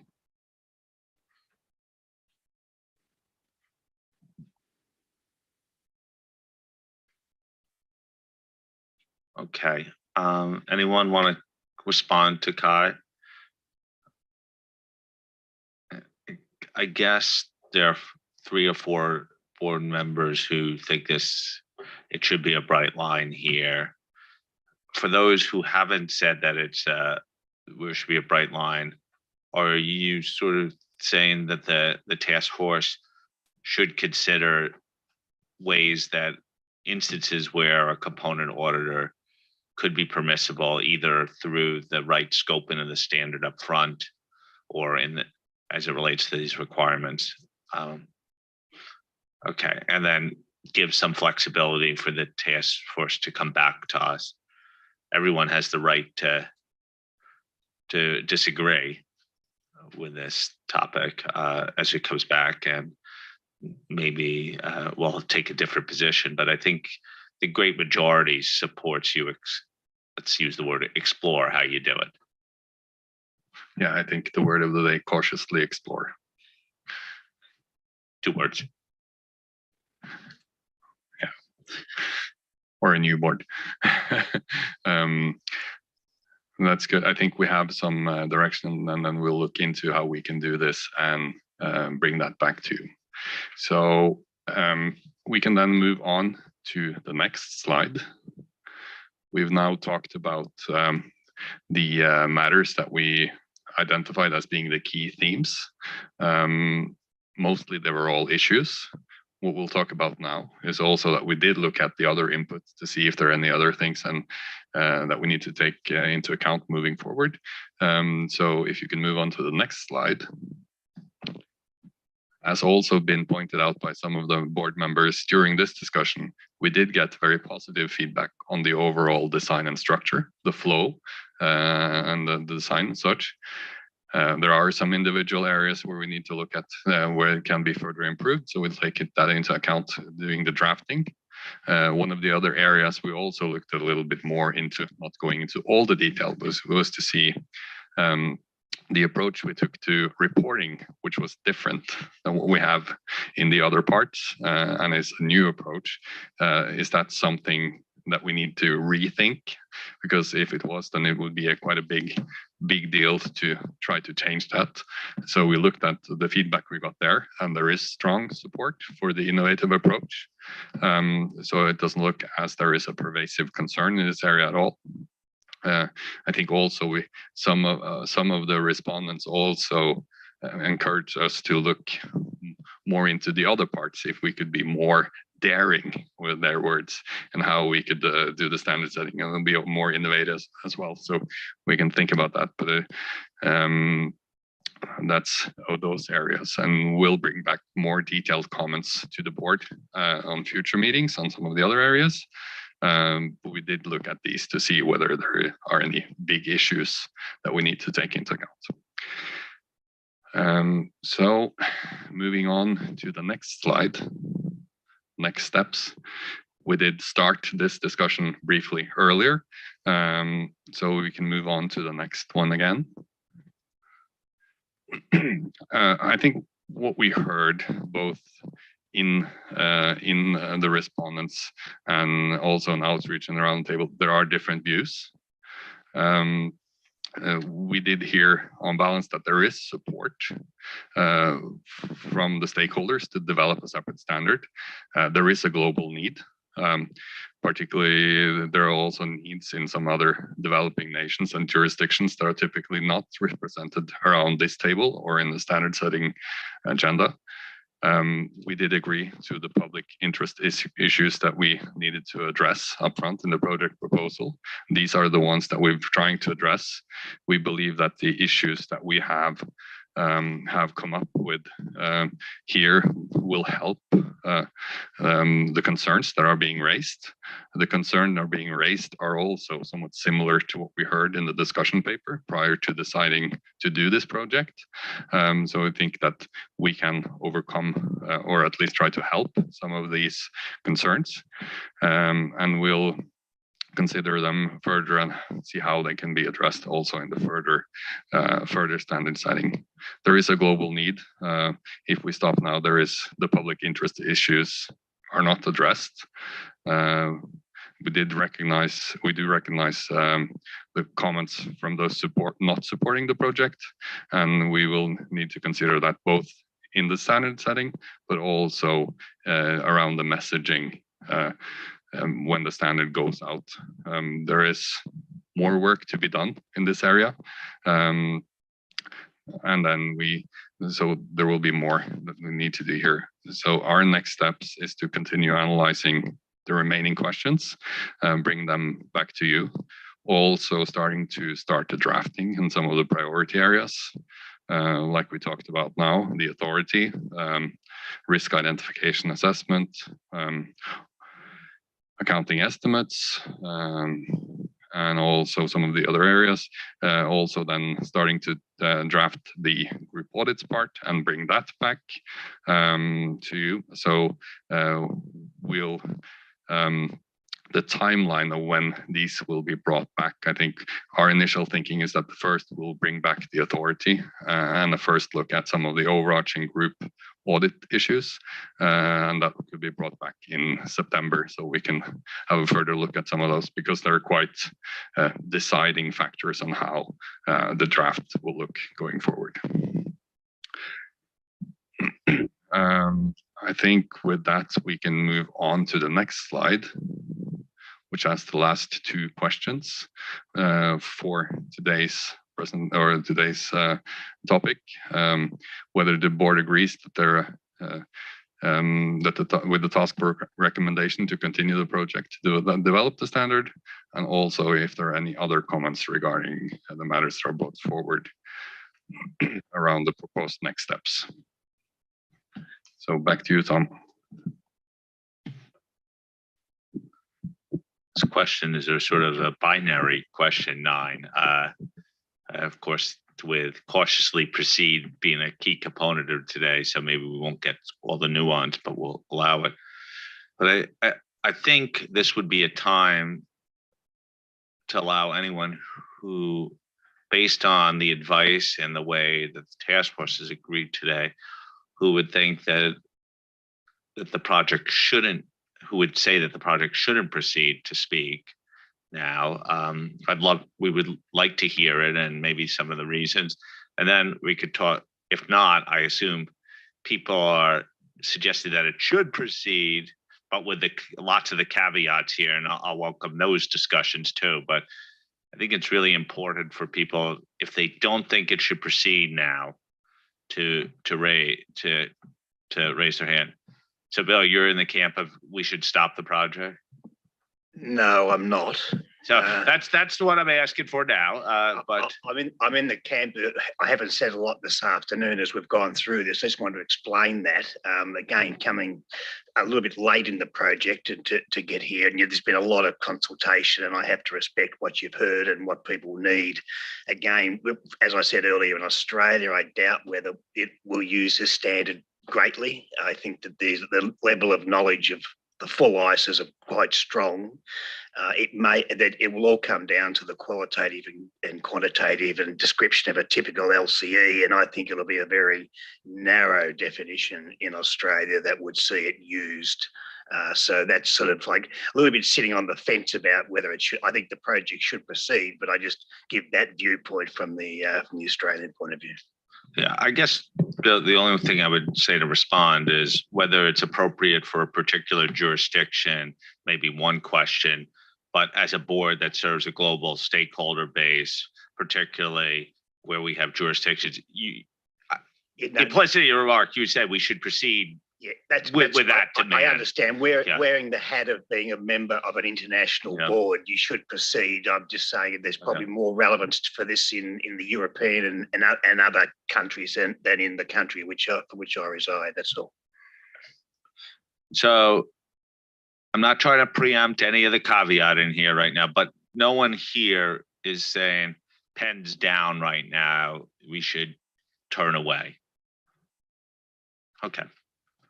So that means people are in support of proceeding based upon the advice that we got today. We didn't take on all the issues.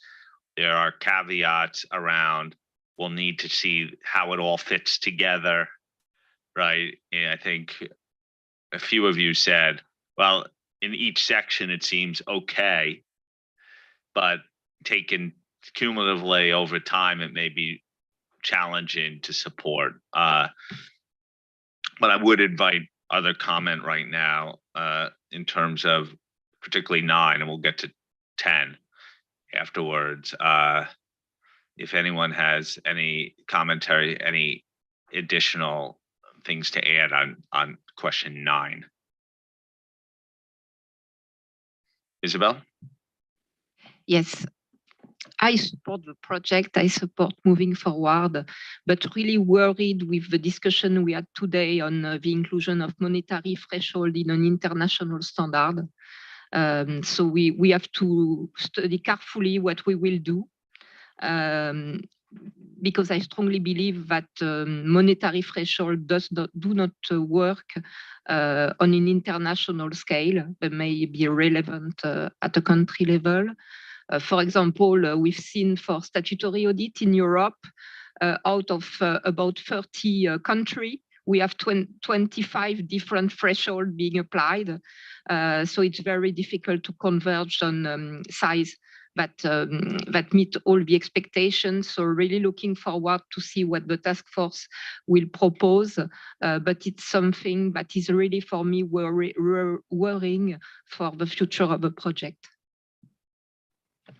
Okay, I think we noted that in the discussion. So thank you, Isabel, for putting that in front of the board. Anyone else like to say anything on 9? Okay, I think from a due process standpoint, we should also respond about 10 right now.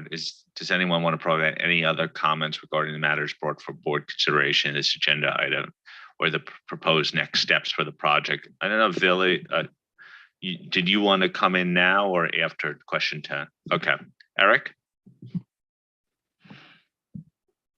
I just wondered as we go through these changes, I mean, it sounds like what I'm hearing is the scoping is going to really start to narrow down for this project. And that may be the right decision in terms of getting a standard that everyone can sort of understand when it, but it does beg the question for me whether or how our stakeholder, because we thought stakeholders were considering a broad range of possible use of this standard, and now we're talking about really narrowing it down. Is there any work we can do to sort of test the impact of these what seem to be significant changes? I don't know whether we're talking about re-exposure or not, but that's the thing in my mind is as you go through this, it seems you'd want to be informed about what the implications are of the changes you're making. Okay, Josephine. Just a couple of comments. in the paper, we talk about jurisdictions that may not currently be as experienced with the ISAs, and that's in reflection of the feedback from the NSS meeting.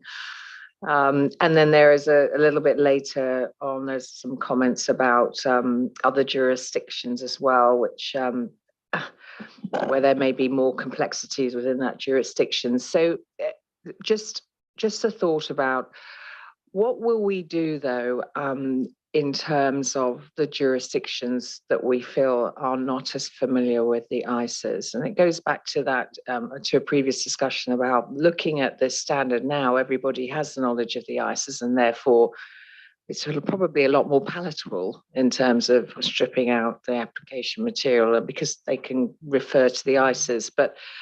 And to Fernando's point, they'll always refer to the ISAs if they want to get a bit more guidance on something. That's perfectly fine. But when you've got this situations where jurisdictions aren't familiar or not as experienced, have you put any thought to how you might sort of bridge that gap? Because it's not about practical guidance, is it? And you don't have to answer that now. It's just something to reflect on. And I was just sort of reflecting on what Eric's saying, and maybe a question for Eric is it a concern to you that we're narrowing the scope? Because from my perspective, if we weren't to do that, I'm not sure my answer to 9 would be okay. Do you see what I mean? So I'm really happy to go ahead because of that decision that we've made. So I just wanted to make sure I understand, Eric. Thank you. I guess for me, it's the narrower we make it, the easier it is to decide whether you're in or out. And then it becomes, well, how useful is that? If now I thought 50% of my engagements were going to be in this standard, and now it's only 5%, I might want to not use the standard at all. And in that case, have we wasted our time?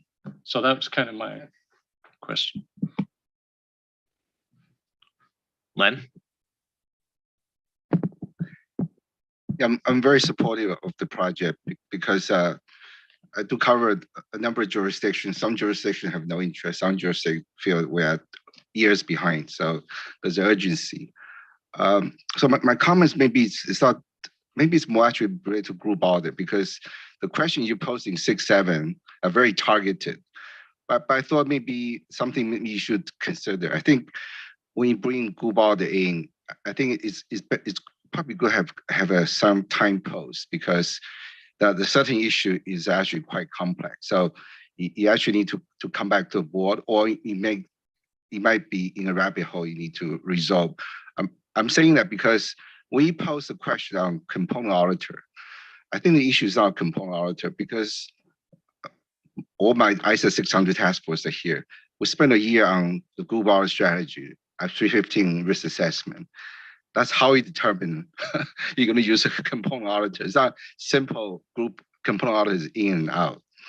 I think that we spent a year on paragraph 17 ISA 600 because the scalability issues. So I don't sound like I'm mingling comments in question 10, but just some caution to some signposts. I'm glad Danny is on your staff team, because I can tell you easily gets trapped, because somebody made a point about I think Josephine and Edward support me, it's an audit of group financial statements, right? So when you bring equity type investee, when you bring statutory audit, then you basically into a in a trap. So just very focused and have very clear project plan for incorporating group audit. Thank you. Thank you. Bill? Yeah, sorry. And as I said earlier, I'm coming late into this, but the one thing I've gleaned from today, and Josephine and Eric, back to your points, is that diagram you put up at the start of the day about where you expected it to fit, I think was a very powerful one. And I've just seen as the day's gone on, narrowing of the scope rather than the broadening of the scope of the standard. And I think that's probably going to answer a lot of the questions that have been raised today as you proceed, both the qualitative and quantitative characteristics. And we can, I mean, there'll be grey around the lines, but I think that's the most powerful thing I've seen for today. And that'll come back to your point, Eric, I think, is that the scope has been narrowed. I don't think it makes it useless. I just think it makes it tighter. Lynn? Yeah, I just wanted to react to Josephine's comment about if you don't know about the ISIS, is this going to make it easier or harder, or how do we react? And I have a benchmark in my head. I've done a lot of work with the Pacific Islands, so small countries. And in my head, I see that 100 pages set out in the logic they're going to do an audit is going to be helpful compared with the great big books. And just whether it's education, whether it's execution, whether it's reviewing quality, I can see it having a really helpful perspective there. So I just wanted to put that on the table, that this is an optional standard. It's not saying you have to use it or you don't have to use it. So people get the choice. And I think that choice is actually important going forward, and particularly for my wee countries, to help them do a better quality audit than getting drowned in detail. Thank you. You know, sometimes we forget too, that some people who may do these audits under the LCE standards may not be required to do an audit. And I think part of what I heard when I was in Paris, I thought it was really a powerful intervention, was when you got the development banks involved in the discussion. And we sometimes forget that this is not just a technical exercise. We almost had this discussion, strategy session. The technical stuff is important to get right, but it's for the outcome that we're wishing to achieve, which is to make economies and businesses work more efficiently and create a better economy. And, you know, I think we should be finding why it's so important to me that we continue to proceed is partly to encourage more people to have an audit, because it'll make them better if they're an owner operator business, use their resources in a better way. Or if they have a small group of investors, give more transparency to that, or to seeking credit. So, you know, I don't think it's anything new, but I think it is a powerful message that we sometimes forget. And Lynn's intervention just reminded me of that. And, you know, it also reminds me of the whole purpose of this board, is that it goes well beyond the technicalities of our work. Someone raised a question about potential, Eric, I think you did, about re-exposure. Clearly that will have to be a consideration at the end of a project. Will we have clear definition? I think what your bigger point was, if we narrow the scope, will there be the same amount of demand to justify the continuation of the project? I haven't reached that concern yet. In fact, I think what we're doing, haven't liked that chart quite a bit, as you guys know, is give clarity around who it is, and then maybe reduce some of the noise on the higher end of the spectrum and from regulators that were going to undermine confidence in other audits that use ISIS as well. So turn it back to you, Kai. And I know Vili wants to come in to talk about what's next from a timeline perspective as well. Thank you. Very happy that we as a board reached the conclusions that we've done today, and the thorough discussion we had. I think it's very helpful, and it's good that we have that. There are pros and cons. We did see in the ED there are no uniform view, same around this table, but also happy that we take into account the views of the people not around the table, and the needs that we heard. I think what you're saying, Lynn, as well, is that having this standard could also help them understand the ISIS better, and you can eventually also go there. So it is helpful also in educating on the ISIS, I think. So happy that we're here. good thing is that now we have all the clear answers. It will be an easy path from here. Yeah, Diane is suggesting we're done tomorrow. I'm thinking more about Friday, but there will be a story coming, and we'll need to bring back some of these issues. But we've talked now about them in concept, and we need to go more in detail into all of them. And very happy for the discussion, and thank you for all the input. If you have any additional points as well, please send them through so we can. If we're bringing back Bev, we'll try, but that's not up to me. Okay, Billy? Thank you, Tom. I thought it might just be appropriate to come in at the end in terms of the way forward, because as you can imagine, a lot of what we may do or may not do hinged on the discussion today. To just support what Kai said, I think thank you very much for all the direction we received. There's a lot of caveats to it, and I can appreciate that, and that just makes the focus of the task force so much sharper, because we will need to keep all those things in mind as we progress. But I just wanted to clarify in terms of the timeline. We have been working a little bit on the forward agenda the last couple of weeks, maybe last couple of months actually. It has been a little bit of a difficult puzzle to fit, because as you all remember, we did lose a key staff member. I won't mention names, but I think we've got a plan in terms of moving forward. Just in terms of this project specifically, the last detailed work plan that was posted on the website indicated that we will be aiming to approve the final standard in Q1 2023. I think most of you probably will appreciate that that's no longer an option. I think it's based on also the situation around the number of comments that we've received and the substance of those comments. And I think there are really a few very difficult issues to work through. And we really want to arrive at the product. Also, what Kai said in the end, the aim of this whole board is to still get to a standard that will enable the consistent performance of a quality engagement, even if it is for a very focused group of the market. But that is still what we want to do. So we want to allow ourselves enough time to work through these issues properly.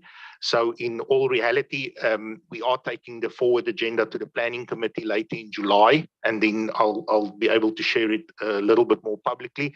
But it will certainly move out to the second half of 2023, which I think is a more realistic target for approving a final standard. Thank you, Tom. Okay, any questions to Billy on that? Before we bring this session to close, Jim, do you want to come in? I think I'd just like to reiterate that the CAG believes this is a very worthwhile standard, and obviously when you are in it and when you're not in it, there's a lot of criteria that I think are going to have to be discussed and decided. But in the end of the day, and Lynn, I think you also said it well, there is that population that could benefit from this. So I think we need to keep that in mind. Thank you. Janine, from the PIOB perspective. Yes, thanks, Tom. Yeah, as I said before, this is an important project, also because of the majority or the large scale on which there are LCE audits globally. I'd like to say, because in addition to what I said before, that reflecting on the discussions today, that these were good discussions. It's not easy to navigate based on all the diverse external comments received. Clarity about the scope by narrowing it is important from a public interest perspective, in view of providing reasonable assurance and driving consistency in high quality LCE audits without harming the confidence in the audit reports based on the full suite of ISAs, as Tom was also saying. And I like to encourage the board actually to consider not only how to address the comments received in terms of content, but also in view of process when progressing with further exploring various options as discussed today.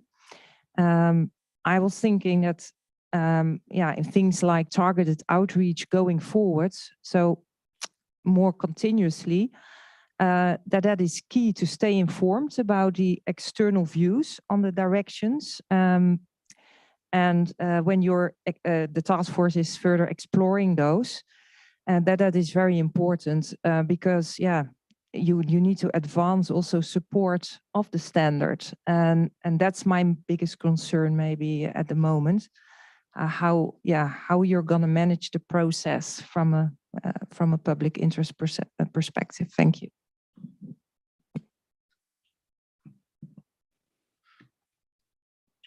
Thank you, Janine. Kai, I'll turn it back to you to wrap up the session.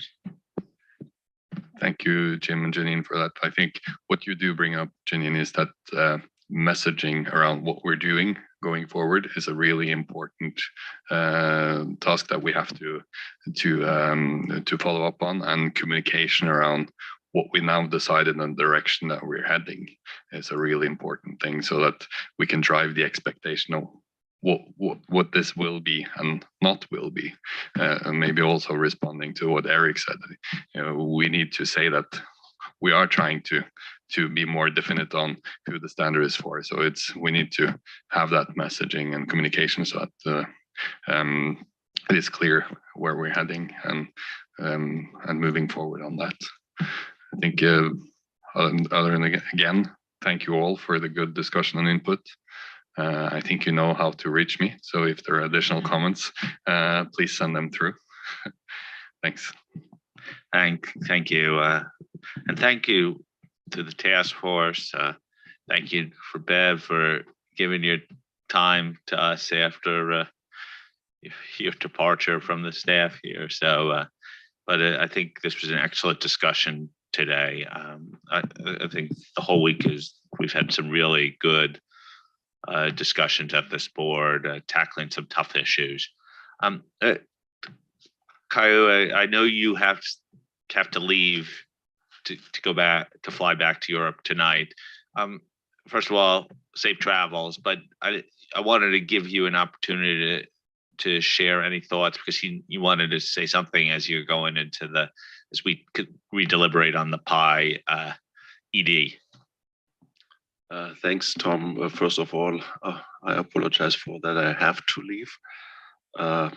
Referring to the PI project, I told to Josephine as task force chair and to Willie and you, Tom, that I don't have any fatal flaws referring to this project. So if I would attend on the Friday meeting, I would vote for the project. I hope it would help.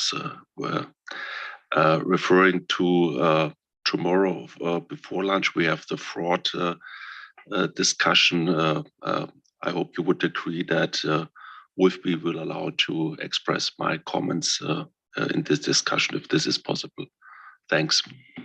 Yes, of course. We have a convention, so we'll be able to share your thoughts on fraud as is our convention. Okay. Any other topics that we want to raise today before we close? I think the PI, speaking of PI, is the PI task force still meeting or no? No. So that's a sign of good progress on that front. Well done.